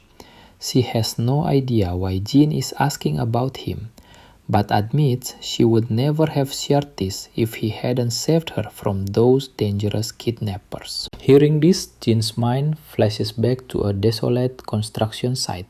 The dying father is speaking to him again, explaining that he did everything to help. As a parent, he felt a duty to protect those kids just so he could proudly face his own daughter again. He confessed he was a terrible father, wishing he had realized sooner that he should have spent more time with her. To him, family was more precious than absolutely anything else in this world. Back in the present, Jin suddenly drops a massive bombshell, telling Yana that she was the only reason her father kept working until his very last breath, leaving her completely stunned and confused. Jin then explains that he is only there to deliver his final client's dying wish, He reveals that her father desperately wanted to see her one last time and was deeply sorry he couldn't make it home. And that's where we leave them with her father's final message delivered. Alright, you and I are jumping back into the past where Jin's father tells him to complete this mission no matter what. He adds that whether he lives or dies, Jin is the only one who can deliver this message to her. Yona is completely stunned to hear that Jin actually met her father before he passed away. After dropping that absolute bombshell, Jin just grabs his bag and walks away, leaving Yona standing there in shock. Tears begin to well up in her eyes as she wonders if her father really said those words to him. It looks like Jin is going through his own growth arc, finally understanding something he never fully grasped before. He is finally starting to see the real meaning behind the request he has to fulfill. See, every time Jonah's father tried offering Jin something, it was not to make himself feel better. He just wanted to protect Janin. The father only made that request to get Jin off the battlefield, trying his absolute best to help keep him safe. Watch closely now as we head over to Jin's apartment. The doorbell rings and Jin quickly opens it only to find his superior, Major Kang, standing right there. They head to the dining table and Jin's grandfather is absolutely thrilled to finally meet Major Kang in person after only talking over the phone. Major Kang quickly apologized for not coming by sooner to say hello. He explains that he returned to Korea with Jin but wanted him to have some family time first. The grandfather is shocked to hear the Major was in Korea this whole time and says he was desperate to thank him face to face. He mentioned how stunned he was after finding out about everything Major Kang did to help Jin. The old man originally thought Kang was just an embassy worker, not the very guy who brought Jan back home. Major Kang happily explains that they actually wouldn't have made it back alive without Jan's help. And that is totally true. Kang quietly reflects on how Jan basically dragged him out of absolute hell on his end. The grandfather nods respectfully, saying Jin might never have made it home alive if not for Major Kang. He admits it's a bit late, but thanks Kang again anyway. Hearing this, Major Kang starts sweating, looking pretty anxious. He quickly brushes off the compliments, insisting there is absolutely no need for any of that. Still, the grandfather gets curious and asks how a military officer ended up crossing paths with Jin. Major Kang freezes up for a second, unsure of what to say, but quickly recovers and explains. Jin was his guide overseas. He saved his life, trust me. They never would have made it back alive without Jin. So the grandfather invites Major Kang to stay for lunch, pointing out it is already almost noon. Major Kang happily agrees, and while snacking on some fruit, he turns to the girl to ask if she is Jin's sister. The girl gets a bit nervous, but quickly nods yes. Kang gives her a warm smile, saying that being Jin's little sister basically makes her his little sister too. Then he jokes that she now has two stylish brothers to hang out with.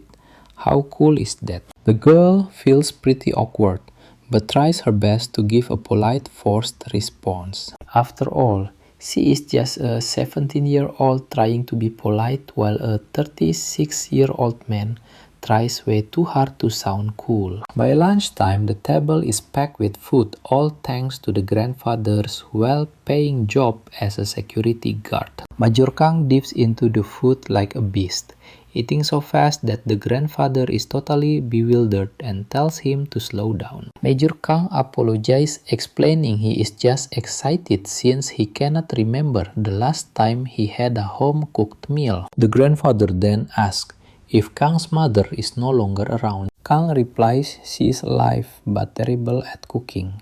He and his dad prefer eating out to avoid the awkwardness of pretending to enjoy her meals. Kang gets emotional, adding that the military mess hall was his favorite place to eat, even if that sounds kind of tragic. Both the grandfather and the girl flash awkward smiles, while Jin just keeps eating in silence, being the good boy he is. In the next scene, Jin and Major Kang are hanging out together outside. Kang shares how happy he is to see Jan, mentioning that the other soldiers still remember him very fondly. Jan recalls all the warm memories of his comrades being kind to him, and a genuine smile spreads across his face. He then asks his superior what brings him by so suddenly. Kang explained he was nearby on business and wanted to check in on his junior since he had some time off. He is just glad to see Jin's family doing so well, and honestly, so am I. Jin just smiled at the sight, and Major Kang grins back with equal energy. But as the Major gets up to leave, Jin asks if he is already heading out. Kang nods, admitting it is getting pretty late.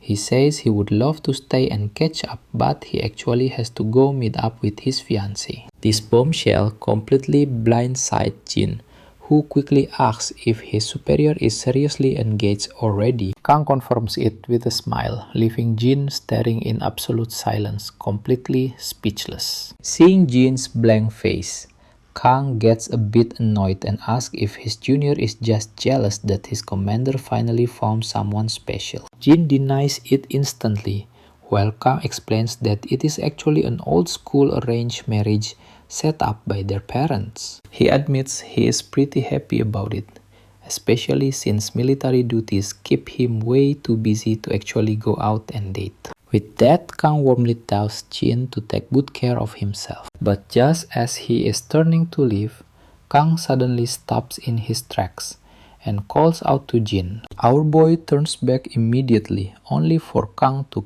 cryptically ask if he has finally found the answers he was searching for. Now pay attention here. We flash back to a quiet moment when Jin asks his commander what family really means. Back then, Kang found that question incredibly tough to answer and just stood there in deep silence. Now in the present, Jin admits he still does not fully get it, but he is slowly starting to figure it out. Kang is genuinely happy to hear that and gives Jin a warm, heartfelt farewell before finally heading off. Next, we cut to SW Corporation, where she apologized to her guest for the sudden last-minute meeting, explaining she had no other time to see him. Well, to everyone's surprise, the visitor is none other than Major Kang himself, who quickly reassures her that it is no trouble at all. In fact, he was the one who reached out first and is just glad she could make some time to meet him. As she sits down, she mentioned hearing that Major Kang has been deployed overseas a lot lately, so he must be incredibly busy. The man just scratches his head and humbly says he is surely not as busy as she is, just trying to make himself useful. She tells him not to be so modest, knowing full well how packed his schedule always is. She smiles shyly in response, thinking to herself that she never actually imagined ending up with a soldier, and they would not have even met without their parents' setup. She then wonders how many times they have actually met, and Kang answers that it has been exactly 14 times. I know what you are thinking.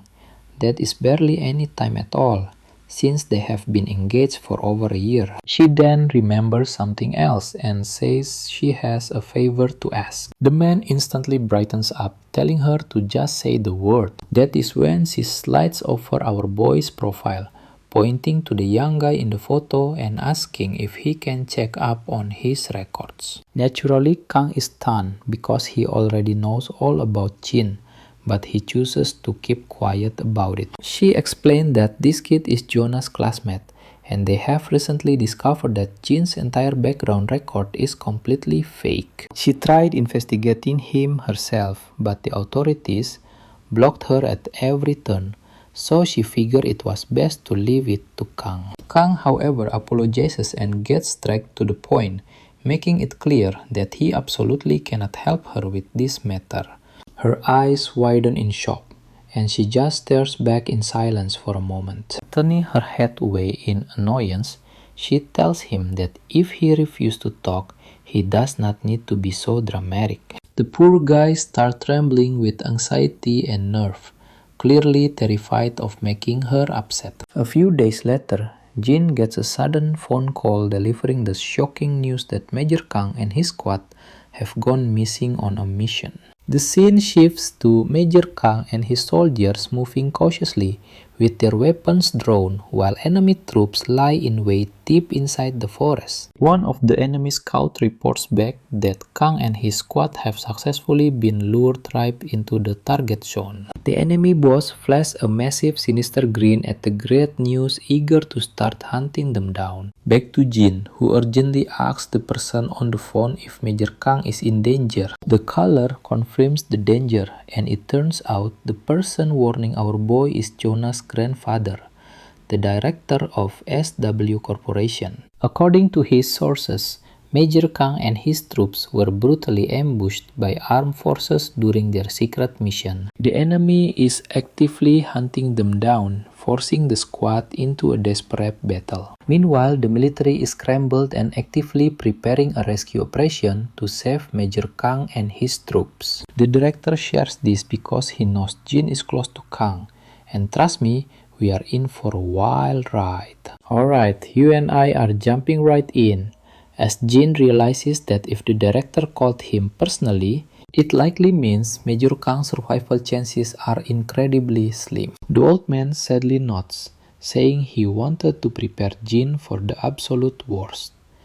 Jin stays completely silent, while the director warns him not to act rashly and to just let the military handle it. He reminds Jin to keep in mind that he now has a loving family to look out for. Ultimately, our main character agrees and ends the call. But standing there alone, his mind immediately drifts back to memories of Major Kang. Back in the infirmary, a beaming Kang proudly reminds his fellow soldiers that he always knew Jin was actually Korean all along. The other wounded soldiers laugh long, finding it almost impossible to believe, while wondering if Jin has finally recovered his lost memories. He remembers when Jin was sitting by himself, and Major Kang approached gently, telling him to take his time, without forcing any memories back. He then asks if Jin Yu was his real name, which our protagonist immediately confirmed with a nod. In another memory, Jin and his squad mates are at an arcade, struggling to win even a single game. The vibe is pure chaotic fun, as they desperately suffer one hilariously brutal loss after another. Watch closely right here. In a vivid flashback, Major Kang bursts in, excited to reveal they finally found Jin's family. He explains that Jin actually has a grandfather and a younger sister alive. While Jin stays silent and completely unfazed, his comrades are absolutely thrilled for him. They beam with joy, warmly congratulating him on finally getting the chance to live a normal life. Back in the present, Jin feels a heavy pang of sadness over Major Kang. He is lost in deep thought until Dahyun suddenly calls him over for dinner. His grandfather tells him to hurry up before the food gets cold, and Jin finally steps out, standing there in complete silence. The family is puzzled by his strange behavior and warmly asks if he is going to sit down. Snapping out of his thoughts, Jin quickly sits down right next to his sister. As they eat, Grandpa happily mentions how the other security guards are jealous that his grandkids visit him so often. Dahyun finds that reaction pretty strange, assuming that all kids naturally visit their grandparents anyway. But the old man sadly explains that is rarely the case, and none of the other grandkids visit as much as she does. Touched by this, Dahyun excitedly promises to pack delicious lunch boxes and visit him even more often. But wait, you and I can see Jin is totally distracted.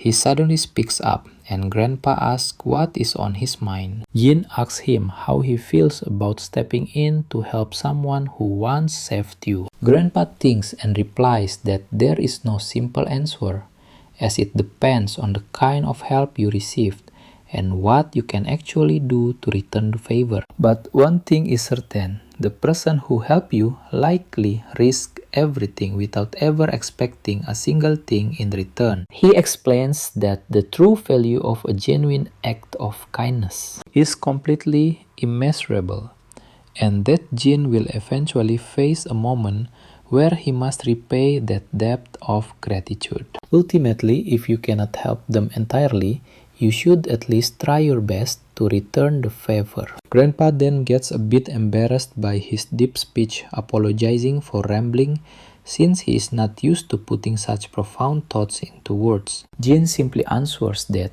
he understands perfectly, adding that he is truly grateful to have met a grandfather like him. The old man seems flustered by the sudden heartfelt compliments, but warmly thanks his grandson, admitting that hearing those words means the world to him. Suddenly, Dahyo notices her brother staring, and Jin softly tells her that he is also incredibly glad to have her as his sister. Dahyun goes dead silent before blushing intensely, as she is definitely not the type who can easily handle so much unexpected affection all at once. Later on, Jin steps into his room and calls his superior, declaring his intention to go help Major Kang.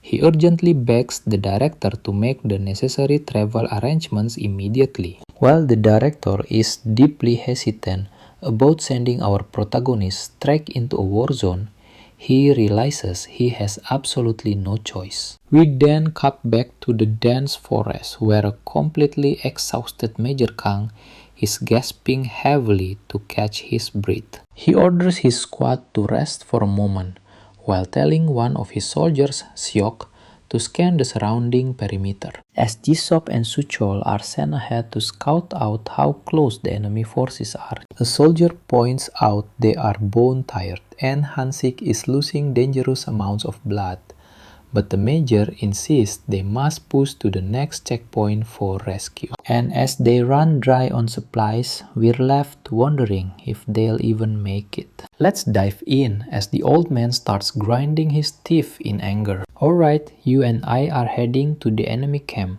where they think Major Kang's squad is about to break. The leader admits he is impressed they survived this long, knowing they would have taken way more damage if they had to protect civilians. Plus, Major Kang is still completely unknown in this territory, which gives this eye patch wearing villain a massive advantage in the coming battle. Suddenly, the villain's eyes start throbbing under his eye patch, and he gets visibly agitated as a memory of our main character flashes through his mind. It looks like our main character was the one who actually took this guy's eye. Later, we see a military plane cutting through the clouds with our main character sitting inside dressed in uniform with his rifle ready. He is clearly familiar with the exact place he is heading to.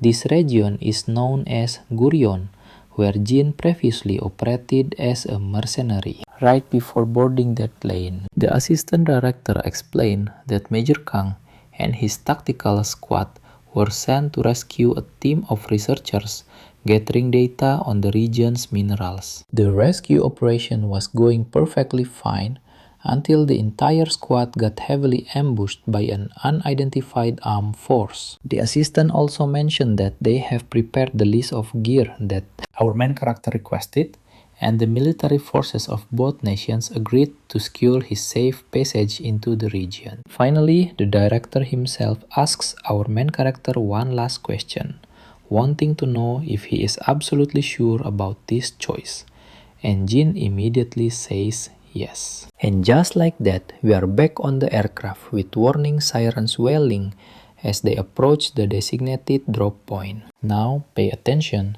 because our main character is diving in. We cut back to the high school where class is running just like usual. Our class slackers are just messing around while Yun-chan is busy taking notes.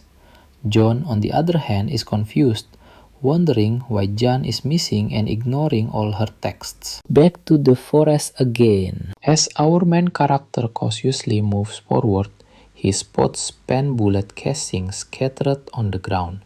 Realizing Major Kang had already cleared the second strategic point. Looking at the heavy combat damage, he figures the Major has already been forced to retreat to the third strategic location. Let's check back on the forest, where things are getting loud. Major Kang slams in a fresh magazine, as the enemy maintains a relentless hail of gunfire. One of those hostile troops is even holding a heavy rocket launcher. Kang is momentarily startled, but wastes zero time aiming at the rocket trooper, landing a perfect lethal shot straight to the head.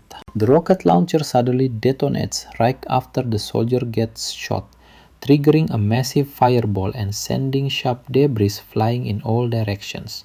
With multiple enemies down, Major Kang and his squad keep unloading a heavy rain of lead on the survivors. Once the frontline attackers are wiped out, the enemies hiding in the back hesitate before finally deciding to fall back. Kang immediately demands a status report. The soldier reports that there are no new casualties, but their ammo is running critically low. It is hard to say for sure, but they might not survive another shootout. Kang then asks how far the next secure stronghold is.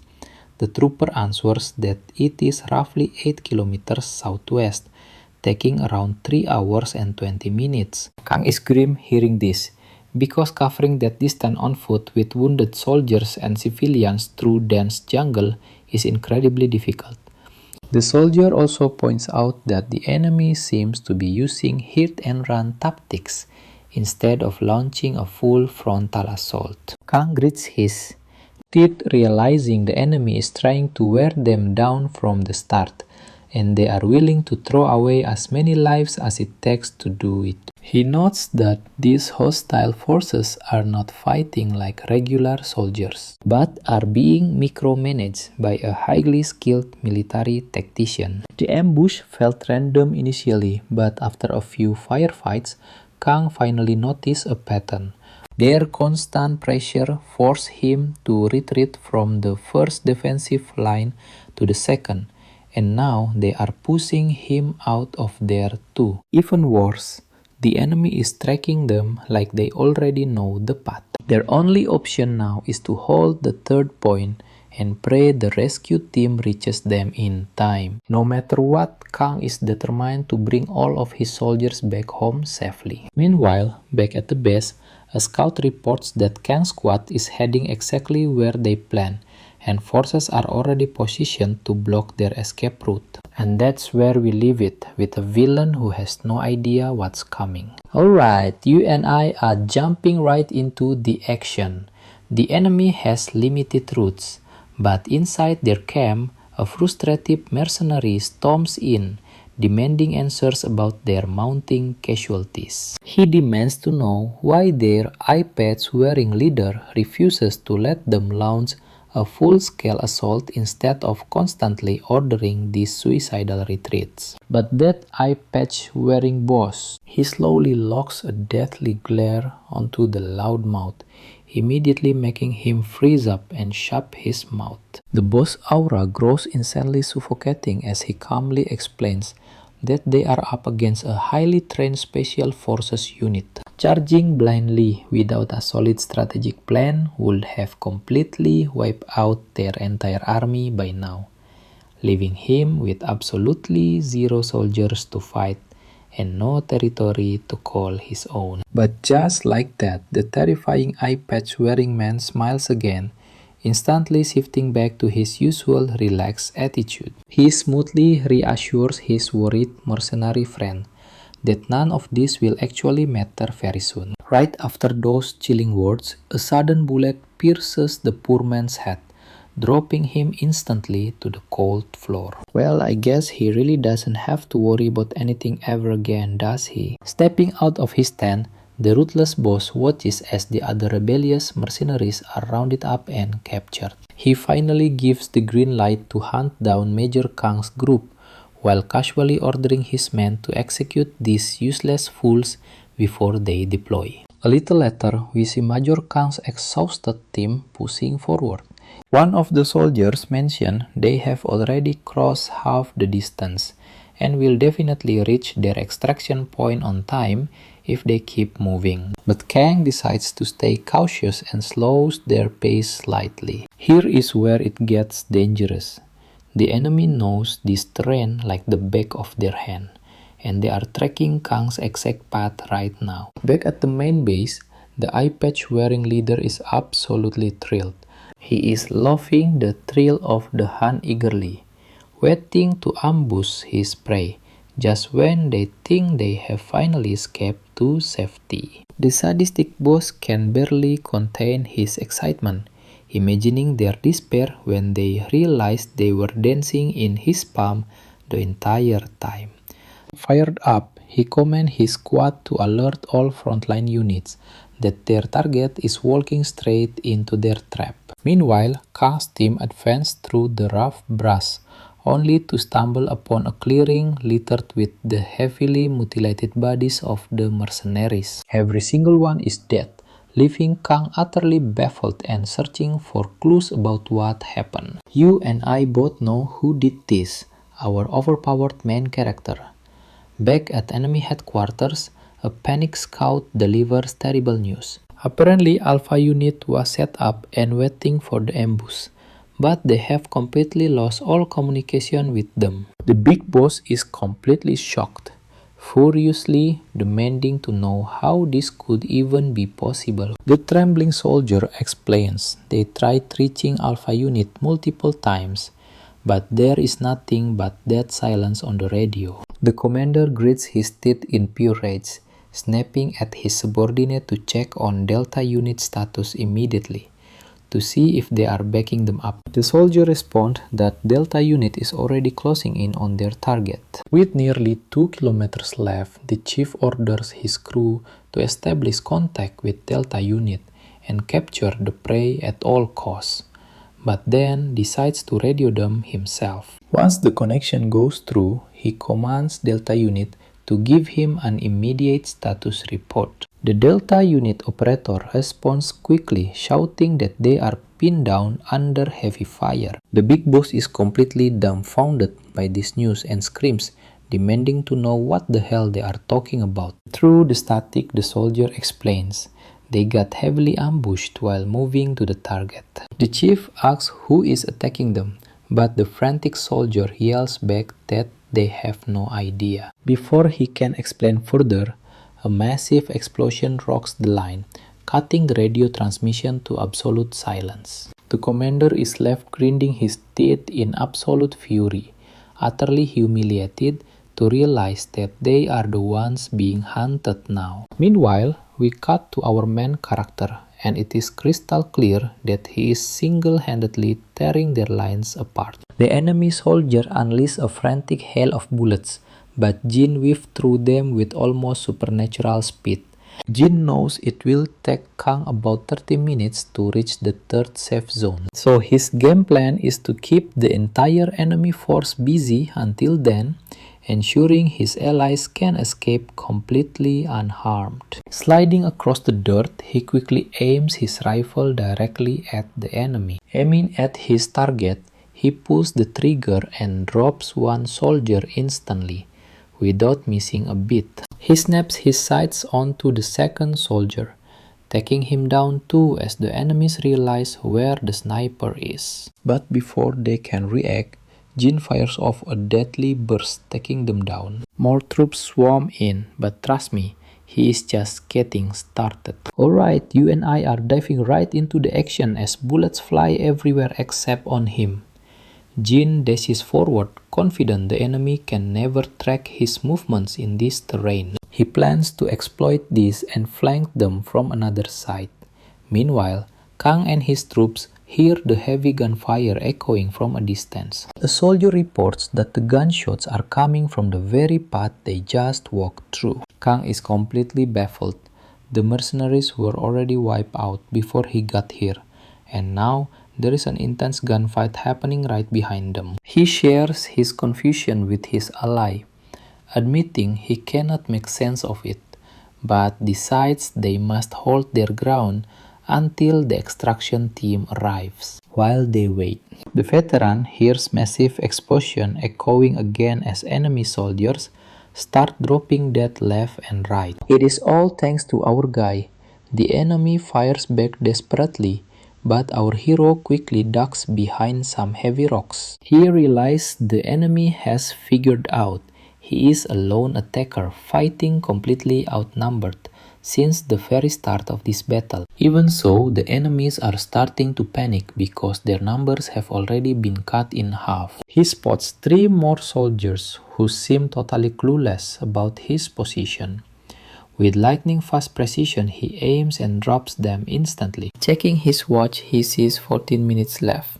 Pay attention here because every second counts before rescue arrives. As the sun finally begins to rise, our soldiers keep a highly vigilant eye on their enemies. One of them announces that the extraction unit is landing very soon. The civilians sigh in deep relief at the news, but Kang quickly warns his men to stay sharp until they are safely out of this mess. Especially with his bad feeling about how the gunfire abruptly stopped. Suddenly, his radio crackles to life. From the other side, they hear a man reporting that it is Jin, and he is just 3 minutes away. The soldier notes that the name sounds incredibly familiar, and Major Kang immediately connects the dots, realizing exactly who was behind all that insane gunfire. As he looks ahead, he sees our boy working toward them, with both of his hands raised in the air. Major Kang peers through the scope of his sniper rifle and confirms that it is indeed Jin. The other soldiers also verify it is him, but they have absolutely no idea what he is doing out here. Major Kang is still in total disbelief, completely refusing to believe what his own eyes are showing him right now. Right on cue, the rescue helicopters finally arrive at the scene. Kang rushes over to Jin, grabs him by the collar and furiously demands to know what on earth he is doing here and why he came. Jin stays perfectly calm, simply stating he knows this region better than anyone.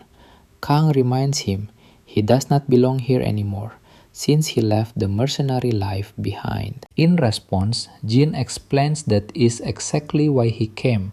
You and I know he could never live a life weighed down by regrets. You see, from the moment our guy heard Major Kang and his troops were in grave danger, he knew he would regret it forever if he did not come to their rescue. Kang gets even more emotional, angrily reminding Jin that he is still just a kid.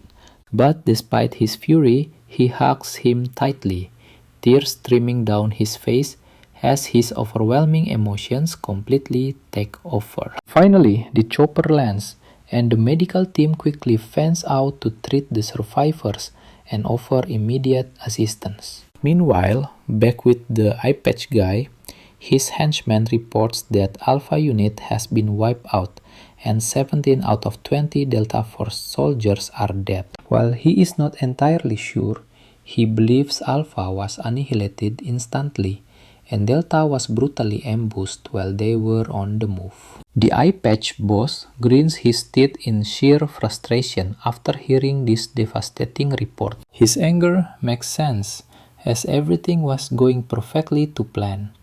Their prey was moving as expected, and there were no reinforcements nearby. All they had to do was wait for the right moment to strike.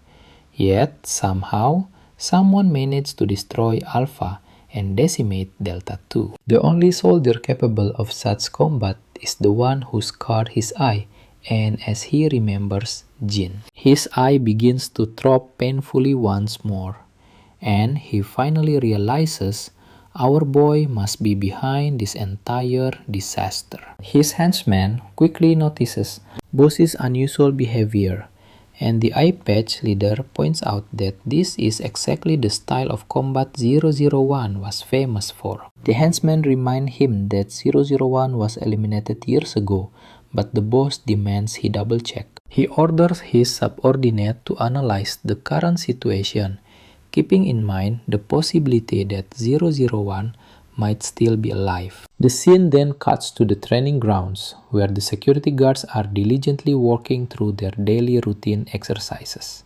Among them are Soku and Jin, and trust me, we must keep watching. Their training sessions include intense running and climbing ropes. Alright, you and I are about to watch Sokju struggle hard just to keep up with Jin. First it was rock climbing, and now they are diving straight into jumping over desks. Both of them stand side by side, completely locked in for this intense challenge. The moment they take off at an unbelievable speed, Jin easily blasts past his rival, clearing those desks with the kind of grace only a natural-born pro could have. Everyone watching from the sideline, including Jonah, can only stare in absolute awe at how Jin completely dominates every single drill. Once they cross the finish line, the exhausted group finally takes a quick second to catch their breath. Sokju is gasping for air, completely wiped out, but he turns to Jin and is shocked to see the guy has not even broken a sweat. Back in the locker room, Sokju keeps staring, totally mesmerized by Jin's insane skills. But then he notices a fresh patch of blood on Jin's arm and points it out. Jin glances down at the blood, but instantly brushes it off like it is nothing, casually throwing on his school uniform jacket. But pay attention here.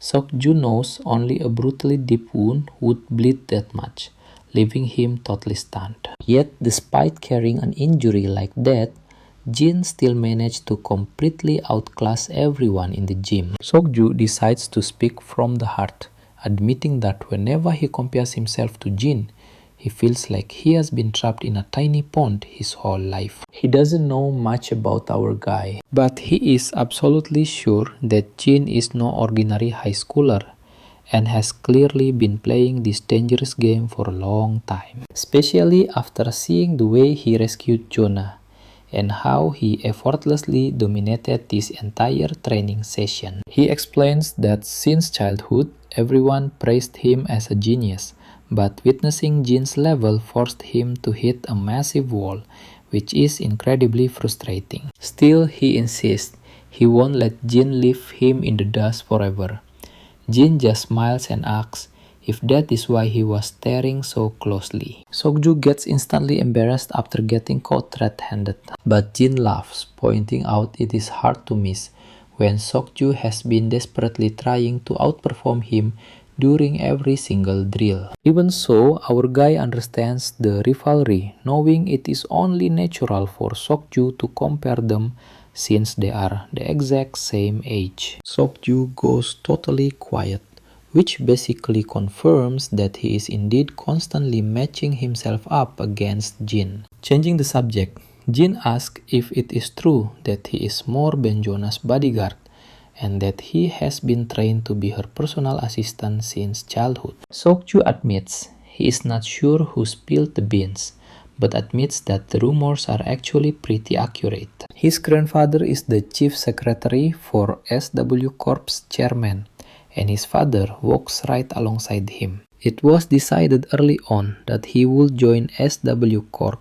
and since they grew up together, he was groomed to assist her once she eventually takes over the company. Our boy confesses that he has absolutely no clue how to be an assistant and wouldn't even know where to begin with that stuff. But you and I know this simple truth.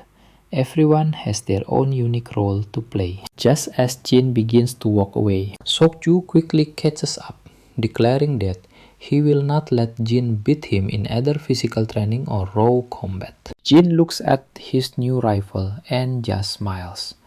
Honestly, a little healthy competition never hurt anyone, right? The moment they step out of the locker room, Jonah is already waiting for them as usual. She commends both of them for a training session well done, and then asks Jin if he has been busy lately, since they haven't seen him at school in ages. Jin casually replies that he simply had some personal business to handle. Jonah goes quiet for a brief moment, but then Jin's phone suddenly rings, showing an incoming call from Major Kang. Our boy answers, and the Major shares the amazing news that the doctors just finished Wang Xix's surgery successfully, so there is nothing to worry about. Jin feels incredibly relieved to hear this, while the Major adds that if they hadn't made it back to base in time, Wang Xix might not have survived, meaning he owes his entire life to Jin's swift actions. He repeatedly thanks him, admitting that if Jin hadn't shown up, the entire squad would have been completely wiped out. And the rest of the squad is just as grateful. We hear the other soldiers shouting their thanks in the background. But then Major Kang's tone turns dead serious as he warns Jin to never return to the battlefield. He confesses it sounds pretty ironic to say right after Jin saved all of their lives. But he firmly believes that Jin has a family and a peaceful, bright future ahead of him now. However, our boy gently reminds the Major that he only found this precious family because of him, which makes him absolutely certain that stepping onto that bloody battlefield was the right call. And that is where we leave it, with Major Kang smiling, thanking our hero one last time for making that choice. Alright, you and I are dropping right into a cliffhanger as Jin hangs up, leaving Jonah standing there with a totally baffled look. She looks completely stunned, probably because she has never seen him flash a genuine smile like that before. Jonah then frantically asks Jin if he needs to rush back home right away, but he says no, explaining that his buddies are waiting for him over at the arcade. Curious Jonah instantly begs to tag along, though Shogu seems a bit hesitant about whether they should even go. Ultimately, they head over, but the moment our main guy steps inside, he freezes, while Soku and Jonah look just as bewildered. The entire arcade is a total disaster zone. Broken gear lies scattered everywhere, and an employee is desperately trying to clean up the aftermath of what was clearly a massive brawl. Sokju demands to know what happened, and the stressed manager Furious explains that some kids in their school uniforms were just playing peacefully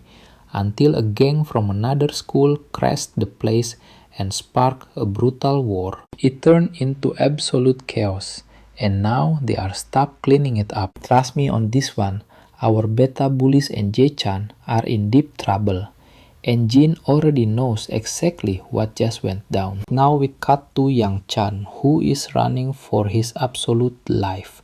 Completely out of breath, he sprints through the streets and quickly slips into a dark, narrow alleyway. Cowering in a corner, he is utterly terrified as the hostile thugs hunting him down continue their relentless search. To understand how Chan got into this mess, let us rewind.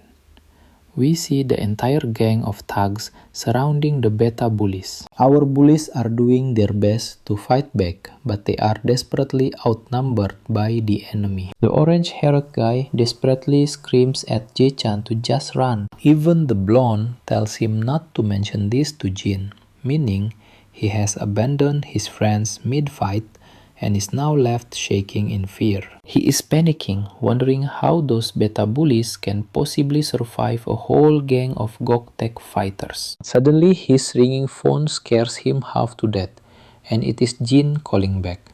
Meanwhile, Jae-hyung knocks out one thug with a single punch, but immediately gets slammed by another guy. He retaliates instantly with a brutal kick to the gut, sending his attacker stumbling backward. Meanwhile, the blonde kid is also tossing thugs around left and right. Now pause for a second. Despite dropping tons of these guys, our exhausted duo is facing an absolutely overwhelming wave of enemies. A thug stands safely behind his minions, smugly mocking our exhausted duo, claiming their struggle is not half bad, and that he finally believes the rumors about his own crew getting trashed. Apparently, this monster is the infamous In Chong-gu, the big boss of Gok-Tek. Our beta bullies never imagined they would have to face the legendary Chong-gu and his crew like this. As the orange-haired teen goads him, asking if he is too scared to lose face, Incheon takes the bait and charges like a raging bull. He throws a punch with blinding, terrifying speed, but Orange Hair dodges it effortlessly, delivering a savage counter-strike that Incheon barely manages to block in time. Orange Hair strikes again, which only makes Incheon grow even more frustrated. Incheon retaliates, but Jaehoon lands a heavy blow right on his jaw. Still, it seems Jaehoon is simply too drained to throw any knockout punches now. Suddenly, he freezes in absolute shock as Incheon catches his leg mid-air, grinning from ear to ear while mocking him that he is as good as dead. With a brutal skull-shattering punch, Incheon leaves Jaehoon's face looking like a completely bloody and mangled mess. But this absolute monster does not stop there. He follows up with a savage knee that sends Jaehoon sliding across the pavement. Meanwhile, the blonde kid is also in deep trouble. Distracted by his friend, he takes a heavy blow from behind. And once he hits the dirt, the thugs begin stomping him without mercy. In Jong-gu continues relentlessly beating the orange-haired kid, his shoes getting soaked in fresh blood as he mercilessly stomps Jaehoon's head with pure murderous intent. Suddenly, another goon arrives from behind, telling Incheon that Tae-soo wants both of these guys brought in. The other lackey then asks what they should do about the runner. Incheon orders everyone to regroup at the club and hunt down that third guy. They are talking about Yang Chan, and it looks like this coward has finally crossed paths with our main character. He frantically explains exactly what happened, how those Goptek savages ambushed them, and trust me, you and I can tell, they were furious about what happened before. Alright, let's jump into a wild fight where Jaehoon and Hook-jin held their own until In Chong-gu crashed the party. Jin has no clue who In Chong-gu is, so the terrified kid explains that Taisuke rules Gusok Taechek and In Chong-gu is his right-hand man. These guys are so notorious that local gangs actually recruited them before they even graduated high school. Apparently, 20 thugs ambushed them, but Jaehoon and Hook-jin stood their ground and told him to run. Just two of them took on 20 guys, forcing him to promise he wouldn't tell a soul. The coward admits it is all his fault, since Jun only got targeted for helping him against the Gosok gang. Fed up with the crying Jin, finally asks where he last saw Jaehoon and Hook-jin. The shaking kid quickly explained he left them in an alley by the subway station, which is their usual route to the arcade. Without saying a single word, Jin silently starts walking forward. Now pay attention here. Jong-chan asks where he is going, completely terrified that even Jin cannot face 20 thugs alone. Everyone knows those Gosok guys are incredibly brutal, since most join real gangs. But looking at his phone, the kid remembers all the good times he shared with his friends. With those memories fueling him, he wipes away his tears, shakes off his fear, and confidently steps up to join Jin. They both head off, leaving Jonah standing there completely lost on what she should do. Seokju hesitates and stands completely still until his bodyguard asks him if he is going to join his friends. Caught off guard, Seokju listens as the bodyguard asks him once again if he is going to help out his own classmates. The bodyguard flashes a quick grin and tells Seokju to snap out of it. He reminds him that even though he hangs around sweaty professionals, he is still just a high school kid like those two. Seokju pauses for a second, and a smug smirk spreads across his face as he finally makes his move. Turning to Jonah, he tells her he will be back in a few minutes,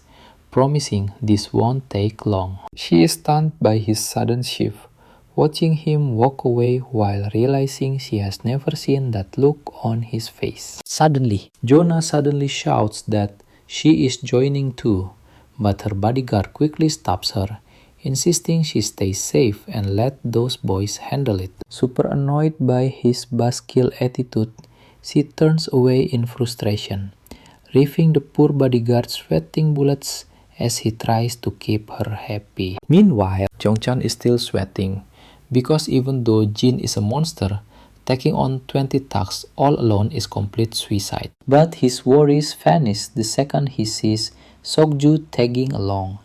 Jin glances over his shoulder, and Seokju casually says he is tagging along since they are classmates. This puts a smirk on Jin's face, as the trio walks down the road with absolute confidence. You and I both know this looks bad. The trio arrives to find nothing but broken weapons and blood splattered everywhere. Jongchan panics instantly, absolutely convinced this is where the brutal ambush went down. He hopes they escape, but Sokju spots two broken smartphones on the ground, guessing the thugs drag their friends away. Jongchan confirms these phones definitely belong to their captured friends. Sokju notes the broken phones were left there on purpose, and Jin recognizes exactly whose blood is fresh on the concrete. Right then, a few thugs stroll down the street and immediately spot their school uniforms, realizing who they are. They also recognize Jongchan, the kid who ran away earlier. The thugs close in, throwing nasty insults at Jongchan and mocking him for running, laughing that they have finally tracked the little coward down, while Jongchan is completely petrified. Sokju is actually relieved they do not have to search,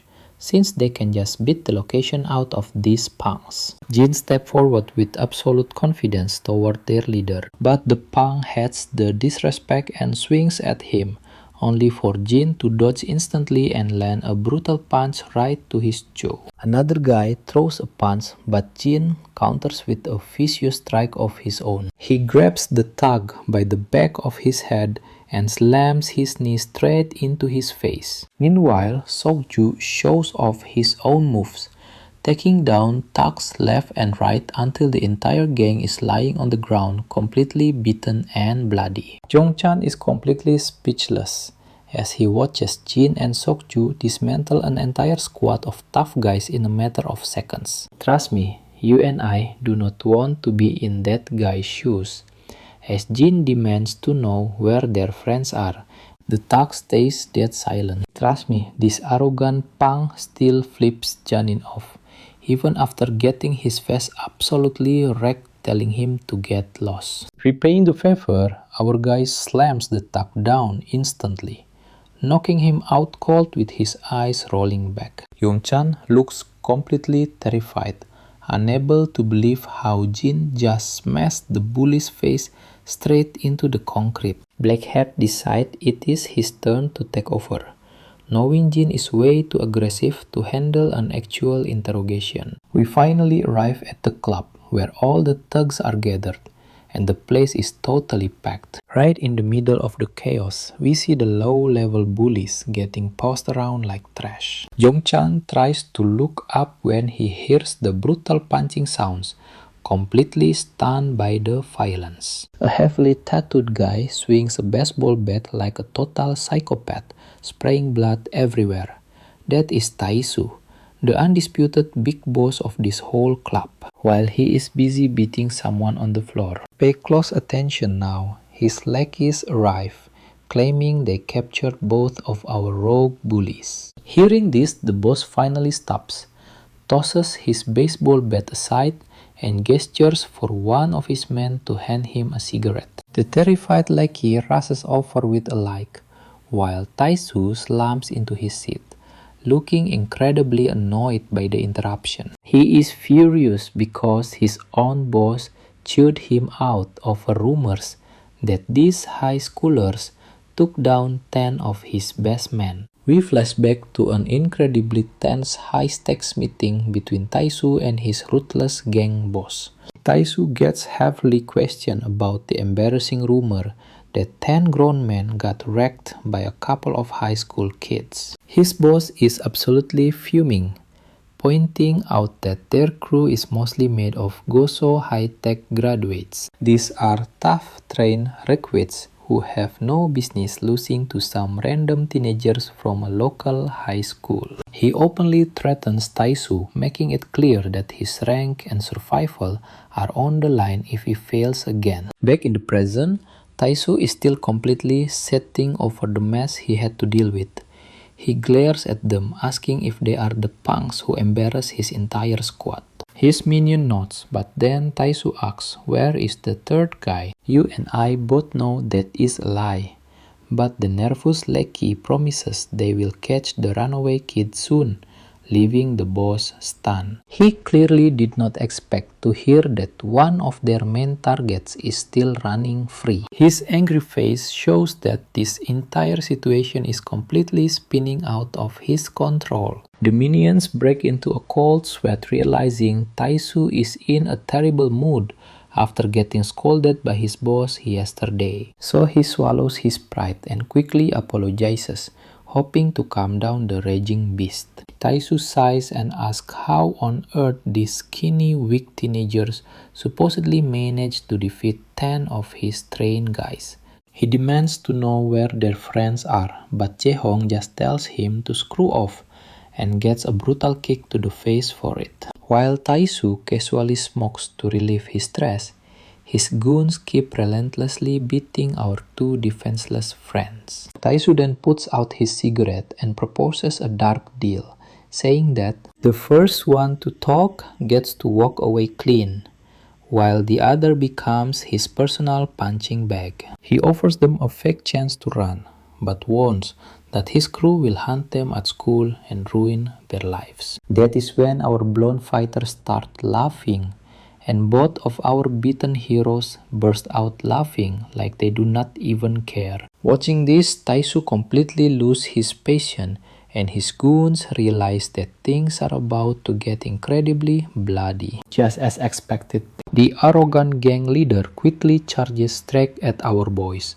with a baseball bat swinging it down with so much force that blood splatters everywhere upon impact. Even his own loyal henchmen look worried, seeing how far he is going. The monster keeps swinging until he suddenly stops, hearing a massive commotion echoing from just outside the room. When we look outside, the dozens of thugs guarding the club are already unconscious on the floor. Inside, dead silence falls as the heavy front door slowly creaks open. Every eye locks onto the entrance as our main trio walks in with total unbothered confidence. The boss is absolutely furious, demanding to know how these random kids bypassed his security and beat up all his guards. Meanwhile, Jong-chan is utterly horrified seeing his battered friends lying in a pool of their own blood. A goon quickly points out that this is the same kid who escaped earlier. But trust me,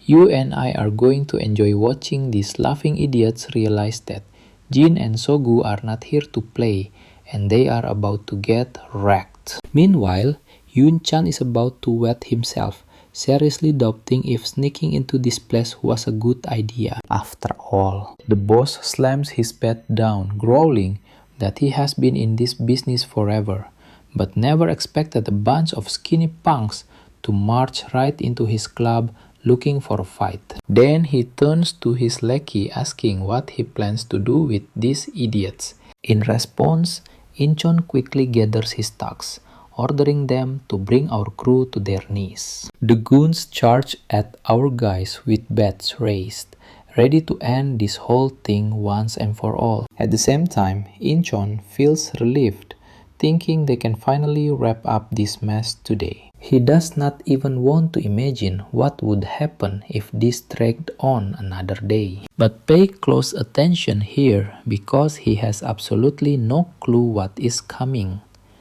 Our boys are already stepping up and dropping these pathetic thugs left and right, proving they are on a whole different level. Incheon goes totally pale, and even the other fools watching are shaking with pure fear. Our guys quickly toss their backpacks aside, and Incheon is absolutely stunned to see 4 of his men already wiped out. The rest of the goons rush in, but Sogu and Jin just casually take their stances, ready to fight. They start crushing these thugs like they are nothing but annoying trash blocking their path. My boy leaps into the air like a total ninja, landing a devastating strike right on a thug's face. Seogu does not hold back, either knocking these dirty punks out with single blows that send them flying. Jung-chan can only watch in absolute awe as his friends completely wreck the place, taking down these goons with zero effort. When their smug leader sees his crew getting absolutely demolished, his cigarette drops right out of his mouth in shock. The beatdown goes on until every single thug is left groaning on the floor. The big boss is in total disbelief, wondering if this is even real, while our guys have barely broken a sweat. And yet they just single-handedly wipe out 30 of his toughest men. Our boy starts walking forward, and Incheon, standing right next to him, begins to shake with fear. Now I know what you are thinking. Is he actually letting this guy go? Well, think again, because Sogu steps in and delivers a brutal punch that completely shuts this clown down. The boss, now panicking, grabs his bat and takes a stance, but Jin just keeps walking calmly towards him. Once they are face to face, the boss swings his bat wildly, but Jin instantly reacts with his own strike. Jin throat slaps. The boss grabs his hat and in his signature brutal style, smashes his face right into his knee, sending blood spraying from his broken nose. But this arrogant jerk is not ready to go down yet. He knows if his boss finds out he is expelled forever. So he plays dirty and pulls a blade, swinging it at Jin. But Jin simply grabs his wrist and snaps it, leaving the guy screaming in agony. To seal the deal, Jin slams him to the floor, putting the cocky boss down for good. Meanwhile, the other thugs start waking up. Jongchan runs over to ask if his friends are okay, but our blonde hero dryly asks if they look fine after getting smacked in the face with a baseball bat. The orange-haired kid looks up and notices our main guy. Once he finally catches Jin's eye, Jong gives a thumbs up, saying that in the game of life, Jin is definitely challenger rank, even if he is still bronze in real gaming. It is a funny line though. Sogu has absolutely no clue what he is talking about right now. In the next scene, we see Taisu and his underling Incheon getting absolutely thrashed by their boss's furious assistant. He reminds them that they were supposed to clean up their mess, not make it 10 times worse. The two keep their heads down while Taisu tries to escape with a weak apology, only to get brutally punched in the face by the assistant, who keeps beating him like crazy. Then he reminds Taisu that there is no room for apologies, because they were supposed to expand the business, while those Gohan and Seo guys were out of commission. But instead, they are stuck cleaning up this disaster Taisu dragged his family into. By the way, Gohan and Seo are the very same guys our boy wrecked when they targeted the boss. Incheon, the lackey, watches in absolute horror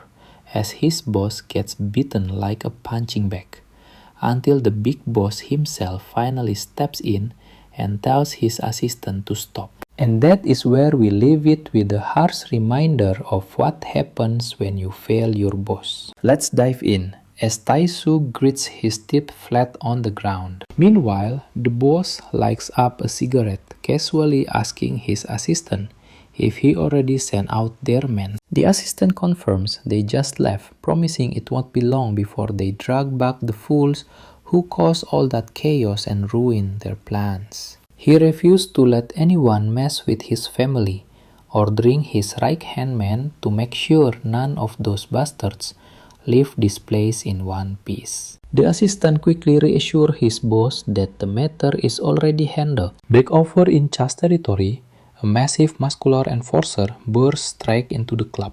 He reports that he finally uncovered why Hakan Kim's crew has been causing so much trouble. When pressed for details, the big guy eagerly explains that one of their rookies picked a fight with that specific high schooler. Cha instantly knows who he's talking about, silently wondering why they had to pick a fight with that absolute monster. By the way, this musclehead's name is Jonggu, so let's stick with that from now on. Jonggu then reveals that the kid completely wrecked them, and now the entire family is out bloodthirsty for revenge. They can't let the streets know their grown man got absolutely humbled by a high school kid. Cha blows out a cloud of smoke, telling Jonggu to round up their best fighters because things are about to get serious. Now pay attention, because it looks like he's ready to back up our boy. Yomu grins wide, saying he's already on it, adding that some of the old crew just dropped by to say hello. He mentions that since Cha already took care of the Kim family in Goshon, all their old enforcers are back in action. Cha chuckles as he gets up, muttering that those crazy bastards are probably just looking for an excuse to fight and get wasted. He opens the door to find his loyal soldiers lined up and waiting, thrilled to have their leader back. Cha stands tall, looking over his crew and telling them he's damn glad to see them too. He admits it's been a while since they caused a ruckus, but suggests they finish a quick job before grabbing drinks. Later on the dark streets, Jonah and Seju suddenly find themselves cornered by a menacing gang of thugs. The lead thug smirks with pure arrogance, clearly thrilled that he didn't have to waste time searching for them. He mockingly apologizes for ruining their little day, warning that he's taking them both. But before they can move, a fleet of black sedans screeches to a halt. A horde of elite sharp-dressed bodyguards pours out instantly, surrounding the terrified street thugs. It's obvious that the SW Corporation sent serious backup, and Jonah's personal bodyguard looks absolutely murderous seeing these punks. Without wasting a single second, he grabs the lead thug's head in a crushing grip. You and I both know these idiots are finished. Even Jonah feels a little pity for these fools who had no idea what they were stepping into. Later on, Cha's men are seen carrying baseball bats, absolutely wrecking every single gangster in the neighborhood. We also see Cha strolling casually right into the main gang's club, the exact spot where our boy and Seokyu took down 30 men. The enemy gang leader is frozen in pure shock at the sight of Dusik Cha standing there. Even the two lackeys behind him are trembling in sheer terror, realizing they are facing the legendary leader of the Dusik faction, the absolute most ruthless mob boss in this entire city. Struggling to believe his eyes, the boss stammers, asking Cha why on earth he's here, reminding him they never laid a finger on Cha's people, so this has to be a massive misunderstanding. Cha calmly replies that he should have let the kids handle their own drama, pointing out how pathetic it is for a grown adult to interfere. Naturally, the local boss is completely baffled by this, demanding to know what the hell that's supposed to mean. But then the pieces click and he realizes Cha is here for our boy. Cha chuckles slyly, saying, since this territory's big boss decided to bully a kid, it's only fair that he steps in too. Later we find Dawn happily devouring a bowl of instant ramen, drinking down every single drop of the delicious soup.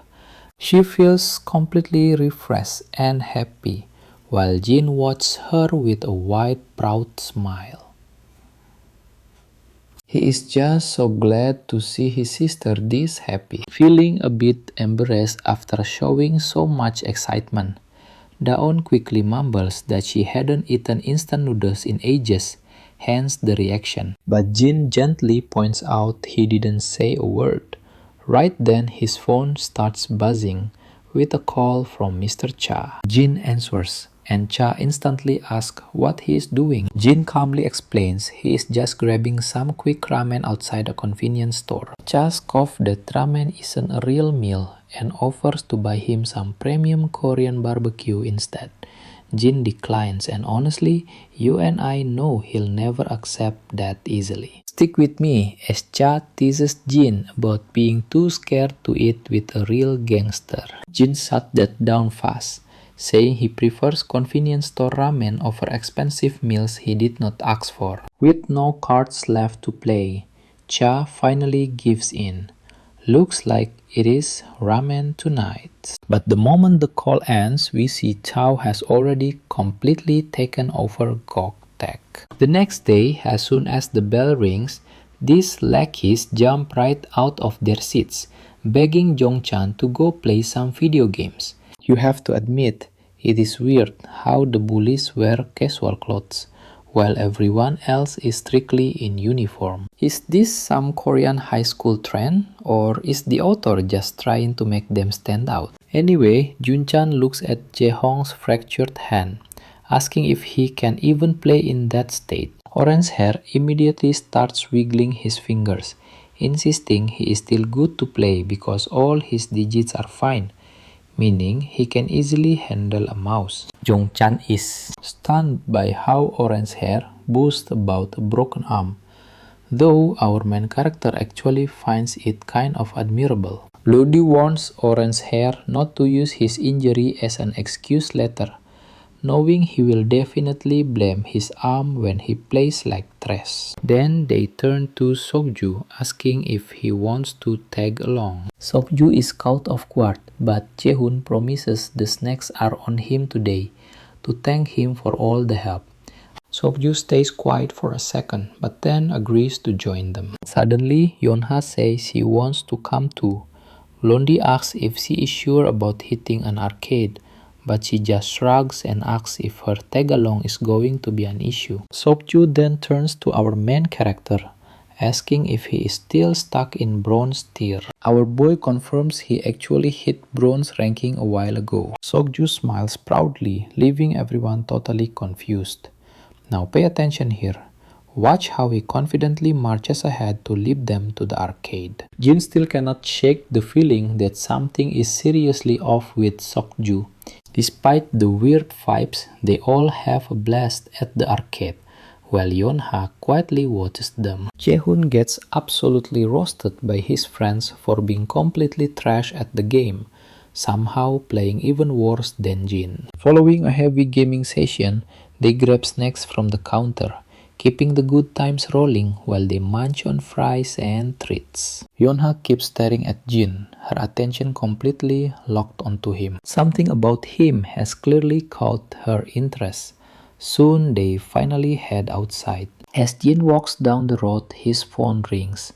It is Dayun, and the moment he picks up, she immediately asks if he is eating out tonight. Jin says he is almost home, and right as the words leave his mouth, he spots his grandpa and Dayun standing nearby. Jin asks where they are heading, and they reveal they are on their way to grab some groceries for dinner. Jin decides to tag along, but the old man worries that he might be too tired. Jin says he is fine since he was just hanging out with classmates, and soon they are picking out ingredients at the store. Once the shopping is done, Jin steps up and offers to carry all the heavy grocery bags. But as they walk out, watch closely because a highly suspicious figure nearby instantly catches Jin's attention. The man is wearing a dark hoodie, radiating an incredibly intense, menacing aura. Jin immediately recognizes him, and when the stranger greets him as 001,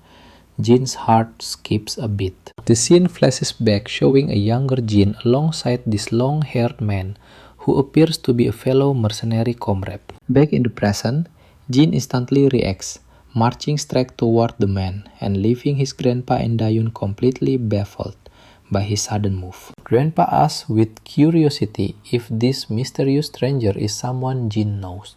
Jin explains they were teammates from back when he lived elsewhere, and Grandpa immediately tries to make a friendly impression. The stranger responds with a warm smile, though Dayun looks deeply unsettled and instinctively takes a step back as the two lock deadly glares. Grandpa points out that their new guest must be exhausted from travel, inviting him to join their family dinner. But the man politely declines, saying he was just in the area and wanted to drop by to see Jin. Realizing they need space, Grandpa pulls Dayun along so the two old friends can catch up in private. Once they are alone, the man smirks, noting that Jin looks pretty good for someone who is supposed to be dead. We leave them here as Jin demands to know how 006 tracked him down. That is when the long-haired guy reveals their camp knows Jin is alive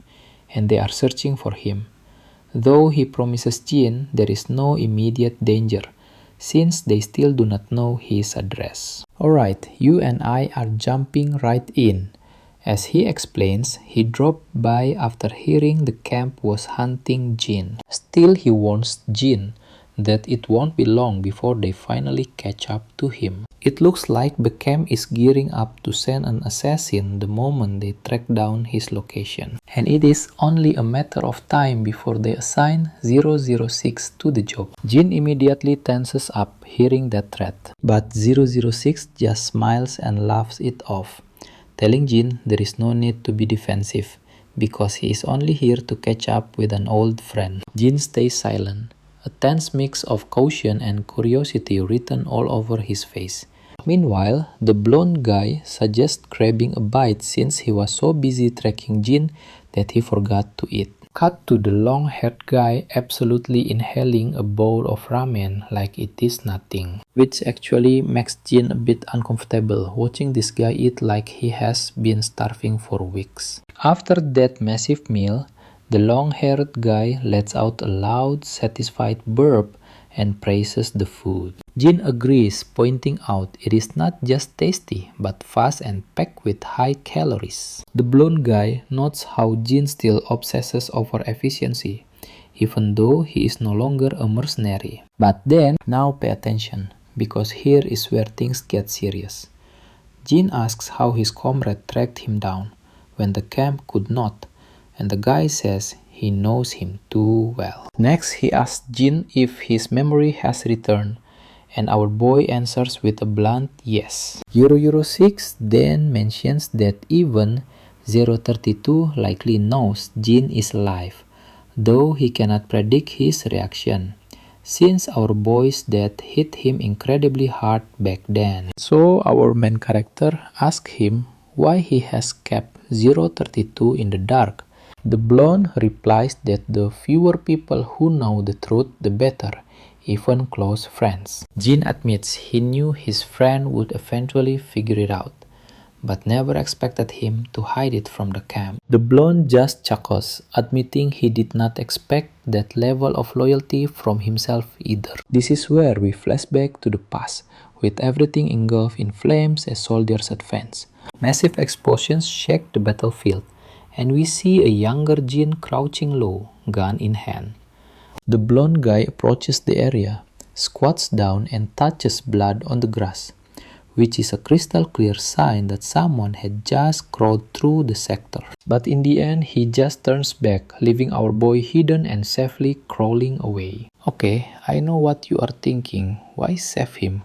The blonde admits he does not even know why, but he is proud of choosing to let Jin go. He explains they were raised like dogs to follow orders, but he still felt a deep bond with Jin. But then his mood shifts as he crushes his soda can, demanding to know why Jin did not just stay hidden forever. Jin replies that he had no choice. The blonde wonders if regaining his memories changed him, or if living a peaceful life here did the trick. He cannot decide if it is for better or worse, when suddenly his phone rings and he quickly pulls it from his pocket.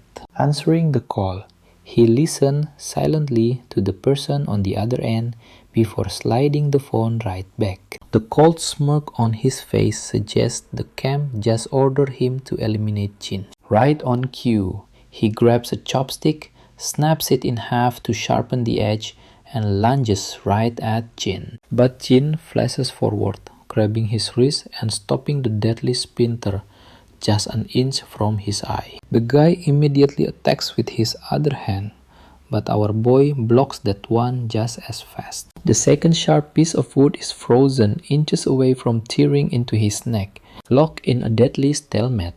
The blonde apologized, explaining he only came to catch up, but the camp tracked them down faster than expected and ordered an immediate execution. Jin calmly agrees, noting that it cannot be helped since orders are absolute. Out of nowhere, a girl steps out of the store and spots the two guys cleaning up the table, blushing instantly when she notices just how incredibly handsome both of them are. Once they throw the trash away, The blonde notes that this is probably not the best spot to start a fight on such short notice anyway. Turning to leave, the blonde mentioned that he actually prefers this new version of Jin, saying it is definitely a massive upgrade. He walks away silently and the scene shifts to the SW Corporation. Inside Sogu trains hard you, and I know a huge storm is coming. Alright, you and I are jumping right into the action.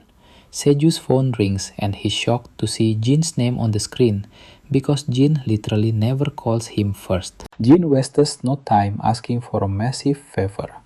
He needs access to local security cameras to track down a target in real time. Seju is completely blindsided, explaining that getting clearance from his bosses is going to take some serious time, and pulling off a real-time track on someone is incredibly difficult. So Seju asks when he needs it by, and Jin's answer, right now. The real reason for the rush. If Agent 006 is hunting him, his grandfather is in immediate danger, but he keeps Seju in the dark. This leaves Seju totally stressed out with absolutely no clue how he's supposed to make this miracle happen. Now we cut back to the club where we see Boss Cha looking incredibly annoyed. His right-hand man admits he let Jin borrow the bike and Cha's jaw drops.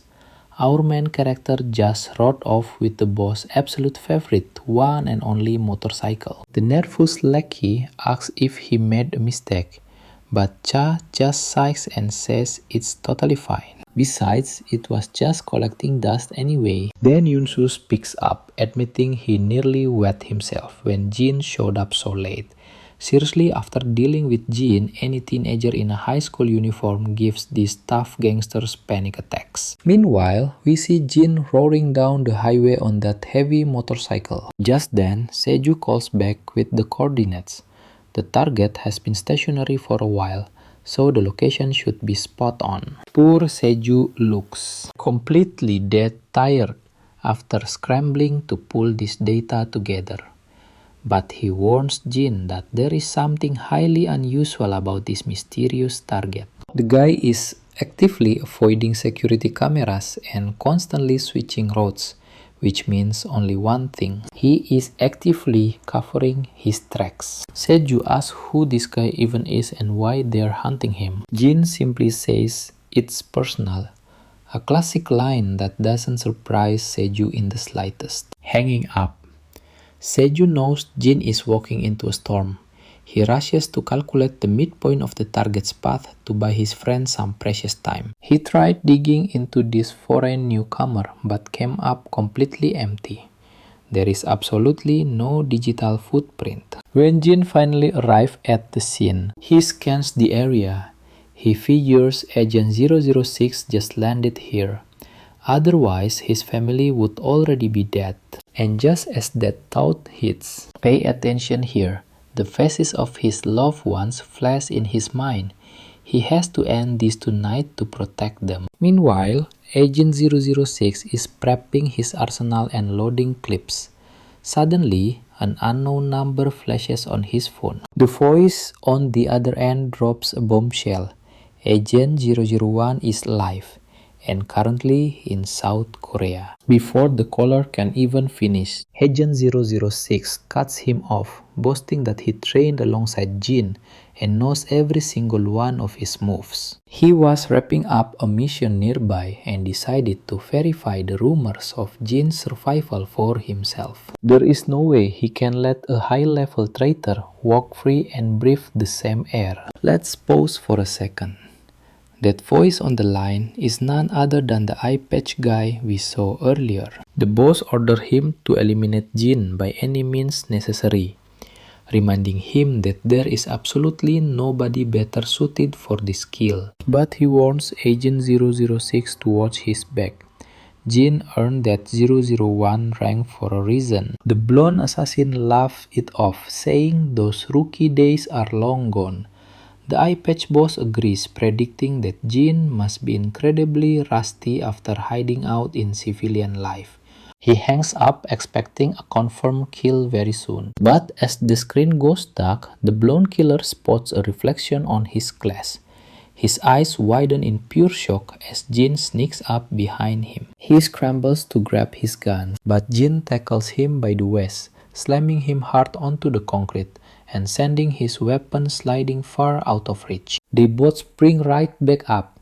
Agent 006 is furious, muttering that he took every precaution to not be followed, swearing those damn street cameras must have sold him out. As they square off, Grundy admits he expected a reunion, but he's shocked Jin found him this fast, especially since their last goodbye was so recent. Jin says nothing, and 006 mocks him, saying the updated 01 is still a quiet type. Trust me, you and I are about to witness an epic clash as they trade blows faster than the eye can follow. Alright, you and I are diving right into the action as Jin parries a strike, but Blondie easily dodges. But Jin immediately follows up with a heavy shoulder tackle, sending Blondie stumbling backward from the impact. Just as Jin goes for a kick, Blondie catches his leg and slashes it with a dagger.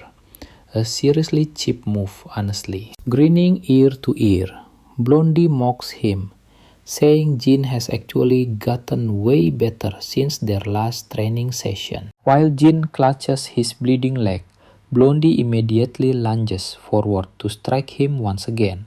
Jin quickly leaps back, barely avoiding the sharp blade as it whisks dangerously close to his throat. The two lock into a deadly dance of slashes and parries, with Blondie desperately trying to land another hit. Finally, Jin manages to drive the dagger directly into his shoulder, but before Blondie can strike again, Jin ducks, grabs Blondie's hand, and gives it a satisfying twist that sends the weapon flying through the air. Blondie then kicks Jin squarely in the chest, sending him stumbling backward. He quickly reaches for his drop gun and immediately tries to aim once it is in his hand. But his plan fails as he is suddenly stabbed in the shoulder with his very own blade. Blondie keeps firing a barrage of bullets while Jin ducks and runs, but the gun soon runs empty, leaving him gritting his teeth in anger. He tosses the empty gun aside,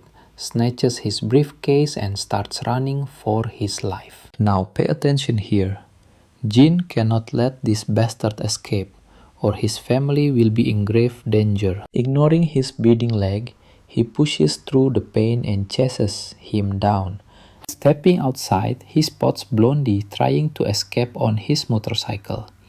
Jin feels a wave of absolute despair seeing his enemy riding away on his Hayabusa. A terrifying vision of his beloved sister and grandfather covered in blood flashes through his mind. But wait, it looks like he worried for nothing because right as Blondie is fleeing, a car rams the bike, sending him rolling over the roof and crashing onto the hard pavement. The car screeches to a halt and Seju steps out, asking if he shouldn't have jumped in, but Jin tells him he did an amazing job. Sogu gets back in his car, but as he drives away, he cannot shake the feeling that something massive is unfolding. Rewinding to the crash, Sogu gets out of his car and immediately checks on Jin, asking if he is okay after that wild collision. Jin assures him that he is totally fine despite the obvious gashes on his shoulder and neck. But Sogu is not buying it, pointing out that Jin looks seriously injured. You and I can see the damage, but Sogu is actually worried he hit the bleeding unconscious assassin a bit too hard. Jin looks at his friend and firmly tells him to leave right now. Sogu is confused by this sudden request, but the intense, serious look in Jin's eyes tells him not to argue. Driving away, he wonders why the guy Jin chased is listed as a regular tourist in the SW Corp database, knowing there must be a much darker story behind it. Then he remembers his wrecked car and starts stressing over how he's going to explain all the damage. We cut back to the shelter where number 006 is tied to a chair, bloody and battered. Jin stands over him, completely calm, telling the assassin he can open his eyes since he knows he is awake. The mercenary chuckles, saying he never expected our boy to be working with a partner though he should have realized it when they tracked him down so fast. He admits he messed up by assuming Jin would always operate alone. Our main character remains silent, so 006 asks what he wants to know. Jin responds by asking who else was ordered to eliminate him. In response, 006 says he cannot be totally sure, but he is likely the only one nearby, since he was closest to the region. He explains that the camp simply cannot accept the reality of Jin still being alive. They do not want anyone finding out his death was fake, so they will try to take him out as quietly as possible. He adds that they will never stop coming because Jin has caused too much damage to the organization, especially that Mad Dog, who will stop at absolutely nothing to put an end to our boy. Blondie wraps up by saying that is all the info he has, sharing it only because they were once comrades, before finally asking Jin to just end his life. Jin quietly picks up the sharp dagger and walks slowly toward him. So, what do you and I make of this? Blondie accepts his fate, closing his eyes to die by Jin's hand instead of some stranger. But to his absolute shock, Jin begins untying him. Blondie asks what the hell Jin is doing, and our boy calmly replies that he is just freeing his legs. So let's jump in, as Blondie asks why Jin is sparing his life. Jin responds by asking why he should even do that. He reminds Liam of the one reason he must stay alive, the very same reason he can never escape from the camp. Jin explains that having a family of his own made him understand this feeling, so he suggests that Blondie does the exact same. He also points out that since Blondie failed his mission, he's basically dead to them. He should find a deep hiding spot where the camp can never track him down. As 006 turns to leave, he warns Jin that his family will always be targets and the camp will never stop hunting them. Jin simply answers that he is already fully aware. He notes things would be different if his family had been targeted first, but now he intends to protect this life with everything he has. Blondie chuckles and promises to throw the camp off their scent before vanishing. But he has one final question. What is our main character's real name? Jin hesitates for a brief moment before finally telling him. Blondie smiles warmly and shares his own real name, Liam. He laughs about how it took 10 whole years just to exchange names. With that emotional goodbye, 006 vanishes, and we cut back to Jin's quiet apartment. Arriving home late, he gently unlocks the front door and slips inside like a ghost. But before he can reach the safety of his bedroom, the soft creak of another door echoes. Now what's this? Jin freezes as his heart drops. He is busted. His grandpa is standing right there, completely shocked to see his grandson sneaking back home at this insane hour. Jin hides his bleeding shoulder with a warm smile, calmly asking why his grandfather is still awake. The old man admits he could not sleep, blaming it on some coffee he drank earlier. With a gentle look, he tells Jin to get some rest, noticing how exhausted the boy looks. With that, the grandfather heads back to bed. Just as Jin starts heading to his room, his sister quietly calls out to him. When he turns around, she softly reassures him not to worry about their grandfather's reaction. The old man was only staying up because he still worries about Jin adjusting to normal life in Korea. She then points out she left him some homemade dinner on the table. After that quick sweet chat, she quietly slips back into her room. Jin looks down at the delicious meal waiting for him and cannot help but smile. Next, we cut to Seju. His phone buzzes and he opens a new message from Jin. I know what you're thinking, but Seju actually gets super flustered reading this. It's a genuine thank you from Jin for running over 006 and tracking down those coordinates. The very next day at school, Jonah and Sogu are walking down the hall together, spotting Jin standing right outside their classroom. They call his name, and he immediately looks up. Both ask what he is doing there, and Jin explains he needs to discuss something private with Sogu. Yona is left completely confused, wondering what they could be hiding. Once inside, Sogu immediately asks about the crazy incident from last night. Ready to explain, Jin admits that he thinks it's finally time to fill him in. Seju prepares himself as Jin finally reveals that the guy he hit with his car last night was actually an old co-worker who came searching for him. A heavy silence follows as Seju waits for more details. When asked if that's all, Jin simply nods, saying it is much safer if Seju knows nothing else. Seju feels a bit disappointed, not expecting Jin to keep things so secret. But Jin knows his friend definitely looked into the guy he tracked down last night. He warns Sogu that digging into that man's past is dangerous, sharing this warning out of appreciation for his help. Seju feels incredibly proud to earn Jin's respect, promising he won't dig any deeper, especially knowing how closely this mysterious target is connected to Jin's dark past. With their talk over, the two boys head back into the classroom. Jonah immediately asks Sogu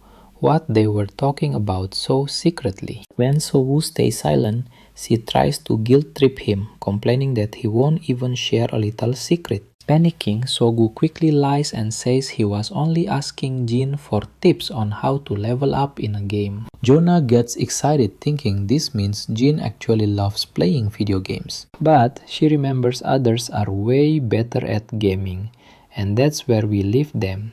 Stay tuned for more epic action. She wonders why Jin would ask Seju for advice when those guys are pros.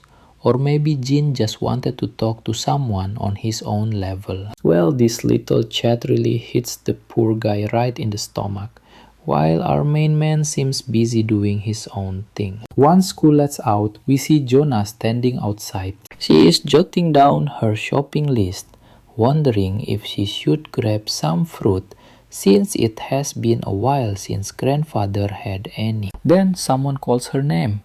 And watch closely because this random guy standing in front of her is definitely not from her school. Once he gets her attention, he asks her if she goes to Sinan High School. Jonah quickly confirms it, and the guy immediately asks if he can get her phone number. Not surprisingly, this catches Jonah totally off guard, leaving her with absolutely no clue how to react. She begins to panic, but the guy tells her not to worry or feel pressured, claiming he just wanted to get to know her. But wait, Jonah rejects him as politely as possible, and you can practically see the disappointment on his face, even though he plays it cool. Suddenly a big guy walks up from behind and mocks him for getting rejected so incredibly fast. Right then, the guy shows his true colors, turning aggressive as he sharply reminds her that he only asked for a simple phone number. Before he can annoy Jonah any further, a brutal slap lands right across his face. The one who delivered that slap is none other than Jae-hoon, backed up by his two friends. The guy spins around, demanding to know who hit him, but Jun just slaps him again for acting tough. Feeling the sting of those quick slaps, this punk finally realizes that messing with these guys is a terrible idea. Meanwhile, Hook-jin gives the other creep chills with just a stare, forcing both troublemakers to back off to save what little pride they have left. A girl sighs in utter disappointment at these punks, and honestly, who can blame her? She then happily turns to Dahyun, asking if he is doing okay. What's this? She starts bowing her head like crazy, making Jae-hyun so embarrassed that he frantically tells her there is absolutely no need for any thank yous. Alright, you and I are about to see things get messy on the next block, where everyone is panicking over some thugs. Surprise! It is Taesu. He is rolling with his right-hand man, Hinshin, and their crew, casually strolling through the neighborhood. And yep, you guessed it, that creep who tried to harass Dahyun is with them. bringing Taisu along as muscle to get payback on our main guys. Turns out this loser is named Taejong, and he is actually the younger brother of Taisu. Meanwhile, Taisu is incredibly pissed off, complaining that every wannabe gangster in the city thinks they can just walk over them lately. Now pay attention here.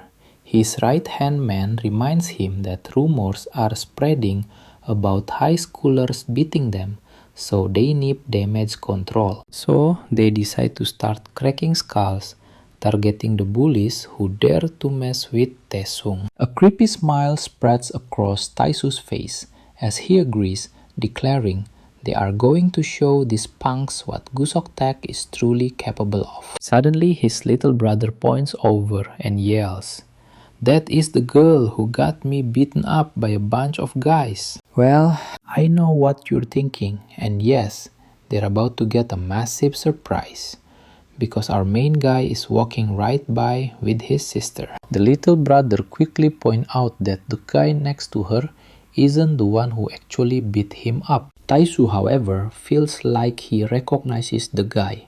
When he gets a closer look at our main character, his face completely drops in absolute horror. His minions start trembling too, suddenly remembering this is the monster who wrecked them when he invaded their own turf. As Taisu shakes with absolute fear, his little brother asks what is wrong. Taisu ignores him, asking if the girl next to that guy is the one he tried to hit on. Bikin nods, only to get a brutal soul-shaking slap to the face as Taisu screams, "Are you trying to get us killed?" The poor kid bursts into tears, totally clueless about why his brother is so furious, but he just gets dragged into a worse beating. Later, we cut back to the apartment where Dahyun is completely amazed by how skillfully Jim can peel food.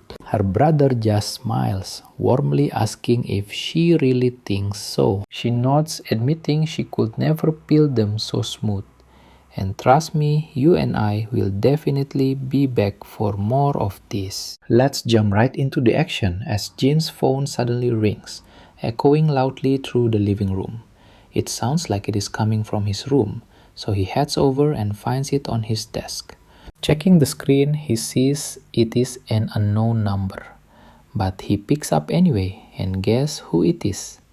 06 on the other end. The agent explained he left a trail for the camp to follow, leading them far away from Jin, which is where he will be hiding out for a while. Stick with me as he leaves the country. He plans to scatter false leads across other nations, which should keep his pursuers completely lost. Jin agrees, adding that he'll lay down a separate decoy trail of his own. Blondie jokes about how Jin was supposed to be dead, but now they are swapping places, making future meetups highly unlikely. He wishes him the absolute best before hanging up, and our main character warmly returns the sentiment. And with that wholesome moment, their call ends. The next day at school, John hears his sister was cornered yesterday afternoon, but his buddies quickly reassure him.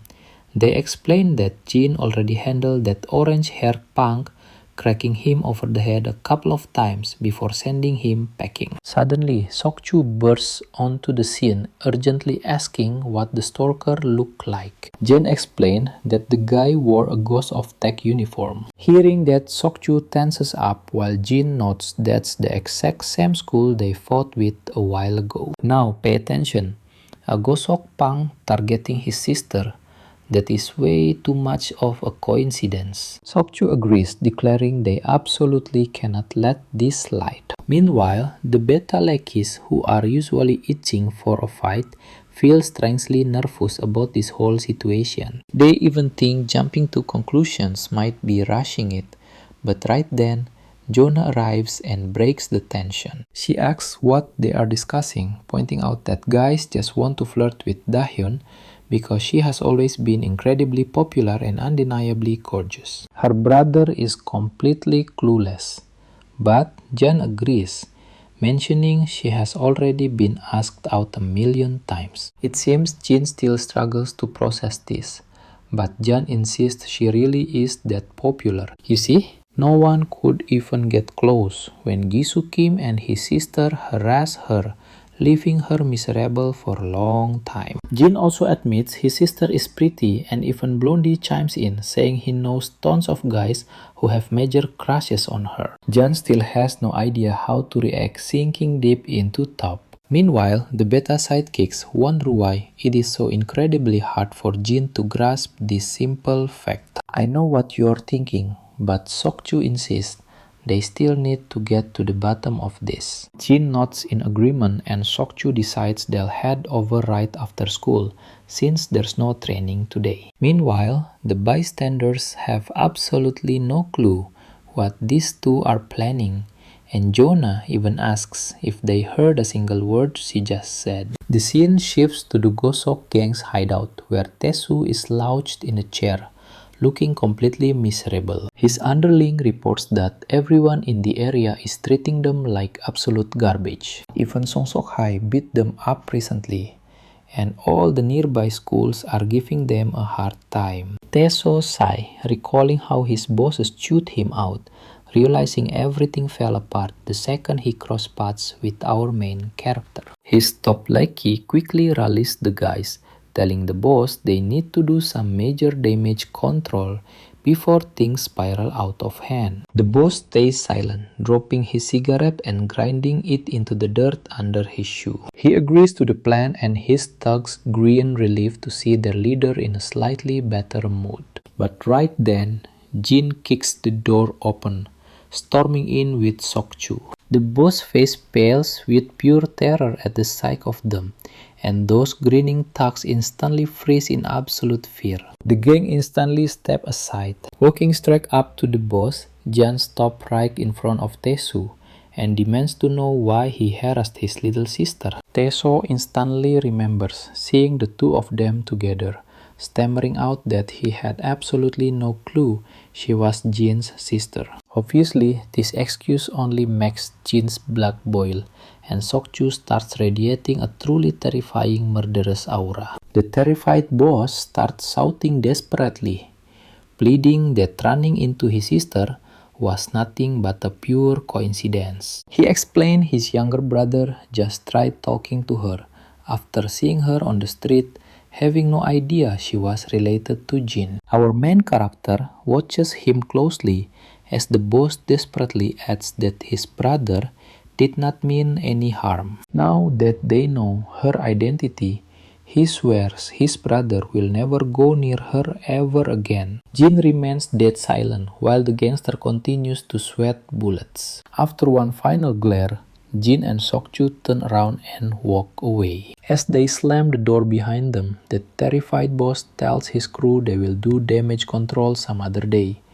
And trust me, you and I know this isn't over yet. Let's see what happens as Jin meets his friends outside. They ask what they talk about and he reveals it was just a coincidence that the guy who spoke to Dayun is actually Chai's younger brother. Hearing this completely shocks Dayun, and her soul practically leaves her body right then and there. Meanwhile, John W. reminds everyone that she already told them there was absolutely nothing to worry about, but Jin insists on keeping a very close eye on them anyway. After all, they can't just take their word for it. A bit later, Jin is sitting down with Mr. Cha, who stares at the instant ramen and other strange snacks, commenting on how long it has been since he ate convenience store food.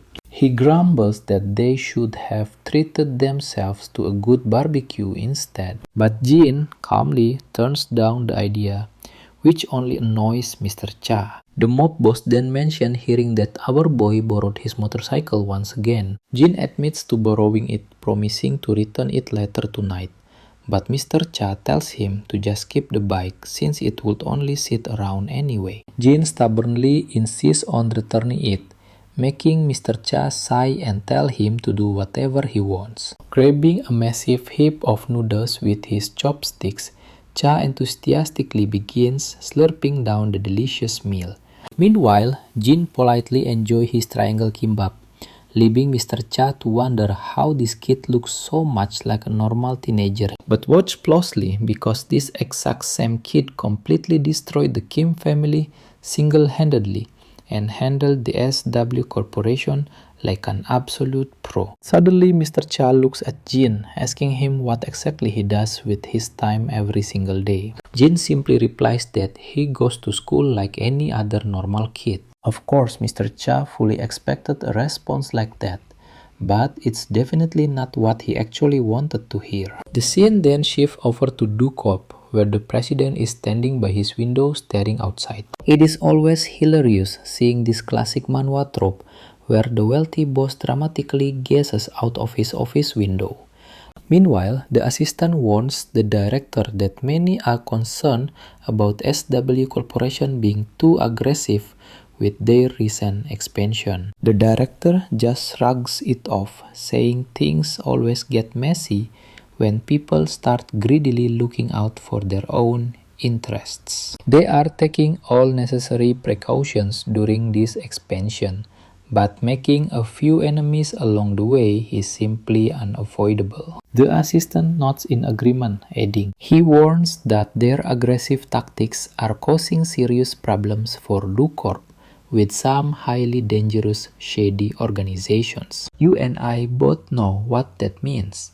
They've already detected highly suspicious moves from rival companies lately. In the following scene, Jin sits down with the director, who kindly offers him some tea, but our boy politely declines the offer. The director then asks how he has been getting along while working with the security team. Jin says it is going well, and when the director asks how he likes school, Jin says that's fine too. Finally, the director asks if there is anything they can do to assist him, but Jin politely declines.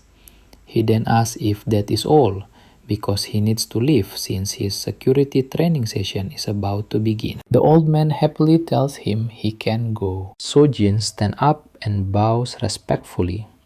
And when the director returns the gesture, it completely stuns his assistant, who finds it bizarre to see his powerful boss bowing back to a kid. Jin then exits. Later we see all the bodyguards training diligently inside the hall. Mid-drill, we catch up with Jie's bodyguard after a long time, who notices that Jin no longer stands out the way he used to. Jie gets curious and asks her guard for more details about Jin. The bodyguard explains that while Jin blends in now, he is easily faster and far more athletic than any of their men. He is absolutely certain Jin has plenty of real-world experience, because that kind of big skill can only be achieved through highly rigorous professional training and actual live combat. Upon hearing this, Jie's interest in Jin grows as the guard explains that despite his youth, the boy silently endured grueling training, earning the deep respect of the entire squad. The scene then flashes back to the past, where we see Major Kang meeting with Jie once again. During their quiet chat, she warmly advised him to not push himself too hard and get hurt. Kang promises he will be careful, then curiously asks if she is still looking into that high school student he mentioned. At first, she pretends to have absolutely no idea what he means, but then a realization suddenly clicks in her mind. Indifferent, she asks if he means Jin leaving us, wondering what her next move is. Let's dive into this crazy story where she is quietly shocked that he still remembers Jin after all this time, especially since he gets so incredibly anxious the moment Jin's name comes up. At last, Jia smiles and claims she is no longer interested in Jin, which instantly lifts Senior Kang's mood. Jie catches this sudden shift and realizes there is definitely way more to this story. Back in the present, as she looks at our main character, she wonders if Jin actually knows her fiancé. A bit later, we see her car speeding down the road with Jin sitting right there next to her. She casually brings up the idea of Jin joining her talent agency, suggesting He could really benefit from their top-tier training programs in either acting or singing. But Jin quickly shoots her down, saying he is just not interested. Jia gets totally intrigued by his instant firm rejection. She wonders why he cannot even pretend to consider it, finding his complete lack of hesitation pretty unsettling. And then, she straight up asks if he knows Senior Kang, before dropping the bomb that he is her fiancé. Now pay attention here because this news completely shocks Jin, as his mind flashes back to when Kang mentioned his fiancé. There is absolutely no doubt in Jin's mind that she is talking about Senior Kang. Looking at him, she gets super confused because Jin just sits there, looking completely unfazed by this massive revelation. Our guy seems way too calm, almost to a creepy level, because this is definitely not like him. Even she senses a shift in him, but cannot quite place what it is. A bit later, they arrive at their destination, and she heads inside the corporate building, while Jin and his senior go to the staff room to freshen up. Meanwhile, Jin cannot stop thinking about how Ji is Senior Kang's fiancé. He just cannot wrap his head around it. As the guards wait outside the restroom, we see Ji inside fixing up her makeup. Then another woman walks into the restroom, and let's be real, she looks incredibly suspicious from the very first second. This stranger casually starts using one of the sinks located right over Ji's right shoulder. Just as Ji is standing there peacefully, the shady woman suddenly covers her face with a chloroform rag. Once Ji passes out and collapses, we see that the guards waiting outside have also been taken down. The black-haired woman quickly orders her accomplices to move fast and transport the cargo immediately. Suddenly, the head bodyguard receives a shocking report. Mr. Shin is missing, and the guards assigned to escort him were found unconscious on the floor. Wasting no time, the chief orders his men to lock down all exits and secure the security footage immediately. Now watch closely. Our guy bolts out of the room. The moment he hears the news, he dashes down the hall, realizing the intruders already bypassed security. They are going to try and escape by car. He flies down the stairs and bursts into the parking garage. He spots a man getting into a vehicle and moves to block him, only to realize it is just some clueless civilian. Meanwhile, the actual kidnappers are already speeding away in their getaway car from the other side. Jin sprints after them at full speed. He fearlessly leaps in front of the vehicle, but those scumbags do not even brake and try to run him over. As they break out, our guy radios in that he has spotted the suspect vehicle, a black minivan. Jin wastes no time jumping over parked cars in a desperate bid to grab onto the escaping van. Meanwhile, the other guards block the exit with spike strips, ready to stop the vehicle in its tracks. But it is too late, as the driver floors the gas, slamming right through the guards and everything in his way to escape, all while our main character is still clinging to the van. The vehicle swerves violently, and Jin fights to hold on as it sways from side to side. Right as he struggles to maintain his grip, his mind flashes back to a talk with Senior Kang. In the memory, Jin is sitting with Kang, who is explaining to him what family truly means. Kang says family looks different to everyone, but it is incredibly precious. Jin still does not get it, so Kang gives an example. His absolute dedication to serving his country is so strong because it is where his family lives. Innocently, Jin asks if someone would lay down their life for family. Kang is stunned and hesitates at first. Then he smiles, saying he would gladly do it. Trust me, this hits hard. Back in the present, Jin is clinging to the speeding minivan, gritting his teeth as he holds on for dear life. He smashes the window so hard, the glass starts shattering. The driver is completely distracted by the chaos and fails to see an oncoming car at the intersection. The two vehicles collide, sending Jin flying violently through the air, landing about 10 meters away. Right then, The driver of the minivan seizes the moment, slams on the gas, and speeds away into the night. Jin immediately gets back on his feet and chases the vehicle, while a dark-haired woman inside gives him a mocking look. But despite his incredible speed, he starts falling behind until the van vanishes completely, forcing him to stop once he is totally out of breath. Now pay attention, because the senior guard pulls up right then, demanding to know where they went.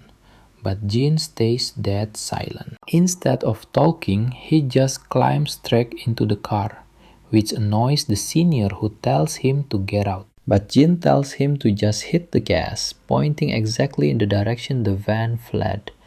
Reluctantly, the veteran officer speeds off. He radios his team, telling them the kidnappers took a side road on the right, ordering them to coordinate with the police and deploy backup. He then warns Jin that he needs to get off on the way back, since he is just a kid and not part of the actual security squad. He adds that getting mixed up in this mess is not his job. But Jin calmly replies that he is currently in field training, and he chose to be out here tonight, so his presence here is entirely on him. He also reports seeing a man and a woman in the vehicle, both of Asian descent, with no other accomplices in sight. As the veteran looks over ready to chew him out some more, he notices Jin's scraped up hands and bruised face. Worried, he asks if Jin is okay. The kid simply replies that he is fine. The senior guard is struggling to process the crazy report that Jin was actually hanging onto the van and found the targets first. He survived the crash, tracked down their route, and even managed to save Lady Jo during all that chaos. Let's pause here.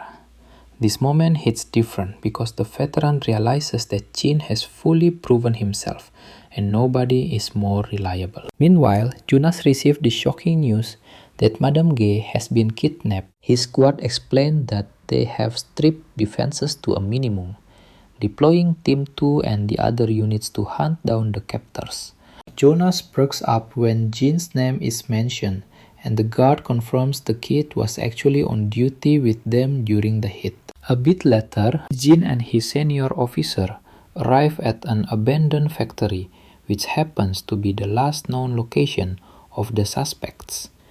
Right on time, they spot the familiar minivan and see the kidnappers wheeling Lady K away in her wheelchair. Knowing they cannot afford to wait for backup, the senior guard tells Jin to sit tight and stay in the car. As he steps out, he is shocked to see a bunch of rough-looking thugs pouring out of the van armed with sharp knives. But Jin ignores the order, stepping out and arguing that waiting is not an option.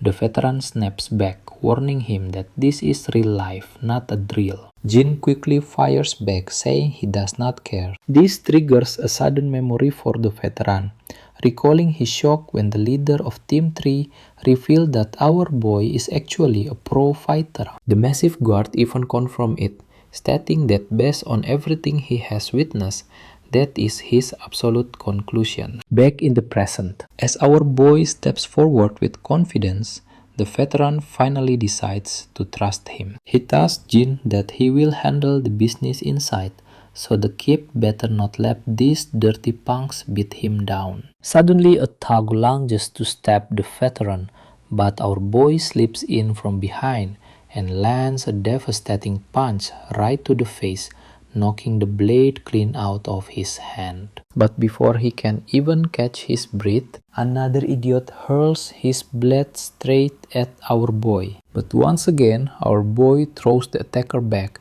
and Jin instantly grabs that fallen dagger from the ground, standing ready to face these brainless punks. The thug who lost his blade scrambles to his feet, only to get instantly chewed out by his angry boss, who is not thrilled at all to see his grown man getting easily beaten by a young punk. He mockingly asks if security squads let kids carry knives, and trust me, he is about to regret those words. Alright, you and I are jumping right into a brutal fight where these cocky thugs tell their body to handle Jin while they chase the senior, totally underestimating him. Their jaws drop when our guy grabs another goon and snaps his hand with a highly satisfying crunch. One guy tries to stab Jin, but he quickly flips the script, grabbing the thug, slicing his stomach, and ramming the blade into his shoulder. As that thug collapses to the ground,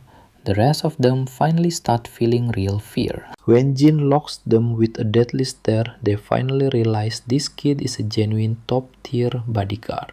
Jin rushes the remaining goons, slashing them left and right, cutting them down one by one, until only a single fighter remains. This last thug manages to block Jin's strike, but when he tries to punch back, Jin easily catches his fist. With his other hand, he slashes his stomach, kicks his leg, and presses the knife to his neck.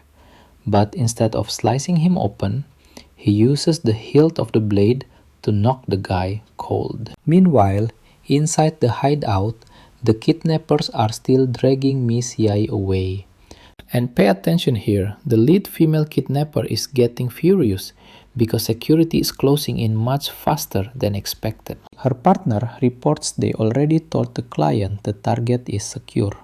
She explains it is a bit early, but they need to relocate immediately before the security team completely locks down the area. Speak of the devil, the leader of Team 2 bursts in. The male kidnapper quickly warns his partner that this newcomer is the head of their target security detail. As the old man grits his teeth, glaring at the kidnappers, someone tries to sneak up from behind, but the veteran easily dodges the strike, and when the bulky thug charges again, the old man catches his hand and lands a devastating punch to his face. Another goon rushes in with a dagger, but the old man swiftly takes him down too. Just as it seems the old man has the upper hand, things take a brutal turn. No matter how skilled even the most experienced fighter cannot outrun a gun. One of the kidnappers draws a weapon, the barrel gleaming in the dim light, pointing it directly at Yai's head. They coldly warn the old man they will not hesitate to pull the trigger if he moves. The threat hangs heavy in the air like a deadly promise, leaving the senior with no choice but to grimace in absolute frustration. The gunman makes it crystal clear that she dies the second he moves, so the old man stands completely frozen. Then these ruthless kidnappers pierce the old man's shoulder with a single bullet, turning his face pale as a ghost from the intense pain. Meanwhile, the psycho who pulled the trigger is oddly fascinated that the old veteran barely even flinches. "Wait for it," she coldly demands. He finished the job immediately, insisting they have absolutely no time to waste. So the man aims to fire again, while the senior looks at Yai, bracing for his final moments. Just as the monster is about to pull the trigger, the old man silently apologizes to Jin. But before his life ends, two daggers fly out of nowhere, stabbing straight through the gunman's hand. At the exact same time, the woman in black dodges as Jin rushes toward. Yai grabs her wheelchair and starts sprinting away at absolute full speed. The thug is completely baffled by this move, and the other old man's face goes pale with shock. Meanwhile, the shooter starts firing wildly again, while Jin desperately tries to get as far away as possible. In that split second, the senior tackles the trigger-happy goon, sending them both crashing to the floor. Jin looks back at his boss, who fiercely yells at him to keep running. Wasting no time, Jin pushes the wheelchair even faster, escaping into the shadows. A little while later, Yai starts to slowly open her eyes, but before she can even react, a hand covers her mouth from behind. Thankfully, it is just Jin. He tells her to stay quiet, and once she nods, he lets go. She immediately asks why he is here, when he was supposed to be in the restroom. Jin warns her she will feel dizzy from the sedative. Suddenly, her memories rush back, and she remembers being brutally kidnapped. Jin confirms it, explaining that he and the team leader arrived first and backup is on the way with the police. Jin scans the area to make sure they are safe, feeling slightly relieved that she is finally awake, making it much easier to move. Still, he knows they are running out of time in this dead end. Worst part is they are armed. We both know what that means. Meanwhile, Yai wonders if her kidnapping is connected to the recent acquisitions in the Sua Corporation expansion, even though she had absolutely nothing to do with those deals. She looks at Jin and screams, realizing he is badly hurt. But Jin just shrugs it off, saying he is fine. But Jae is not buying this nonsense. His shoulder is bleeding, his fingers are racked, and to top it off, he is not even her actual bodyguard. She is completely baffled as to why he would risk his life for her, yet deeply touched by how incredibly reliable he is. Right then, we hear that chilling familiar voice of the woman running this entire kidnapping.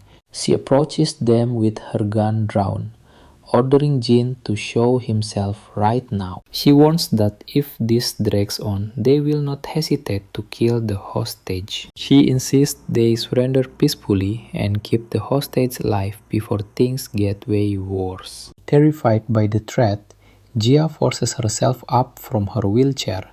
She refuses to let this young kid get dragged any deeper into this deadly mess. Sure, he is highly skilled, but he is still just a teenager.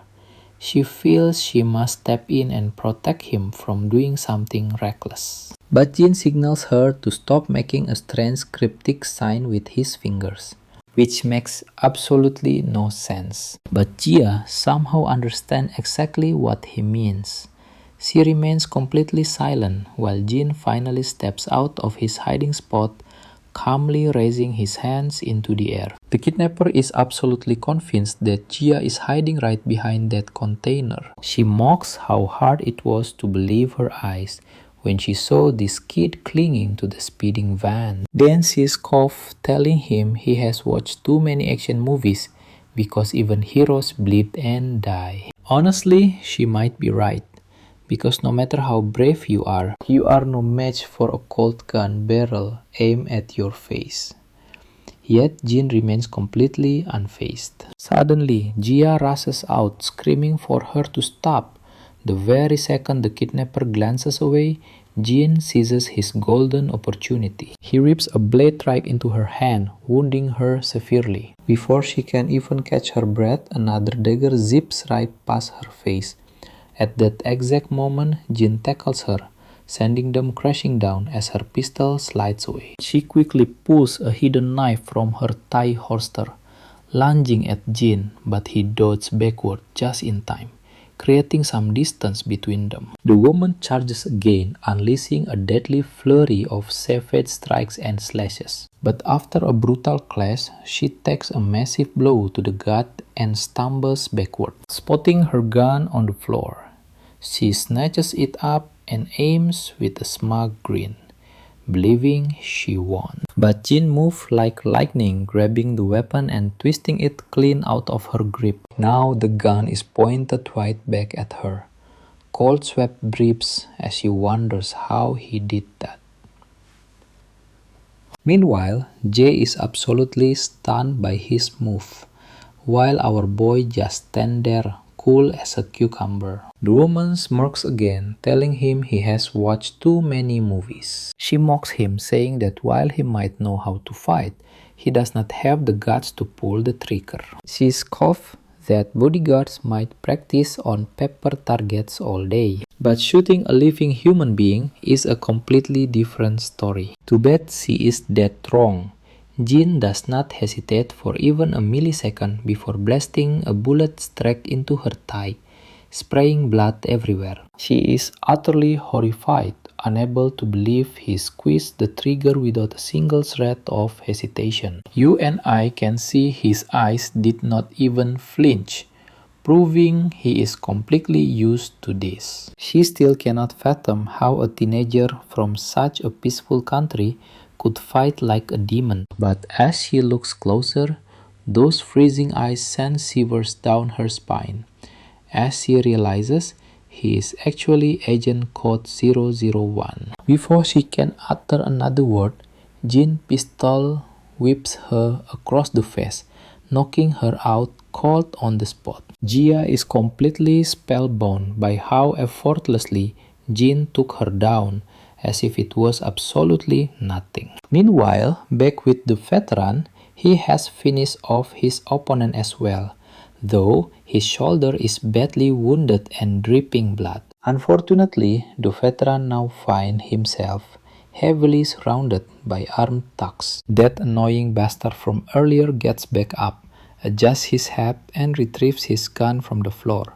A massive thug swings a heavy punch, but the older man quickly parries and counters with his own blow. Suddenly, the leader points his gun at the veteran, admitting he underestimated the security chief of the SW Association. He notes they only succeeded because they waited until his shift was over. At this point, it looks like the veteran is at his absolute limit. He only fought to buy Jia and Jin time to escape, and now you and I are left desperately hoping that our duo made it out alive. Trust me, for some reason, the old man just knows Jin will handle this, feeling surprisingly confident about the kid. He is so sure of it that even the young guy standing right there cannot help but notice the grin spreading across the elder's face. Alright, let's see why she asked about that creepy smile. Alright, stick with me. Our badass bodyguard doesn't say a word, just keeping that smug grin. The cap guy warns that if the old man thinks Jin is safe just because a female assassin chased him, he is severely underestimating her. He claims no man here can defeat her, and now that she is angry, Jin will soon be begging to be put out of his misery. The old man's smile finally fades as he grits his teeth in pure frustration. The kidnapper adds that he did not even send backup because she will finish Jin off before anyone could even get there. Now pay attention because the guy in the cap slowly pulls his trigger, telling the elder to worry about his own looming death. Suddenly, a bullet rips straight through the cap guy's hand, sending fresh blood spraying absolutely everywhere. He stumbles back in agony, letting his gun clatter onto the floor. The elder quickly spins around to find the shooter, completely shocked to see Jin standing there with a gun in his hand. Drenched in sweat and bleeding heavily, the cap guy is absolutely furious, trying to understand how the hell Jin is even here. He is also panicking, wondering what on earth could have happened to his top-tier partner who went after Jin earlier. I guess he was just way too confident in her. Without hesitating, Jin fires another round, planting it right into the cap guy's thigh, before pivoting his weapon toward the elder.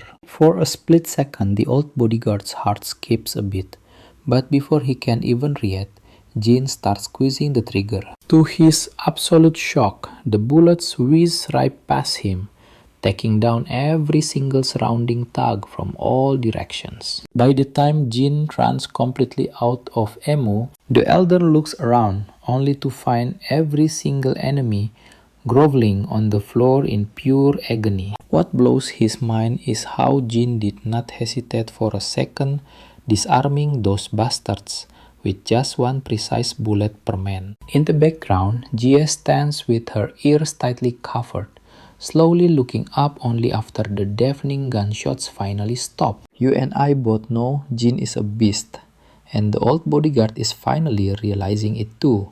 He is a total professional. Right on cue, backup floods the entire area as police quickly get to work handcuffing all the bleeding wounded thugs. Meanwhile, several soldiers rush over to check on Jie, and the young lady quickly assures them that she is completely unharmed. Then she spots our main guy chatting with the officers. Once Jin confirms he is indeed with the security team leader, the soldiers immediately start treating his fresh wounds. Jie runs over asking if he is hurt, and when he says he's fine, She snaps back, asking how he can say that looking like this. Our boy casually shrugs it off, saying his body still moves perfectly fine, so there's really nothing to worry about. Besides, he adds that walking away with minor bruises after saving a VIP from a kidnapping is a massive win. Then Jin mentions he has a quick favor to ask,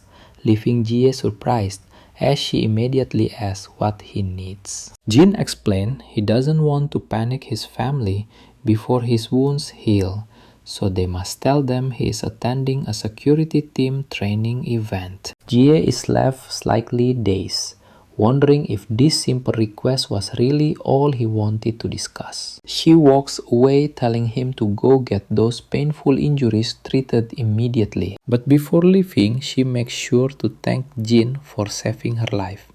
Shortly after, the senior bodyguard approaches, claps Jin on the shoulder with a warm smile, and says they will definitely see each other soon. With that resolve, Jie and her personal guards finally depart. Next, we cut to an unknown location, where a mysterious man sits behind a heavy desk in a dimly lit office. A faceless thug stands behind him, delivering the disappointing news that their grand plan to kidnap Jie has completely failed. The boss simply smiles, explaining that actually kidnapping her was never the main goal, but merely a warning message sent straight to the SW Corporation. They will think twice once they realize the sheer chaos their corporate expansion can cause, which is the only thing he really wanted. The scene then shifts to another room, where that deadly female assassin from the failed kidnap attempt is sitting. Looking highly irritated, she admits she never expected a monster like Jin to be on their payroll, referring to the legendary Merc, who is truly an absolute force of nature. The mysterious boss stays silent, so she continues, stating that if she knew Jin was backing the SW Corporation, she would have played this very differently. In fact, she probably wouldn't have accepted the contract in the first place. The boss plays dumb, but she quickly tells him to stop pretending and face reality. And that's where we leave it, guys.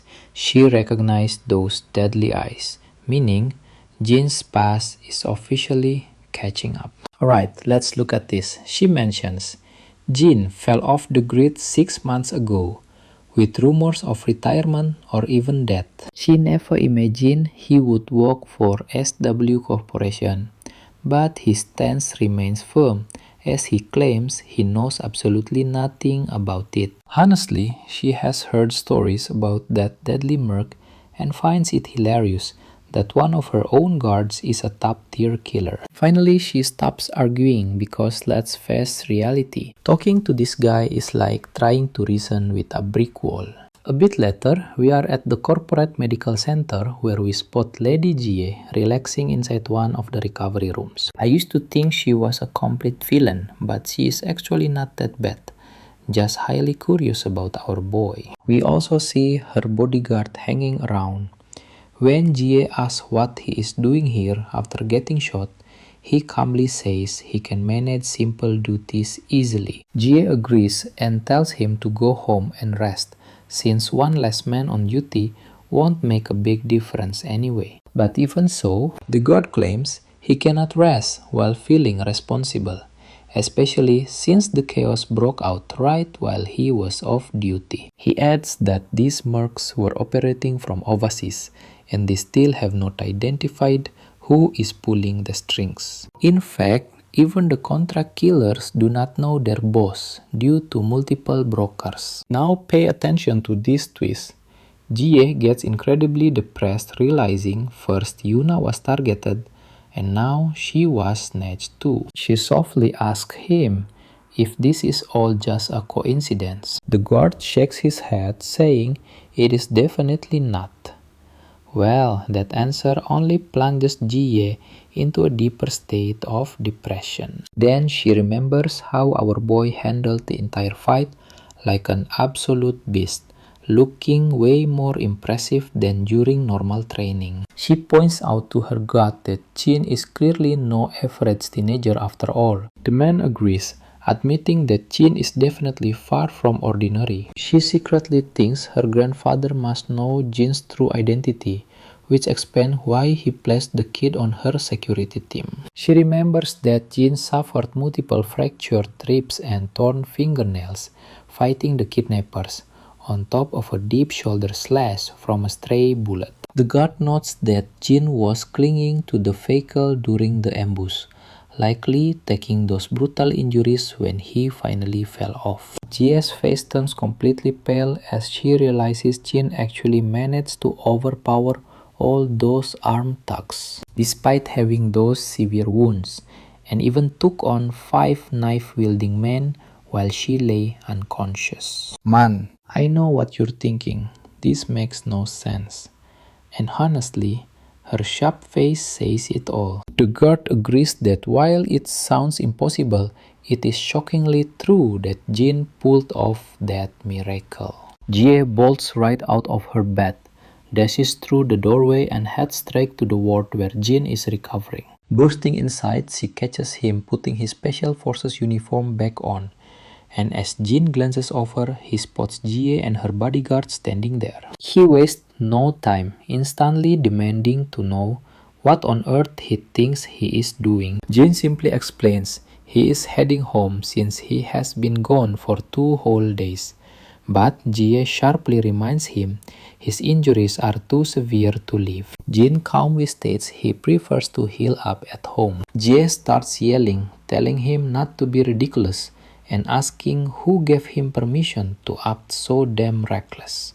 In response, our boy coolly tells her that the doctor was the one who cleared him. Ignoring her protest, Jin just packs his things, while the lady demands to know how he plans on explaining this to his family. Jin points out the facial bruises are easily explained as regular training injuries, which totally annoys her, since this guy always has a perfect answer ready. She then tells her bodyguard that she needs a brief moment alone with Jin. As soon as the guard steps out, she tells Jin she wants him to work exclusively for her once he graduates. Our boy just stares, and Jie claims there is nothing for him if he stays with Yuna, since after all, she is just a helpless little kid. She explains that while Yuna inherited her parents' wealth, she does not have the actual power to secure his future. On the other hand, Jie boasts that she can easily guarantee him a safe and highly successful career. After a tense silence, Jin looks up and says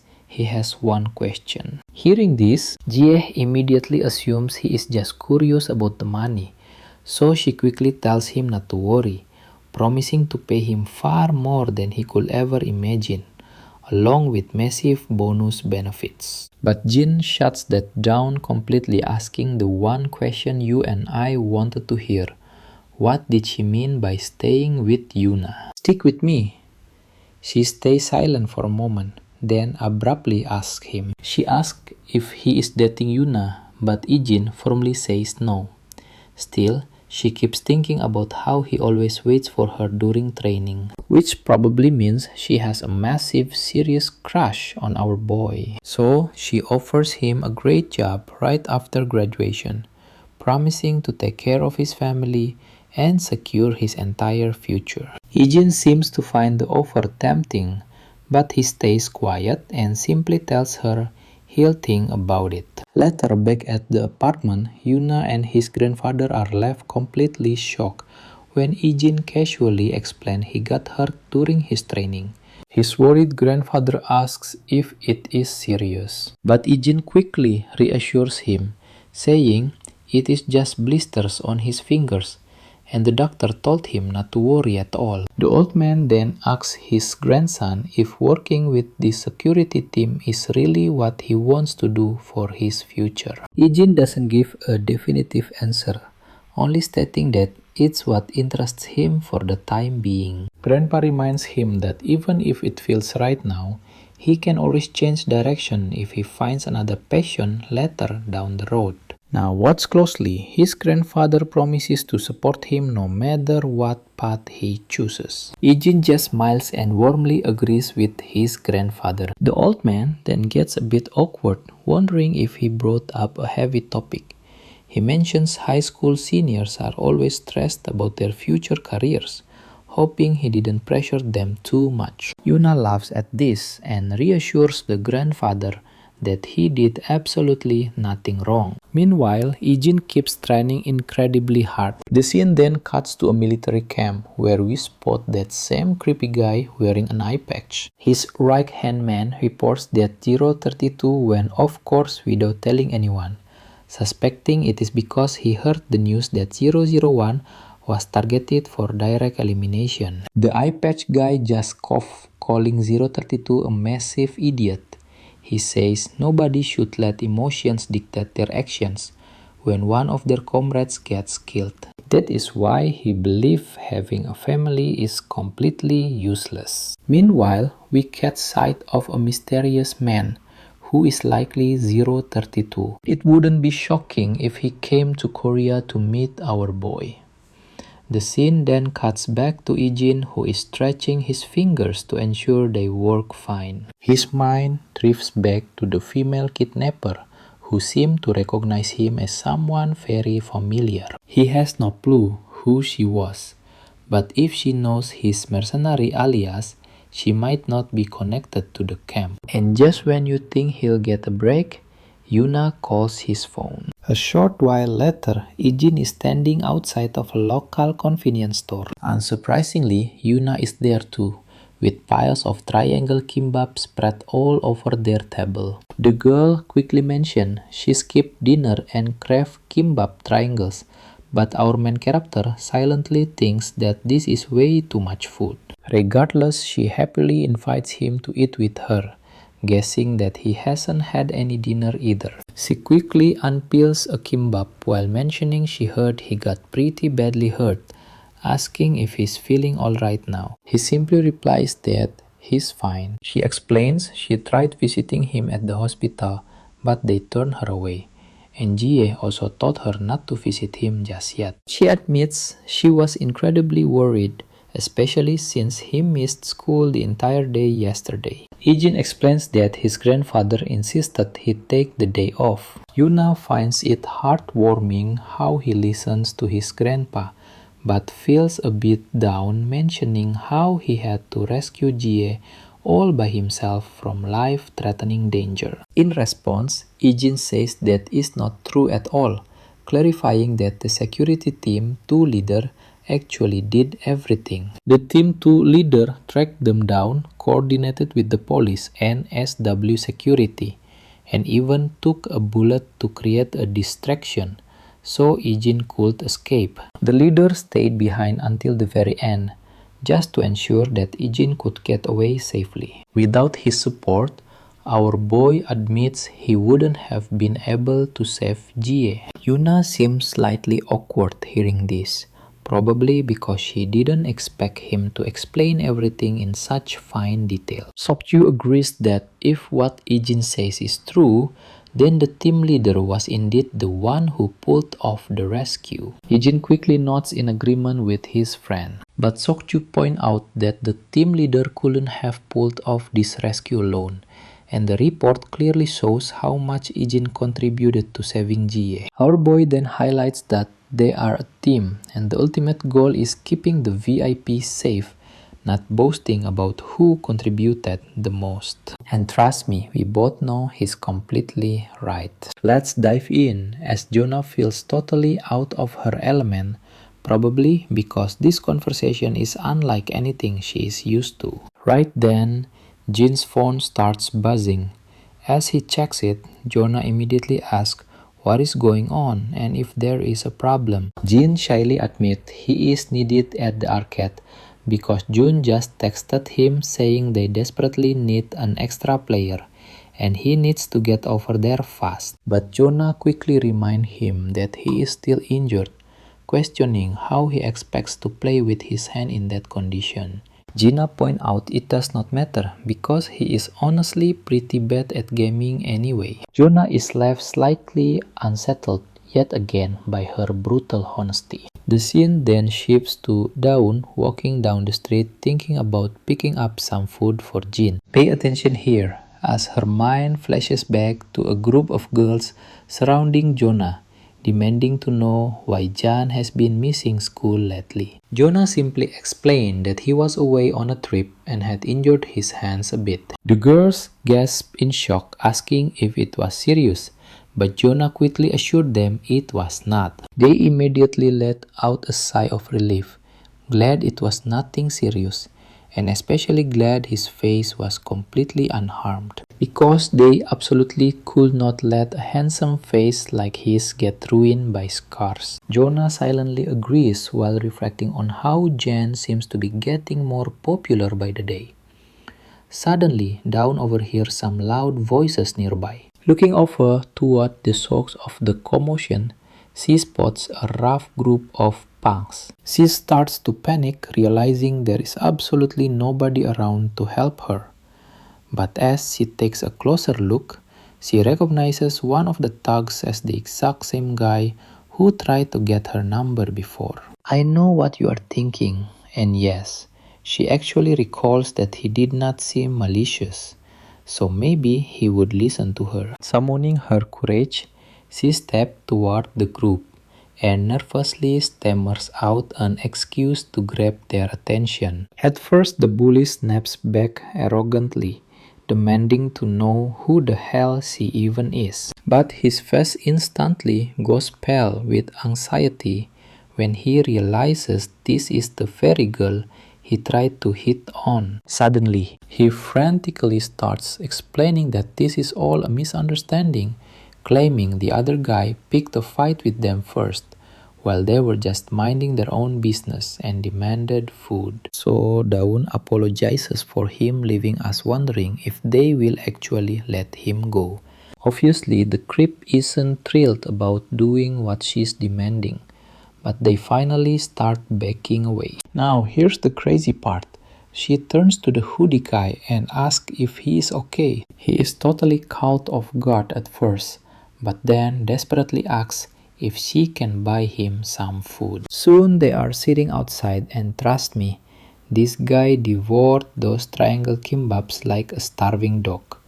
You and I can still see him aggressively chewing his very last bite. Let's dive right in as he chugs down a bottle of water, feeling like he's floating on clouds the moment his stomach is full. Dawn watches him curiously, while the guy quickly apologizes, explaining that he really didn't mean to bother her. But trust me, he was just too starving to resist begging for some food. Dawn reassures him that it is no big deal, and the guy explains he lost his wallet the moment he landed, meaning he hasn't eaten a single bite in days. She points out he should have called the embassy, and honestly, you and I can agree.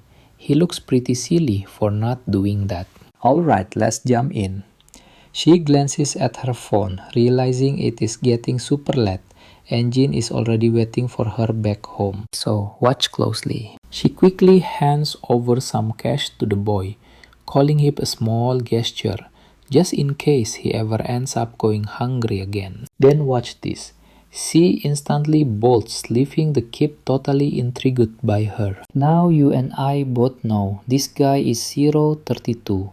He looks incredibly feminine though, so do not be surprised if she turns out to be a girl later on. Alright, let's jump to the past where we see Jin bursting into a room, gun in hand. Inside he finds a woman desperately shielding a little girl. Stick with me. Jin hesitates to pull the trigger, but his comms demand he eliminate the target and return to base instantly. Alright, you and I are about to dive into this absolute nightmare of a story, starting with a terrified girl in a ponytail, right before Jin wakes up, gasping. Alright, you and I are jumping right back in as Jin sits up, his heart pounding like crazy. Suddenly, the noisy clatter of plates echoes all the way from the kitchen. Walking out, he finds his sister Dayon and his grandfather there. The old man frowns, asking why he is up when he should be resting. Jin simply replies that it is time to head back to school. But grandfather insists that resting and recovering is way more important than worrying about his studies right now. Alright, you and I are about to dive into this sweet moment. Jonah silently gestures behind Granddad's back to just agree, and Jin obliges with a warm smile. Before heading out, the old man mentioned that he will be home late tonight because his colleague Mr. Lee is not feeling well, so he is covering his shift. John then asks Dan why she is leaving so early. He replies that she woke up early and plans to study a bit before her school starts. As usual, she reminds him that breakfast is on the table, so he better eat up. Jin gives her a quick smile as she quietly leaves, leaving behind a delicious spread of food for him. Later, we find ourselves outside. As Jin strolls down the street, his phone buzzes with a message from Jae-hang, urging him to return to the squad as soon as possible. Right then, Jonah jumps into the chat and tells Jae-hang to count her in too. But Jae-hang brutally shuts her down, telling her to go practice with bots first. Just as Jin smiles at his friends bickering, we see 032 walking on the other side of the street. Our boy's smile fades instantly the moment he spots him, feeling like there is something deeply familiar about that figure. He quickly heads toward the guy, but 032 slips into an alley. Watch closely as Jin accelerates, plunging deep into the dark alley after him, only to find the target completely vanished. Following the path further, he ends up at a construction site. After climbing one of the structures, he scans the area and spots his old friend who is now aiming a gun directly at him. Fanbi does not hesitate and fires a hail of bullets, forcing our boy to dive behind a wall for cover as his old wounds ache. The feminine-looking guy slowly approaches our boy, commenting on how long it has been since their very last encounter. He admits he was a bit surprised to find someone trailing him, but even more shocked to realize it was our boy. That is when John finally realizes this guy is 032. The hoodie-clad fighter steps closer, noting he knows 036 habits.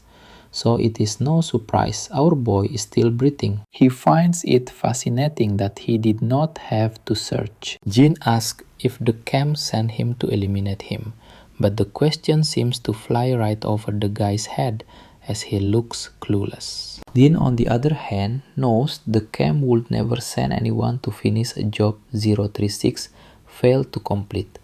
But the feminine guy snaps, telling our boy to shut up, since he is no longer his leader. Despite this, you and I both know Jin won't stop digging. He demands to know if he went rogue and fled without anyone's permission. Fanbi simply fires back that none of this should matter to a traitor like him. He claims he holds no grudge against our boy, but his current circumstances leave him no other choice. He mentioned that 036 was his only family, the only person who cared in that absolute hell of a camp. While 032 rants sentimentally, Jin quickly hurls a metal projectile, striking the gun clean out of his hands. Thrown off, 032 loses focus, letting Jin tackle him, sending both crashing down. 032 quickly struggles, aiming the gun directly at Jin's face, but Jin kicks the weapon away instantly. Without missing a beat, 032 draws a knife to slash him. Their clash is a lightning-fast blur, but Jin finally grabs his hand, clenching his fist to smash his face. But 032 blocks the hit, counterattacking with a kick right to Jin's freshly bandaged wound. Our boy demands to know if he reported to the camp, but 032 mocks him for talking too much. He reminds Jin he is no longer his leader, so he owes him no answers. Right now, Jin is just a target. With those words, he shoves Jin back, slashing with his dagger.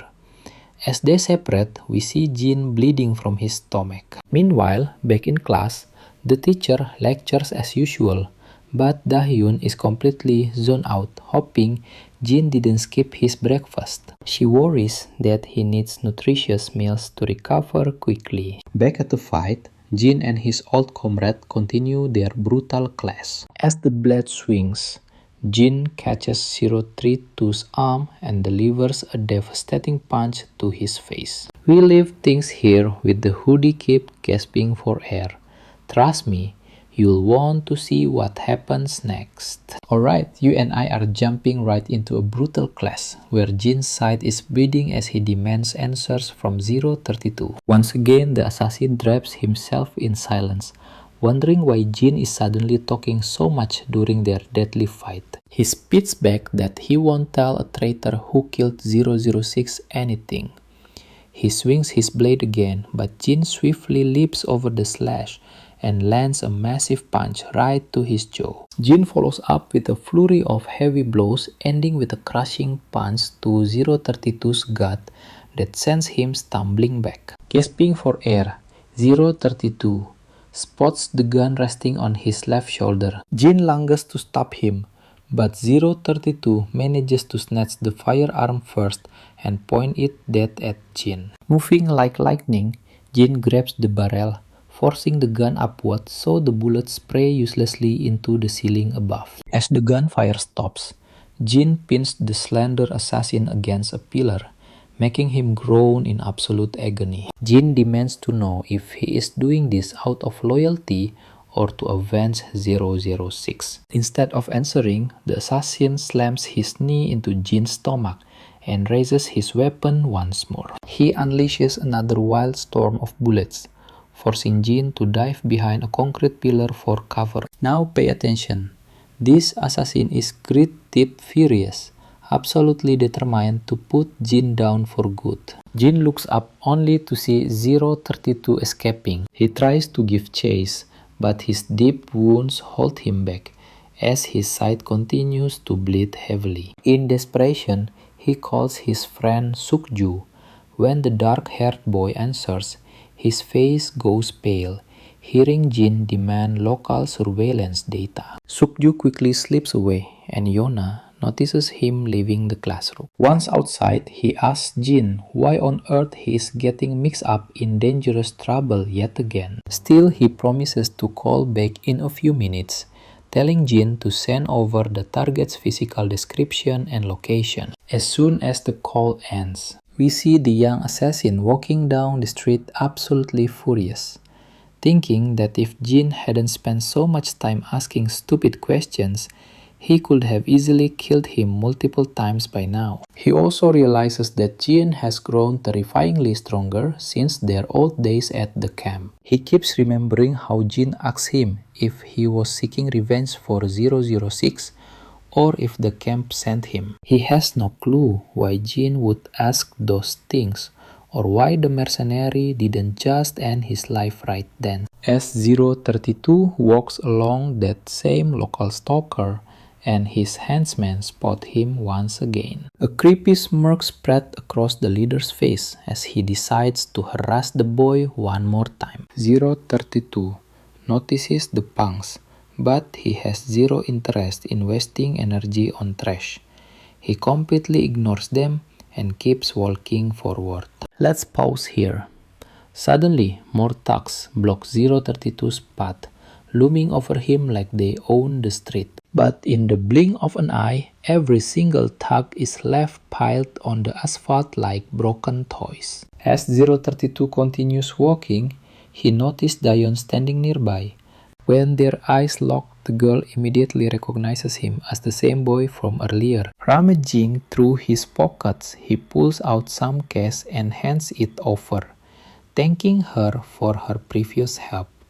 He explains it is all he has right now, but promises to pay back the rest. Dayon tells him there is no need for this, worried he won't have any money left for himself. He shakes his head, insisting that he is fine, and shortly after, They find themselves sitting in a restaurant. Dayon points out that he shouldn't have paid her back until he had saved up some more. The boy simply replies that people shouldn't have to wait until they are rich to return a kind favor. When she asks for his age, he says he is 17. Dayon is absolutely thrilled to find out they are the same age, which catches 032 by surprise. With that in mind, Dayon excitedly suggests they should become friends, since they are peer age, and 032 agrees. It is quite funny that she is eager to be friends before even learning his actual name. She then asks if he is from another country, and he nods, explaining that he is currently traveling. When she asks if he is traveling with family, he mentions he is alone, which deeply intrigues Dayon. She finds his solo journey fascinating and asks how many countries he has seen. He admits he isn't entirely sure, but probably around 20. As they chat, Jin finally tracks them down, but freezes when he sees 032. His eyes nearly pop out of his head when he realizes the kid is sitting with Dayon. But Jin does not rush inside right away. Instead, he stays hidden. And honestly, you and I are going to have to wait to see what happens next. Dahyun asks how long he has been in Korea. The boy hesitates, keeping quiet at first before admitting he will stay until his mission is complete. She smiles, pointing out that he must be living nearby since they keep running into each other like this. He confirms it, explaining he has business around here, while guessing that she probably lives in the neighborhood as well. Right after, he feels a bit awkward for asking such an obvious question. But Dahyun reassures him, explaining she does not actually live here. Her school is just right around the corner. Suddenly, Jin rushes in. Before 032 can even react, our main character slams him onto the ground in pure agony. Jin snatches a chopstick from the container, trying to drive it straight into 032's face. 032 quickly grabs his hand, but Jin immediately counters with a fierce punch. After that intense exchange of blows, both fighters take a step back, desperately catching their breath. Now pay attention to Jin. He is completely devastated for dragging his own sister into this dangerous mess. Meanwhile, Dahyun is left completely baffled, having no idea what is happening. Clenching his jaw, 032 tells Jin they need to take this outside, since Dahyun has nothing to do with their fight. Jin is genuinely surprised to realize 032 is not targeting his sister. The moment Dahyun calls out Jin's name, 032 is shocked to learn they actually know each other. She screams at her brother, demanding to know what is going on and why he is here. But instead of answering, Jin barks at her to leave the area immediately. She asks him one more time, but suddenly, a cold shiver runs down her spine. The intense, deadly look in his eyes is a terrifying sight she has definitely seen once before. Then she notices he is severely injured. Turning to her, the pretty boy finally asks if she knows Jin. She replies that he is her older brother. In fact, she even apologizes for Jin's behavior, explaining that he is normally not like this at all. I know what you are thinking. What are the odds?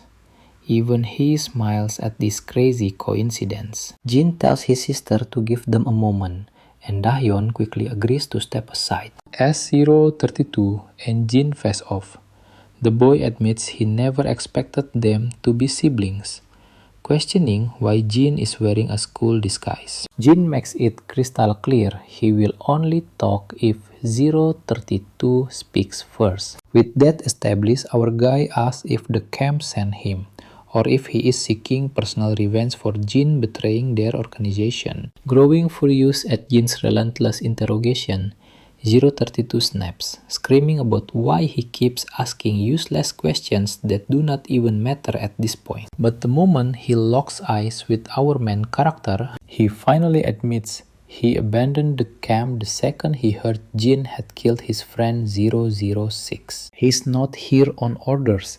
He just wanted to avenge 006, the only real family he ever had left. Jin reminds him that he and 006 were never close, questioning why he is so driven by revenge. The pretty boy more or less agrees, noting they never spend any time together outside of their training or brutal missions. He is not even sure if revenge is what he truly wants anymore.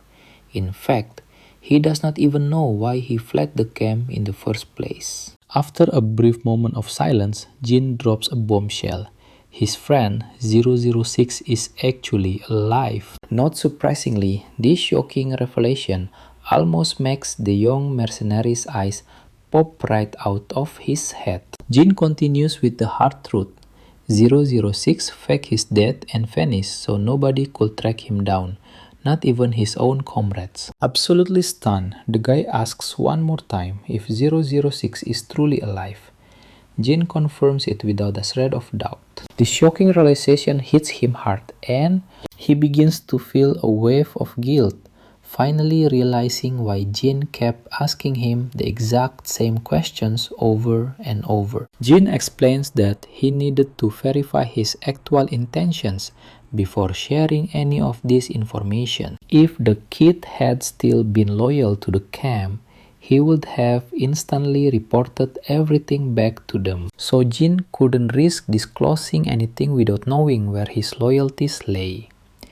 Overwhelmed by the news, the guy collapses into a chair and laughs.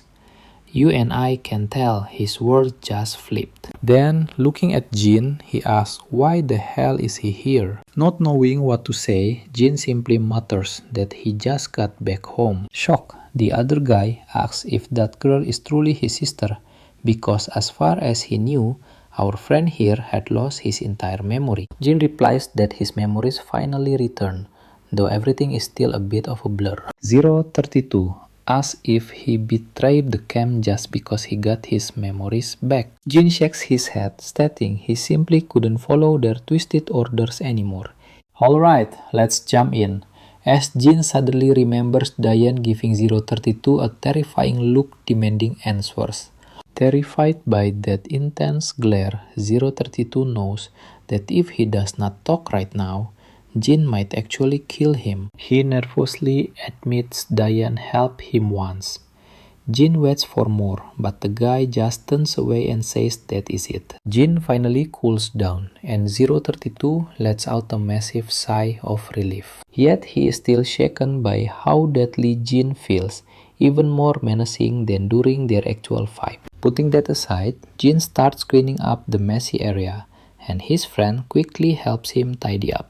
As they clean, Fanby asks if 006 is okay, sparking a sudden flashback of Six getting brutally hit by a car and tossed around. Keeping that grim memory to himself, Jin skips the brutal details and simply says his friend is mostly fine. Fanby shrugs, saying none of it matters as long as the guy is still breathing. After all, the guy literally tried to kill Jin, so getting hurt was totally on the table. Then Jin turns to him, asking how he could possibly trust someone like him, especially since he betrayed the entire camp. Fanby simply replies that Jin has never lied to any of them. Even as a camp traitor, 032 knows Jin would never betray his friends, adding that 006 felt the exact same way. Now watch this.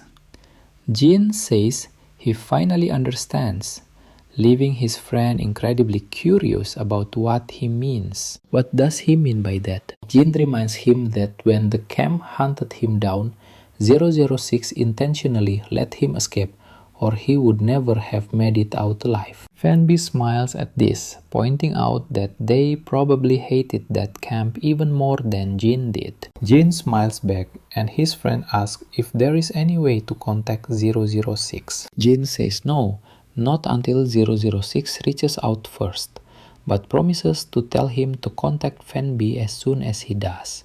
The guy then starts blaming himself for lashing out at Jin for no reason, and almost getting himself killed. He realizes 006 went into hiding solely to protect his friend. Jin drops an interesting detail explaining that If the camp knew about 6 bond with 032, they would have used it against them, which is why 6 kept quiet before vanishing. Fanby gets visibly sad thinking about how his close friend is sacrificing everything to keep them safe from harm. That is when the hoodie-wearing guy reveals another very interesting piece of news.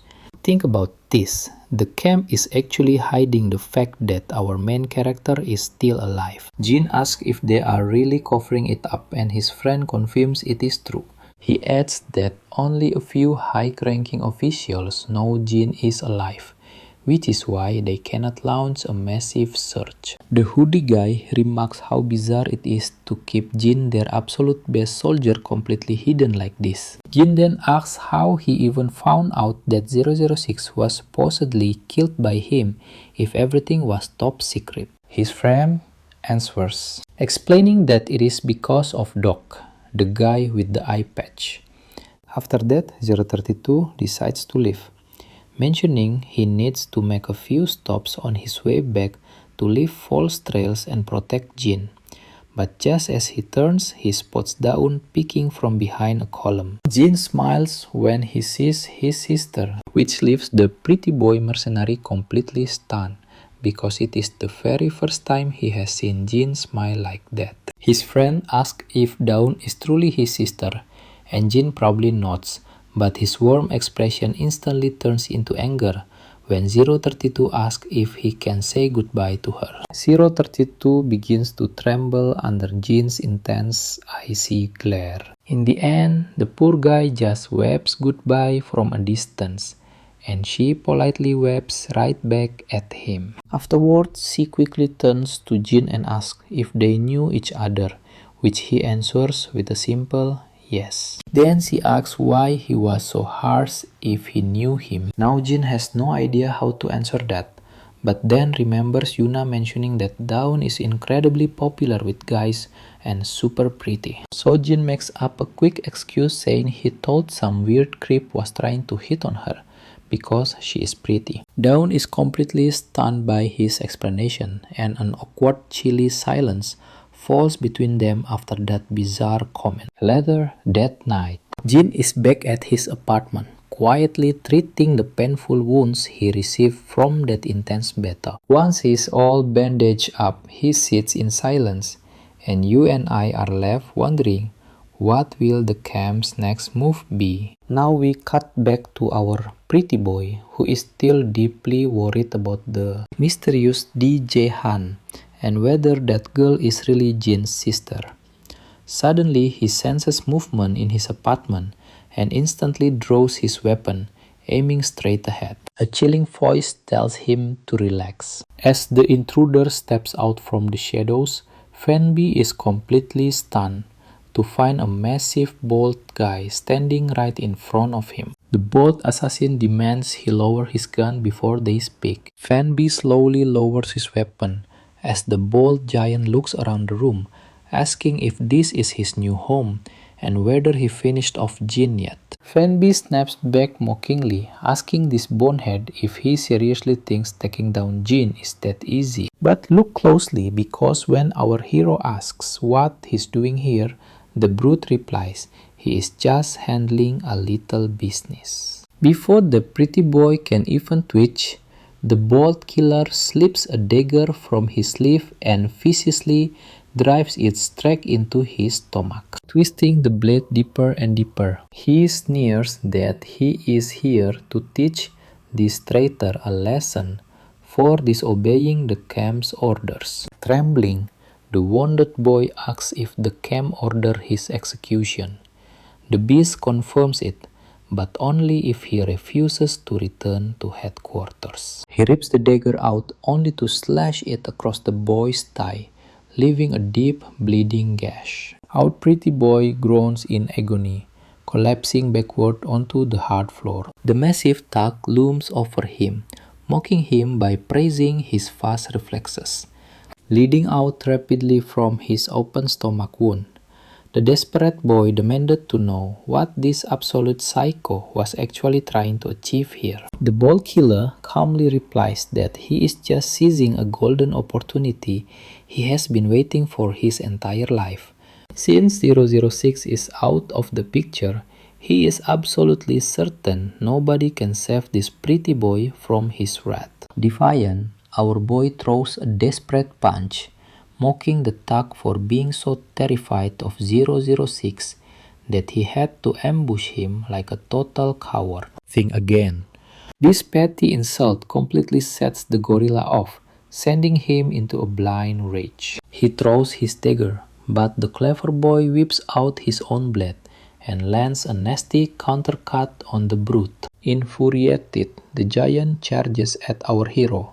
Although the poor boy tries his absolute best to hold him off, his severe wound starts throbbing. The massive brute lands a heavy punch to his face, sending him crashing to the floor. As our pretty boy writhes in pure agony, the attacker walks over to retrieve the fallen gun. Aiming the pistol, he reminds the boy of all the elite training the camp wasted on him, right before pulling the trigger. But our hero just scoffs, telling the jealous loser to go cry about it and get stronger instead. With a loud bang, the gun blasts a hole straight through the boy's leg, dropping him to the ground like a broken rag doll. Staring down at his broken opponent, a sadistic grin slowly spreads across the brute's face. He clearly believes that no matter what kind of fight the kid puts up, victory is already his tonight. Yet against all odds, despite his bleeding wounds,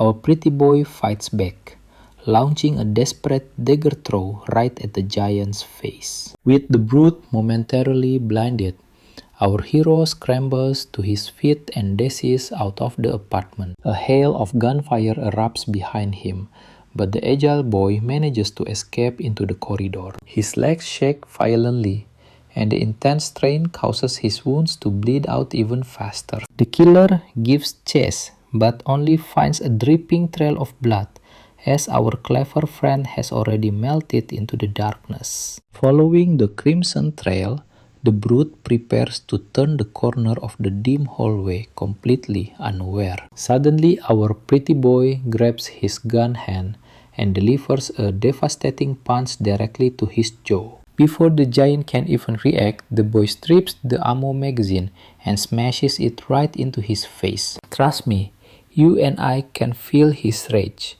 as the humiliated brute blindly throws his dagger, completely missing his target. Alright, stick with me here, because the brutal beating this massive thug just took wasn't from the pretty boy, but our main character who decided to teach him a real lesson. This giant gorilla of a man goes completely pale the second he recognizes our main character. Wasting no time, Jin lunges forward, landing a devastating strike right to his face, leaving him a bloody mess. The thug tries to fight back, but Jin buries heavy punches into his stomach before delivering a series of brutal knees to shut him down. He slams the giant's face directly into the wall, painting the bricks red as blood splatters everywhere. And just like that, the cocky brute collapses, with the fight over the pretty boy sits wounded on the ground, demanding to know what the hell Jin is doing here. Hearing his voice, Jin simply turns around, looks at his battered friend, and silently starts to walk away. Now pay attention to this gentle side of him. Jin grabs a bag filled with good stuff, tossing it over because his sister said his friend was completely broke. Peeking inside, the boy finds a bunch of actual food supplies. He chuckles, teasing our main character for being so soft and asking what changed him. He jokes about him hitting his head, but deep down he knows Jin has always had this kind heart.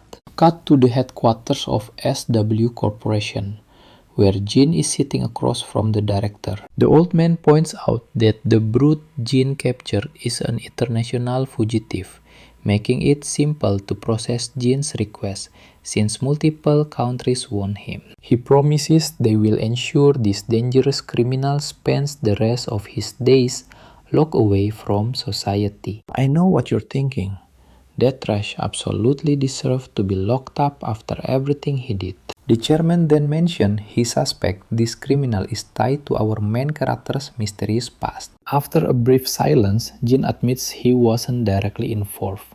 But yes, the dark connection is there. The old man promises not to pry, reassuring Jin that his doors are always open if he ever needs help. Jin simply nods, standing up and heading out without another word. The assistant chimes in, admitting he was shocked when their guest asked for help, especially with a major criminal and active gunfire involved. As Jin steps out of the massive building, his mind wanders back to his severely injured friend who could barely stand. Jin quickly pulls out his phone, offering to call someone who can treat him safely and in total secrecy. But the proud boy stubbornly insists he can handle it, only needing to stop the bleeding and clean the wound. But Jin firmly warns him that he needs actual medical attention. The pretty boy argues that it will take too long, making the training camp highly suspicious. Trust me, you and I are probably screaming at this kid right now,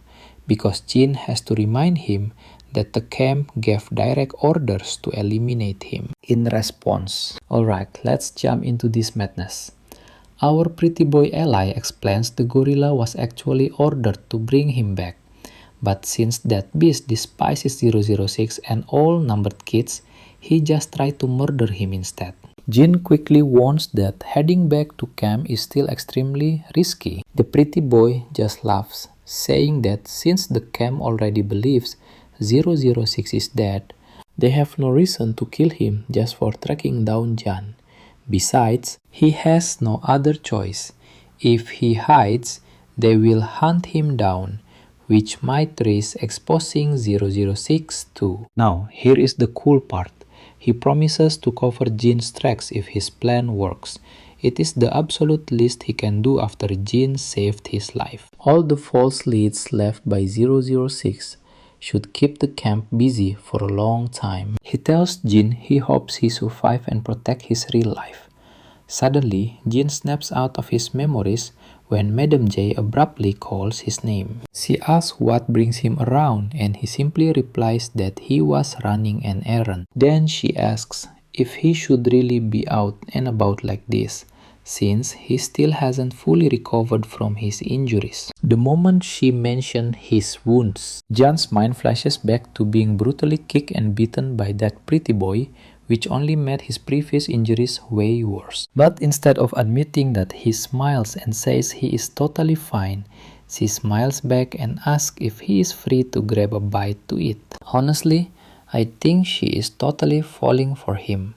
She even wants to skip her meeting just to have dinner with Jin. But unfortunately for her, Jin shuts her down, saying he has to head straight home for a dinner he already planned with his family. She clearly was not expecting to get rejected by a kid, and you can see she is feeling incredibly awkward right now. To save her pride, she quickly makes up an excuse, claiming she just remembered she has some urgent work to finish. Meanwhile, the guard standing behind her turns completely pale after hearing her tell such a blatant, shameless lie. Alright, you and I are diving right back into this insane mercenary story.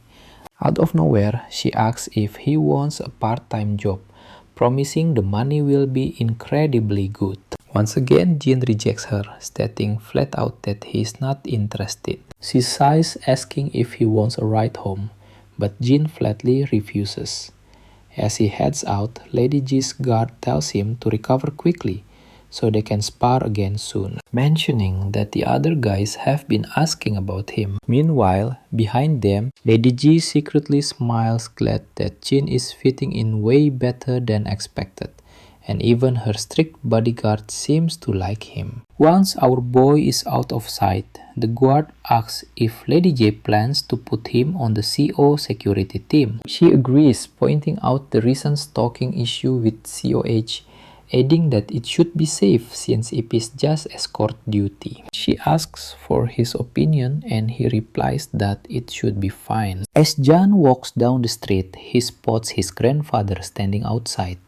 He asks what he is doing there, and the old man simply says he wanted some fresh air. The old man then reveals that Dan's birthday is in a few days, leaving Jin looking pretty surprised. He admits he does not know much about Gen Z trends these days, jokingly calling himself a total boomer. He asks Jan to suggest what kids his age actually want as gifts and what their hobbies might be. Turns out Jan is just as lost as his boomer grandfather, leading to a hilarious, awkward silence when they realize they are both completely out of touch. Now pay attention here.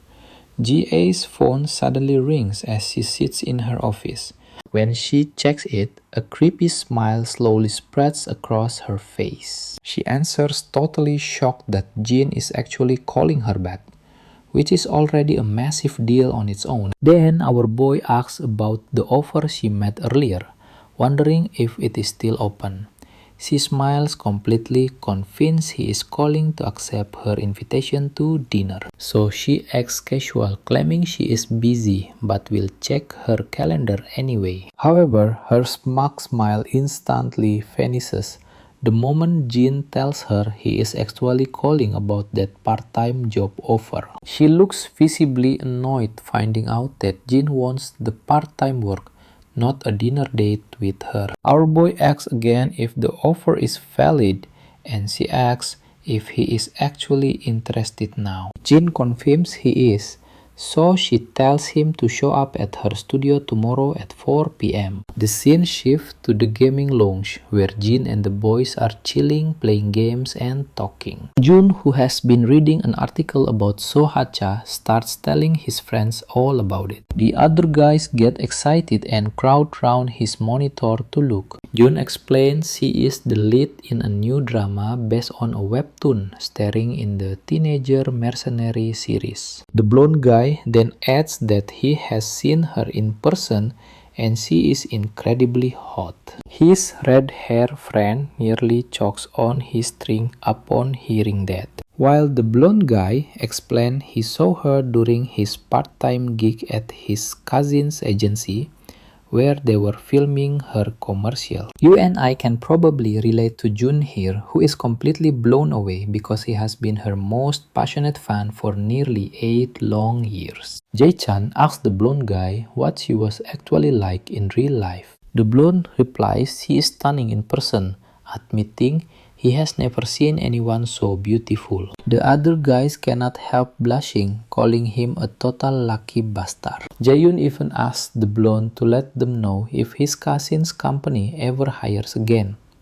The scene then cuts to the commercial set where everyone is gearing up for the shoot. Everyone is waiting anxiously for Sohacha to step out of her room. Inside, Seohacha hears the news that a new bodyguard will be escorting her. A staff member confirms it, but Soja-cha replies that her own agency is already handling it, though the man reminds Soja that this bodyguard is directly from SW Corporation. He mentions that he already told the corporation they have absolutely nothing to worry about, but they were still concerned about some stalkers hanging around. He reassures her it will just be one guy staying by her side, so it should not be much trouble. The gorilla-like guard standing nearby confirms the new kid is just an apprentice, which obviously does not please the actress at all. Why send an apprentice? Trust me, we both know she is in for a shock. As the crew gets ready for the shoot, everyone's attention is suddenly grabbed by the sharp echoing sound of footsteps on the floor. When they turn around, they are instantly blown away by the incredible elegance this man radiates. We do not get to see this stylish man yet, but trust me, you and I both know our boy is about to crash this party. Inside Sohacha's dressing room, the gorilla-like bodyguard mentions that SW sent the new trainee over to gain some experience, promising he will keep a close eye to make sure he does not get in the way. Alright, you and I are diving into a wild new security job where the star assistant is already apologizing to the guard, saying this mess is way above her pay grade. The guard brushes it off, telling them there is absolutely nothing to worry about. He blames Southwest for sending a complete rookie, grumbling that working with someone so far below his level is honestly insulting. Suddenly, a loud knock echoes at the door. The guard cracks the door open to find Jin standing there, looking like an absolute model in his tailored suit. He introduces himself as the agent from Southwest. The assistant freezes, wondering if this stunning guy is actually a bodyguard or a scammer. Jin politely introduces himself, confirming he is indeed the guard dispatched by Southwest. The manager finally accepts it, admitting he thought Jin was a famous celebrity in disguise, because he looks way too good to be a bodyguard. On the other hand, now watch this giant gorilla smirk. He honestly thinks it is a joke that Southwest sent a literal kid to help. Ignoring the attitude, Jin asks if he can come inside and the assistant quickly welcomes him in. Once Jin steps inside the star, Sohacha stares in disbelief, finding it completely ridiculous that such a handsome guy is a bodyguard. Jin formally introduces himself, declaring that he will be her personal protector from now on. The actress quickly smiles back, saying it is a real pleasure to meet him. Jin starts scanning the room to get familiar, while she secretly wonders if this guy is actually just a trainee. He looks more like an idol trainee Southwest is trying to debut, making her suspect they sent him here just for some public exposure. Meanwhile, our main character wants to verify if this is her very first day on the set. The assistant nods. Once the greetings are done, Jin addresses the elephant in the room, asking if the stalking really started 2 weeks ago with those letters. The woman corrects him, explaining that it has actually been going on much longer. She explains that the stalker somehow knows her address and keeps dropping creepy letters in her mailbox. It got worse lately, but it has been happening for ages. She shrugs it off, adding that this is normal in showbiz, so Southwest does not need to worry too much. Right after that, the actress suddenly asks him how old he is. Right then, our main character flashes back to his boss, warning him that revealing his age would only make people doubt his professional abilities. So back in the present, he just smiles and replies that it is a secret. Okay, I know what you are thinking. And yeah, that massive rival bodyguard calls our boy out for a tense chat. Once they are outside, the giant asks if he is just a useless rookie trainee from security world. Hearing this, Jin immediately realizes that this cover story is exactly what his agency must have told these guys. So playing along with the lie, he simply nods and confirms that is correct. The gorilla smugly tells Jin to stand aside and watch a real pro work, bragging that he already has everything under control. He keeps trash talking, saying he has absolutely no clue why Southwest would send such a scrawny kid to help them, since security is serious business.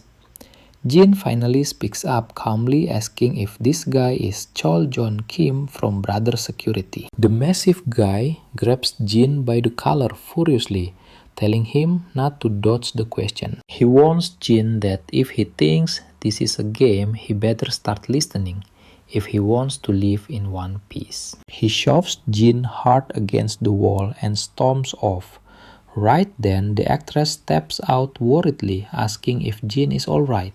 Jin says he is fine and she apologizes for the dumb gorilla, explaining he is from her agency and can be pretty rough.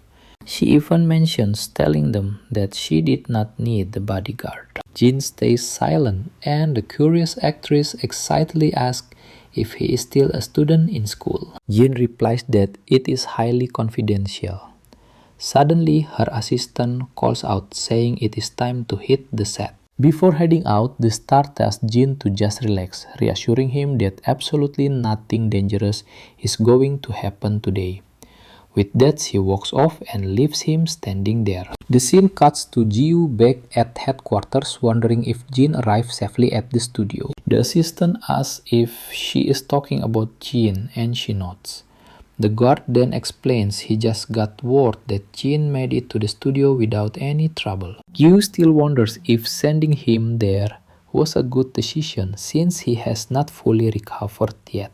The guard reassures her, pointing out that creepy stalkers and threats are pretty standard for high-profile celebrities. And given Syohacha's massive fame, she has definitely dealt with her fair share of them. Her agency even hired another guard so Jin will stay safe, but we both know trouble is coming. Alright, you and I are starting with Ji, explaining she sent him there to just relax while he recovers. Who knows? He might even complain about how boring it is. The guard just smiles, knowing Jin is not the type to ever let things get dull. Ji thinks this is great news, even using slang to emphasize just how easy this entire job will be for Jin. The guard reluctantly agrees, admitting she is absolutely right about that. Ji is totally proud of herself for trying out Generation Z slang, making the guard feel pretty awkward as he watches her celebrate her own little moment of victory. As the crew gathers for the shoot, we see that big bodyguard making another appearance. Even with the most famous actress sitting right in front of them, everyone's attention is glued to Jin.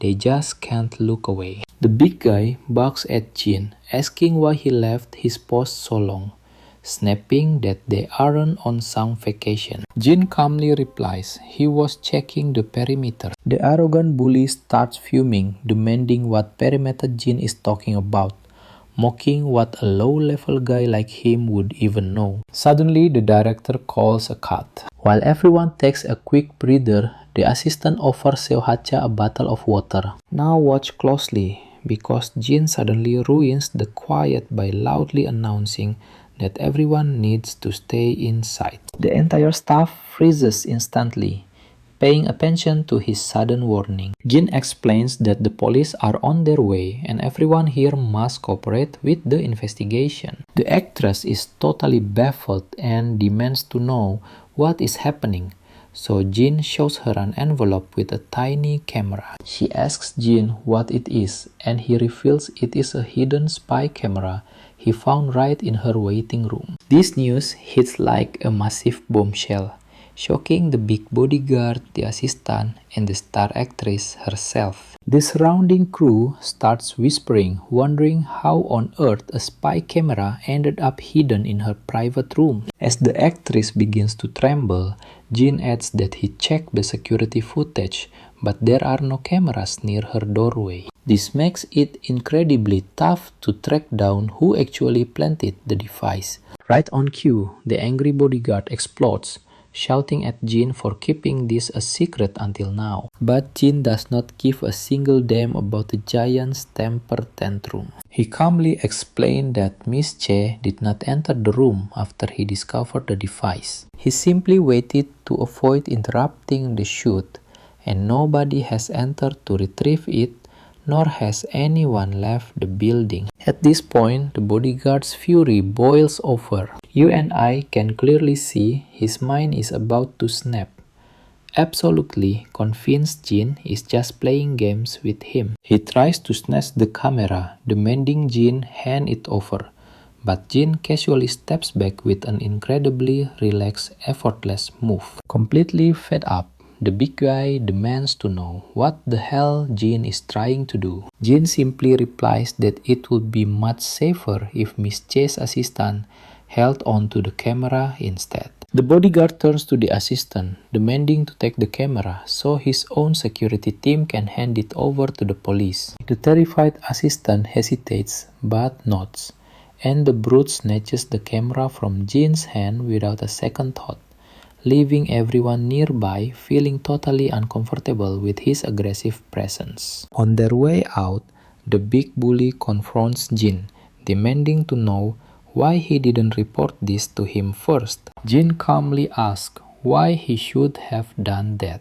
especially since the guard already claimed he did a thorough check when Jin asked about the waiting room. The giant rage boils over as he demands to know if Jin already knew about the camera during their talk. Jin simply confirms he did. This sends the bodyguard into a screaming fit about not reporting to superiors, but Jin cold shoulders him, saying the brute isn't his boss, which absolutely snaps his last thread of sanity. The brute swings a punch, but Jin isn't having it. He effortlessly stops him cold, staring back with terrifying intensity. The bodyguard backs down, muttering that Jin would be a dead man if not for the corporation. Later, we see their van speeding down the highway with the actress and her assistant talking inside. She asks how long it will take to uncover who planted the device. The assistant says the forensic team is on it and answer should come soon, but she is highly skeptical. She mentions they act like she was overreacting over a tiny little spy camera. The big guard promises to investigate it himself, but trust me, you and I know this is about to get way more complicated.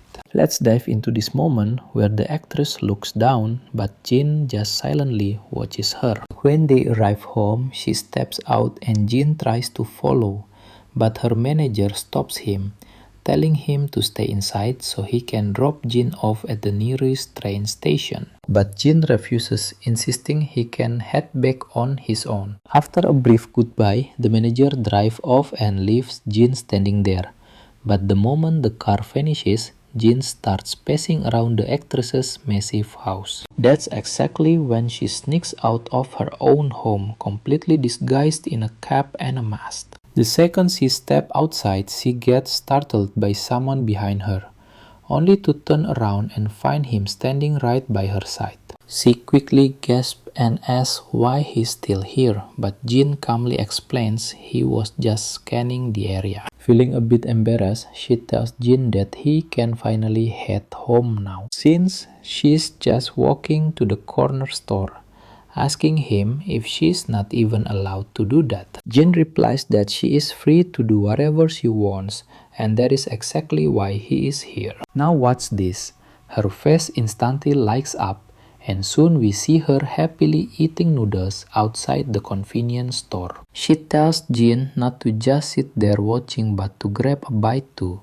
She admits she wanted to take the noodles home but decided to eat outside since he's around. Looking down, she admits that whenever she feels overwhelmed, she loves to clear her head by walking around. Being in show business this long makes it impossible to walk freely, and she's never had time to make actual friends. Then she asks Jin what he does for fun with his friends. He mentions hitting the local arcade after school, which completely shocks her. She immediately asks if he really just said an arcade. Jin confirms it, leaving her stunned as she suddenly remembers she's dealing with a high school kid. But as they sit there, some familiar faces walk by.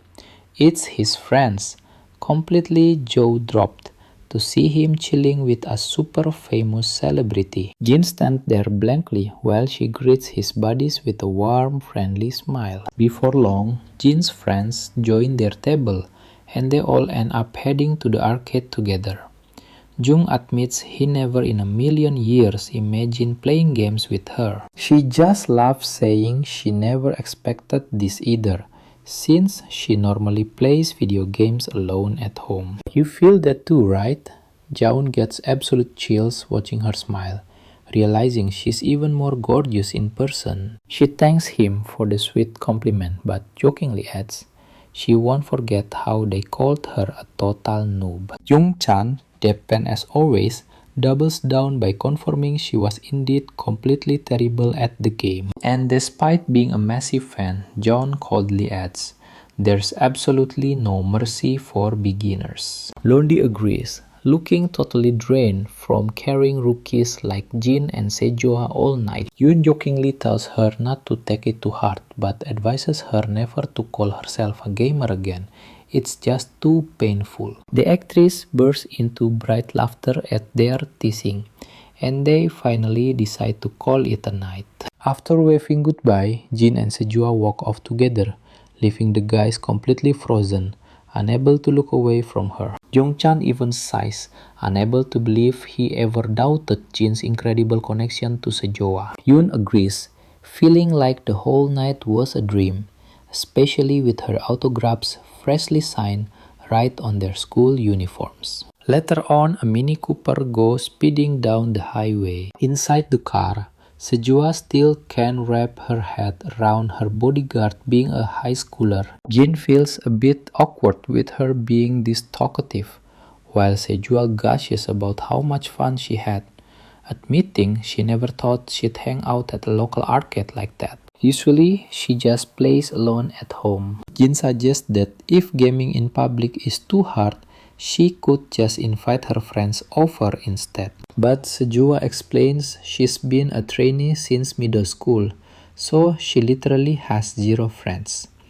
After debuting, her life became too chaotic to build any real relationships. Sure, she meets people through work, but she can't truly call them close friends. Curious, she shifts the focus and asks why he's working a dangerous bodyguard job while still in high school. Jin quietly explains he's doing it all to buy a nice birthday gift for his little sister. Deeply touched by his heartwarming reason, Sejua thinks he's an incredibly sweet older brother. She points out he must be really close with her, admitting she can't relate since she grew up as an only child. She offers him a ride home, but Jin politely declines, saying he'll manage on his own now that his shift is officially over. And trust me, you and I can see the walls melting, as she tells him to drop the formal honorifics and just call her Sejua. We are finally there, as Jin steps out of the car. As he turns around, he spots another figure walking over. The guy looks absolutely furious, but Sejua quickly assures Jin that everything is fine,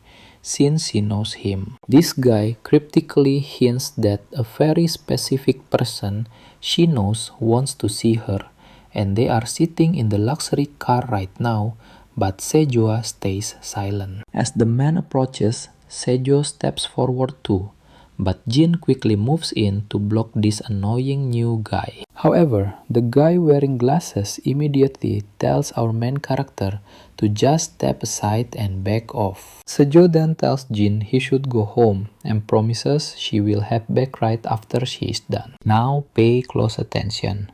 Jin insists on waiting, leaving Sejua staring at his calm, quiet face. She finally smiles, telling him to go home and rest, but as she walks away, she looks sad, knowing she cannot drag him into this mess. The moment Sejua gets in the car, the man starts lecturing her, demanding to know why she did not answer his calls. He scolds her for not calling back even if she was busy. Sejua snaps back, asking why she should ever answer his calls. The shadow-covered guy looks caught off guard, then smirks maliciously, warning her not to push him too far, or she will regret it. He claims he has limits too, trying to justify himself by saying his dates with other girls were strictly business and should not be used against him. Sejua calmly tells him she does not care. You and I both know she is right. They broke up a month ago,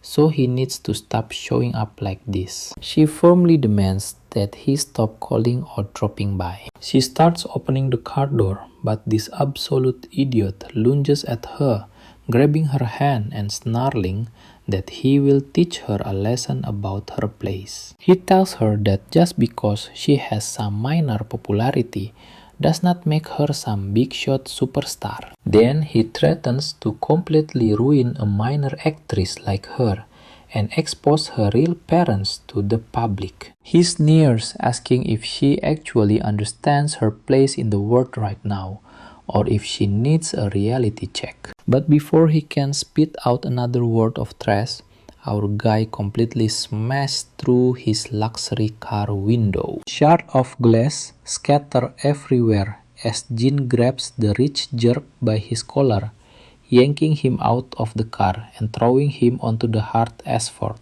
Sejua is left totally stunned by the chaotic scene, and Jin quickly tells her she can step outside now. Once she gets out, he checks if she is alright.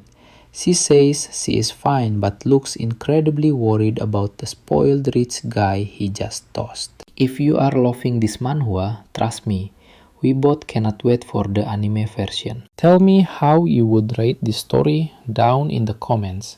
I loved seeing the cold main character slowly open up. Give it a rating from 1 to 10. Honestly, I am still trying to figure out my own score.